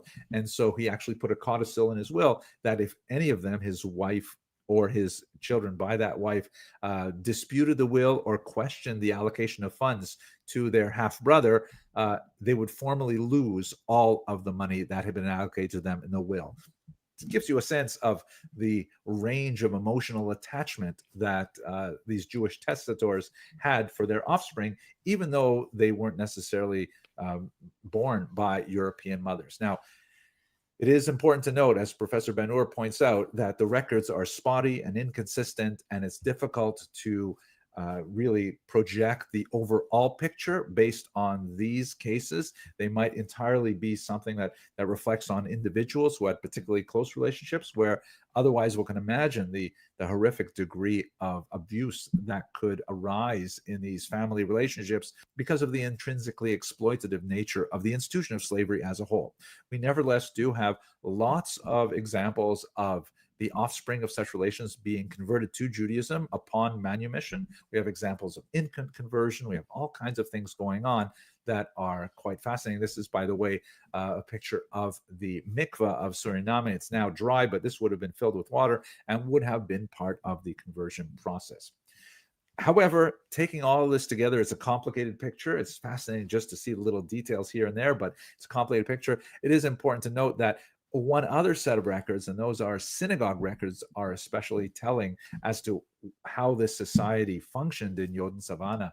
The reality is that it appears that the offspring of Africans who were converted to Judaism were accepted within the Jewish community, but nevertheless, there was kind of a layover of racial ideology within that acceptance. This is, again, not at all exceptional when you consider the complicated degrees of racial distinctions that the overall society was making between Europeans and Africans, and half European, half Africans, and 1/4 Africans, 1/4 Europeans, 1/8, and so on. And they actually had a whole chart to describe what a person was, depending on how much European and how much African ancestry they had. In the synagogue of Suriname, you have a racial distinction between two groups of people, the so-called congregantes or congregants, and that would refer to these partially African Jews, nevertheless Jews, but there was a distinction, and there were certain restrictions placed upon them where they could sit, often buried at the side of the cemetery, things like that, and so-called yechidim, which is hard to translate exactly. It sort of means like, it literally means exceptional people, but it really means like unique people. And that's the purely European Jews who have more privileges, are buried in the main section of the synagogue and things like that. So to think that, once they were converted to Judaism, they were automatically socially accepted, I think that would be kind of Pollyannish to think that would happen.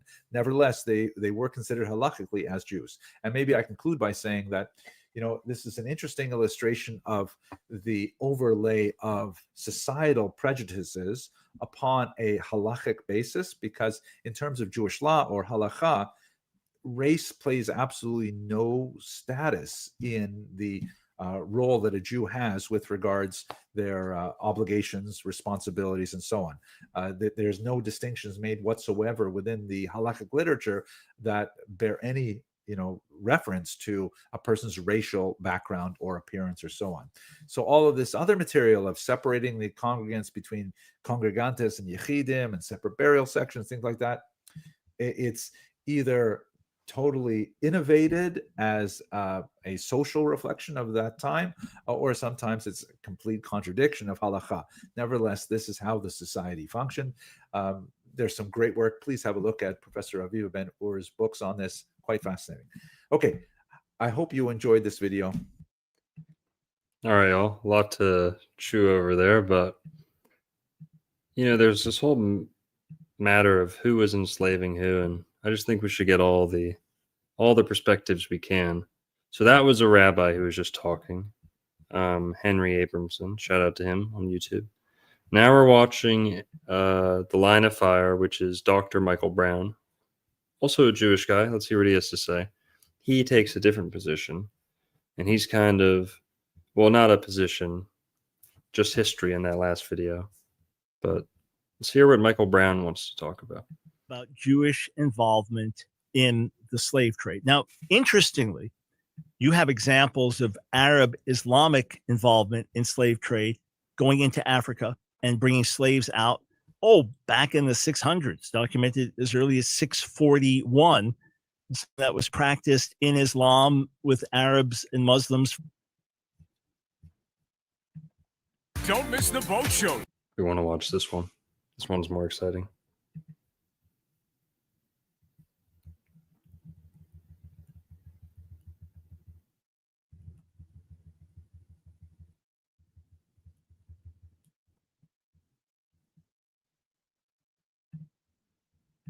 No one was stopping. And then he said, they're not answering because I'm going to embarrass Dr. Brown on the air. So anyway, I noticed right at the end that he called in. So here's the call. This is what actually happened. I want to play this from last week. Maxwell, great. You're going to embarrass me. They won't pick up. Dr. Brown knows me. I'd embarrass him. Maxwell, I have no clue who you are, but go ahead and embarrass me, please. You got the listening world. Please go for it. You don't remember me from the Noah question? You don't remember that? What? But No, anyway, I've been asked hundreds of thousands of questions, sir, over the years. But go ahead. All right. I noticed that we're not live. That's the first thing I noticed, but that's okay. I'm still going to ask. Maxwell, we are live. I'm looking at the clock. You got a minute and a half before. You know, we don't have time for this. Just watch one more. On Jews, Stan Mervis at ASU, who is just coming out with a book this coming spring, 2020. That's right. This is from an article, or this is from a YouTube channel called Valley Bet Midrash on YouTube. Shout out to them. The video is called Jewish Slave Owners of Jamaica. Professor Stan Mervis, interviewed by Rabbi Dr. Shmuley Yanklowitz. Jews of 18th century Jamaica, published by Yale University Press. So very exciting. Can you tell us a little bit about why you chose to write this? Well, I started my graduate work writing about travel literature and the Sephardic experience, people like Yotzef Chaim David Azulai. And when I was doing my PhD at the Graduate Center for City University of New York, my advisor, Jane Gerber, who is a expert in the Sephardic experience writ large, suggested I go to Jamaica and look at archives there. And so I said, yes. Why wouldn't you? Yeah. And there I found Last Will and Testaments in abundance. And it really, I became enamored with these sources, and it really changed the type of historian I was, what kind of text I was interested in, what aspect of Jewish life I really wanted to uncover. And also Jamaica became a very fruitful place because the more I searched, I realized there were no surviving communal documents from Jamaica from the 18th century. They'd all been destroyed in an earthquake in 1907. So having this abundance of probate records, I realized that maybe the only way to really uncover the lives of this local community. So I've been spending the last several years reading wills and trying to reconstruct the history of a whole community based on just those documents. Wow. So if you ask the average American Jew how many Jews ever lived in Jamaica, they'd say just a few vacationers for vacation. So what's the truth about that? Well, that's not inaccurate today. Yeah. And today there are about 200 Jews in Jamaica, which actually makes it quite a large Caribbean community. And the community today is made up of an old guard of Portuguese, and there's a lot of Israelis there, and also a lot of people of color who are connected to the community either by having a heritage of having been Jewish or descended from a Jewish person, or they are attracted to Judaism. So that's the makeup of the community today. In the 18th century, the community reached a peak at around 1,000, which still doesn't seem like a lot. And it was actually smaller than other Caribbean communities. So Curacao and Suriname all had larger Jewish populations in the 18th century. Those were Dutch colonies. But Jamaica alone was bigger than all North America put together. So the communities like New York and Philadelphia and Newport and Charleston, which is so heavily in our focus of the early American Jewish experience, really that didn't amount to as many Jews that were in Kingston and Spanish Town together, not to mention all the Jews on the west coast of the island as well. So that's really the beginning of the story of this region then. So, so what is the dynamic in play with Jews and slavery in Jamaica? Yeah, so this is obviously a huge aspect of what I write about. And the reason I write about this so much is because it was a very conspicuous aspect of the wills. As I was reading the wills, you find that that slave populations are being bequeathed en masse, and in that they're being named individually. And also you see a lot of evidence, sometimes very direct and articulate of concubinage or relationships, sexual relationships with women of color, both enslaved and free, and then incorporating their children and to some extent into the family through voluntary inheritance. So that all made me realize that we need to address the issue of Jewish slave ownership. Over time, I've also realized that this has been the subject of competing tendencies. One coming from a anti-Jewish position like the Nation of Islam that wanted to make the case that Jews were overly represented in the slave trade and were overly abusive to slaves. And that's not true. In fact, it's kind of puzzling why Jews weren't more involved in the slave trade, since it was a totally open type of endeavor that had no guilds or protections like that. And Jews owned slaves to the same extent that everybody else did. So there were no particularities. Now, this stands in contrast to a rival kind of mentality where Jews must have treated their slaves better. Because how could you be sitting at a Passover Seder saying we were once slaves to Pharaoh in Egypt while being served by slaves? But people did that. And so some scholars reached an apologetic conclusion in the 20th century saying that Jews manumitted their slaves more readily or treated them better. And I find that no position is really captures the truth. So in fact, I crunched the numbers in my wills and I found that slaves were about 11 times more likely to be bequeathed than they were to be freed by Jews. So it's very uncommon to actually free manumit slaves. And there are cases of Jewish abuse of slaves. And then there are plenty of cases of manumissions. In one case, he manumits a Jewish slave owner manumits his quote unquote mulatto son because of the love and affection he has for him. So there are cases of sort of sentimentality as well.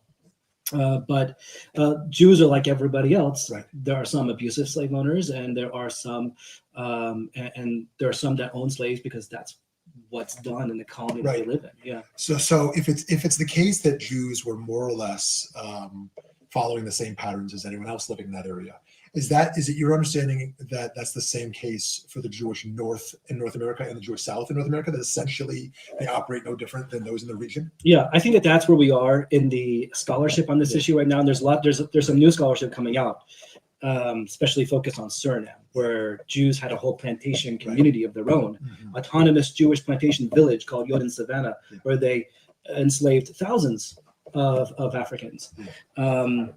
So there's been a lot of new research, and I think where we are writ large is that the Jews show no particularity in their slave ownership than anybody else. And that's true in the American South as well. And there were, proportionally to numbers, because there were more Jews living in the North at the time of the Civil War, but proportionally there was as much support for the Southern cause among Jews as there were for as there was for the cause of the North. And ironically, the rabbinate was quite split on the issue of emancipation of slaves. And so in one case, Morris Raphael in New York wrote a very famous piece, an editorial, where he defended slavery because, after all, the Bible endorses slavery, and the Bible actually sets out very clear parameters by which a Jew should own slaves, or how a Jew should own slaves. That was opposed by, he was more of the Orthodox, you may call, spectrum, or a supporter of like Isaac Leeser type of Judaism in America, whereas the Reform took a more progressive policy towards that. And so people like, I think his name was. Now let's go check in with our friend, Dr. Michael Brown from the Line of Fire. See what he has to say. Embarrass me, please. You got thousands of questions, sir, over the years, but go ahead. All right. I noticed that we're not live. That's the first thing. A minute and a half before we know what you're thinking. Go ahead. Okay. All right. So I'm a student of history, and I know that the Jews were involved in the slave trade and a major part of the slave trade. And False. we're talking about False? What were we just listening to? Totally false. What? 100% false. Hold on. Can you believe the gaslighting? Can you believe the gaslighting? Hold on. Maxwell, that's false. That's false. That's true. True. The Louis Farrakhan books have been demolished, Straw destroyed, man. refuted. Straw man. Jews Straw man. But okay, we're gonna keep watching. played a minor role in the slave trade. Jews played a minor role in the slave trade. Stop it, Fact. Dr. Brown. Stop. I'll tell you what, Maxwell, you want to here's the deal. When you speak ignorance, you embarrass yourself. When you hear, so tell you what, I posted my source from a Jewish source on your page on Facebook. Maxwell, the things have been demolished. This is not a hack job. This is the straight truth for you. See how he keeps pushing it towards Louis Farrakhan books that are easily debunked? You know, just conflicting things here. You know, we're just listening to different sides of the story. This is from his own channel, so he felt comfortable putting this out, The Line of Fire. Okay, now can you answer my question? Okay, what part do Jewish people have to pay in reparations to black people? Well, I would say that if you look at black crime on Jews in recent years, which is Black much crime, higher this is than propaganda. Are you're a Russian bot now? You just spreading lies? All right, so I just wanted to give him a second to see this is some of the nonsense we deal with. All right, so the problem is that many people believe this to be true. Guess which student? Well, weren't we just watching these guys say that it's true? Bernard Felsenthal in Chicago, and famously David Einhorn, a Reform rabbi, who was a student, if I'm not mistaken, a student of Kaufman Kohler, or I may have it. Actually, I think I have it the other way around. Okay. Right, an important foundational figure in Reform Judaism in America. He was in Baltimore, and he avidly championed the cause of abolition. Yeah. He was actually run out of his own home in Baltimore for doing that because it was a slave supporting. So all of the Reform progressive abolitionists would have been in the North or relatively close. We wouldn't be finding them in the South, right? Well, theoretically, in the South there were positions. So let's say the furthest south maybe have been Cincinnati, where someone like Isaac Mayer Wise, a towering figure in American Jewry, took a kind of middle position where he wasn't willing to say that slavery was antithetical to Judaism, but found some shared cause.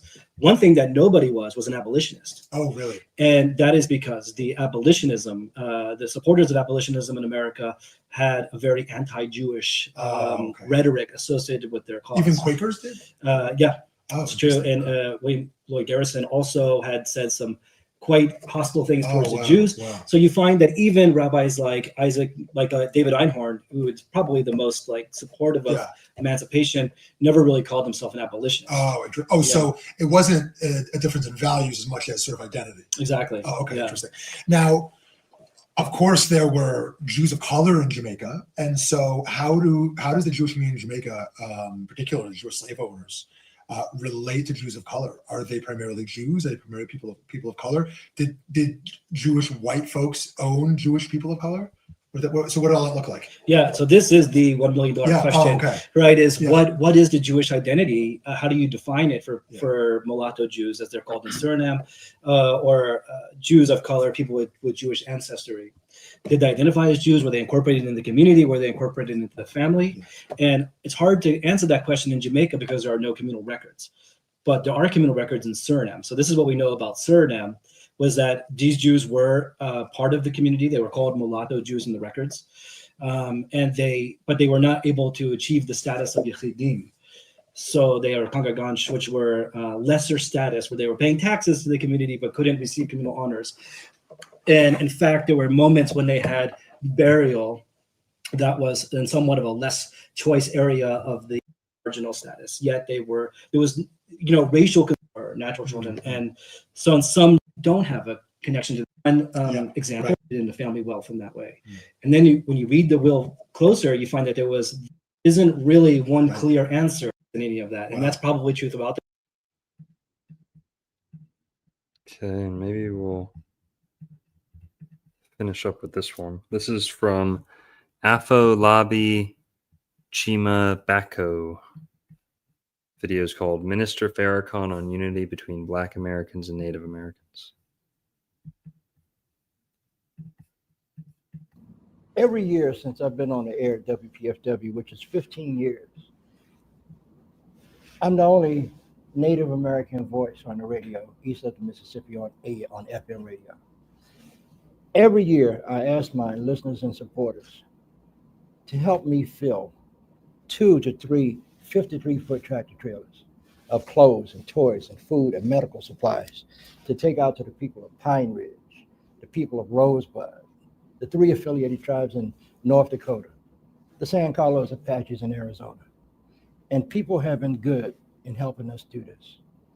But you know, I'm hearing what you're saying, and it makes sense that if we were united, then we could eliminate poverty within our own communities. That's correct. If we were united, then we could stop the defamation of Mother Earth.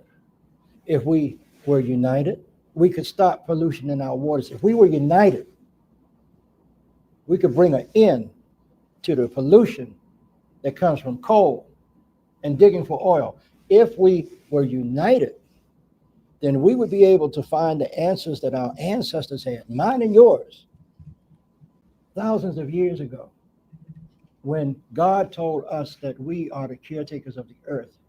We could find the way back to natural living through solar energy that's free, through energy from the water that's free. But as long as there's not a $ tag knowing it, they're not interested. And they don't care about the people.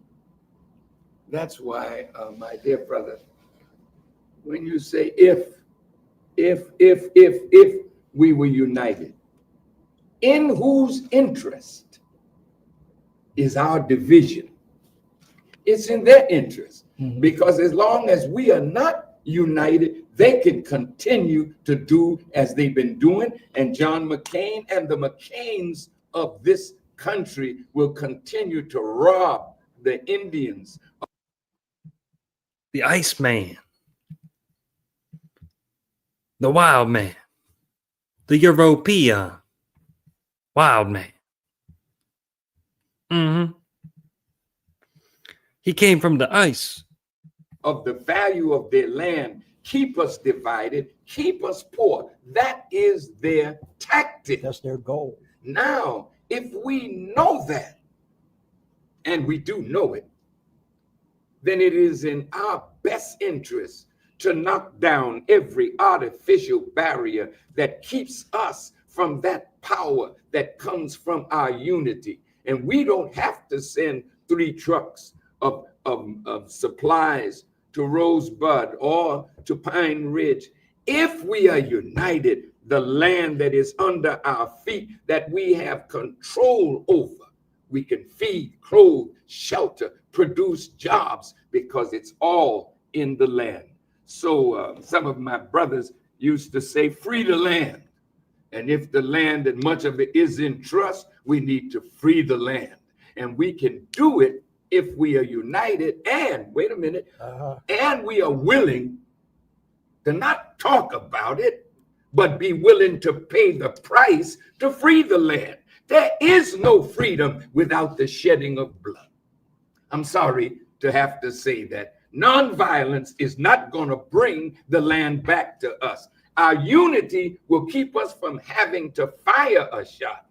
But if we are not united, the only way we're going to get what belongs to us is to make up our minds, either to live to get it or die trying to get it. And when you are willing and not afraid anymore to pay the price for freedom, don't let this white man tell you that violence is wrong. Every damn thing. Tengu. Don't let this Tengu tell you. Okay, we're talking Tengu here. Let's be specific.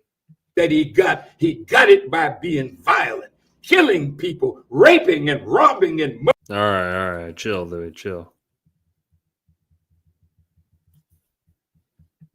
All right, who's ever heard of alligator bait? Gotta fit this one in here before we wrap it up. Alligator bait. Depicting African American children as alligator bait was a common trope in American popular culture in the 19th and 20th centuries. The motif was present in a wide array of media, including newspaper reports, songs, sheet music, and visual art. The image of black children or infants being used as bait to lure alligators was widespread in white popular culture. often appearing in conjunction with other racist tropes. So yeah.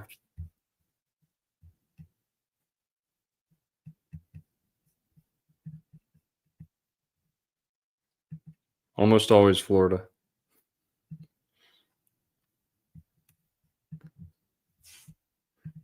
Honey, come down. We's a waiting for you in Florida.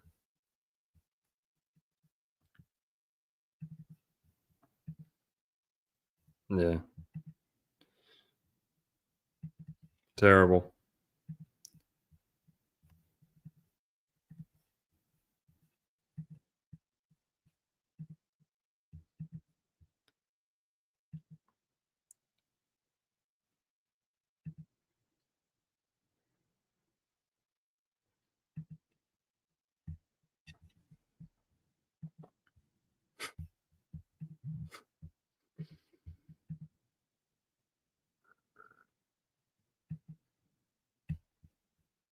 Gator bait. Well, all right. I think we covered it all. Hopefully, did some of that justice. Let's see what else. I think that's it. You know, were black people present in the Americas before the white man showed up, or at least before Columbus showed up? I'm convinced of that, at the very least. At the very least, I'm convinced of that. Now, as to who, whether that was part of a Moorish Empire, whether that was part of... Hang on. 1 second here.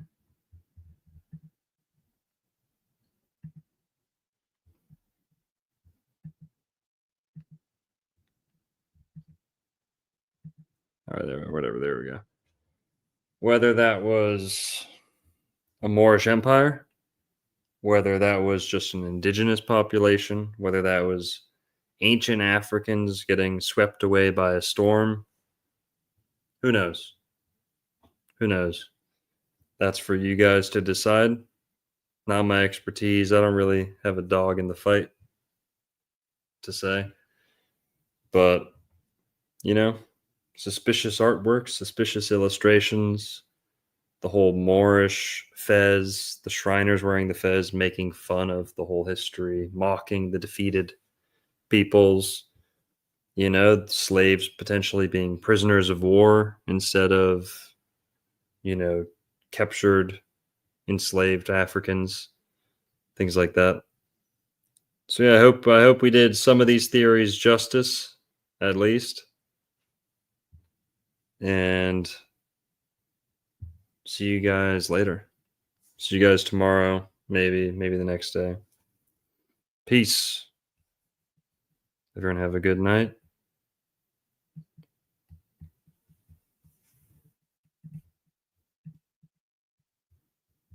All right. Everyone have a good night. World, Florida. Dr. Narco Longo. Old World, Florida. Remix. Dr. Narco Longo. Old World, Florida. Dr. Narco Longo. Peace. Good night. Brought to you by the Florida Department of Magic. Welcome to Florida, baby.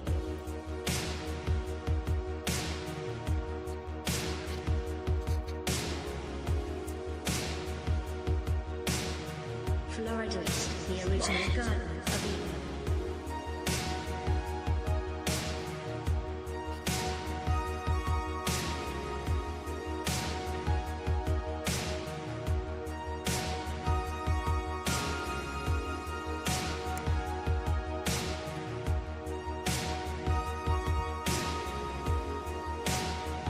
Florida has the highest concentration of freshwater springs in the world.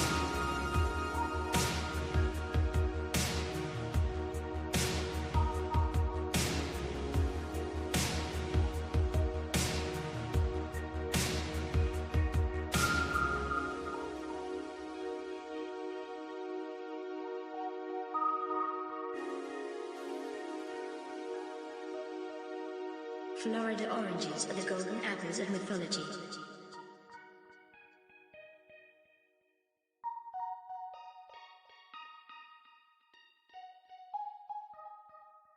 A race of giant men once roamed this peninsula.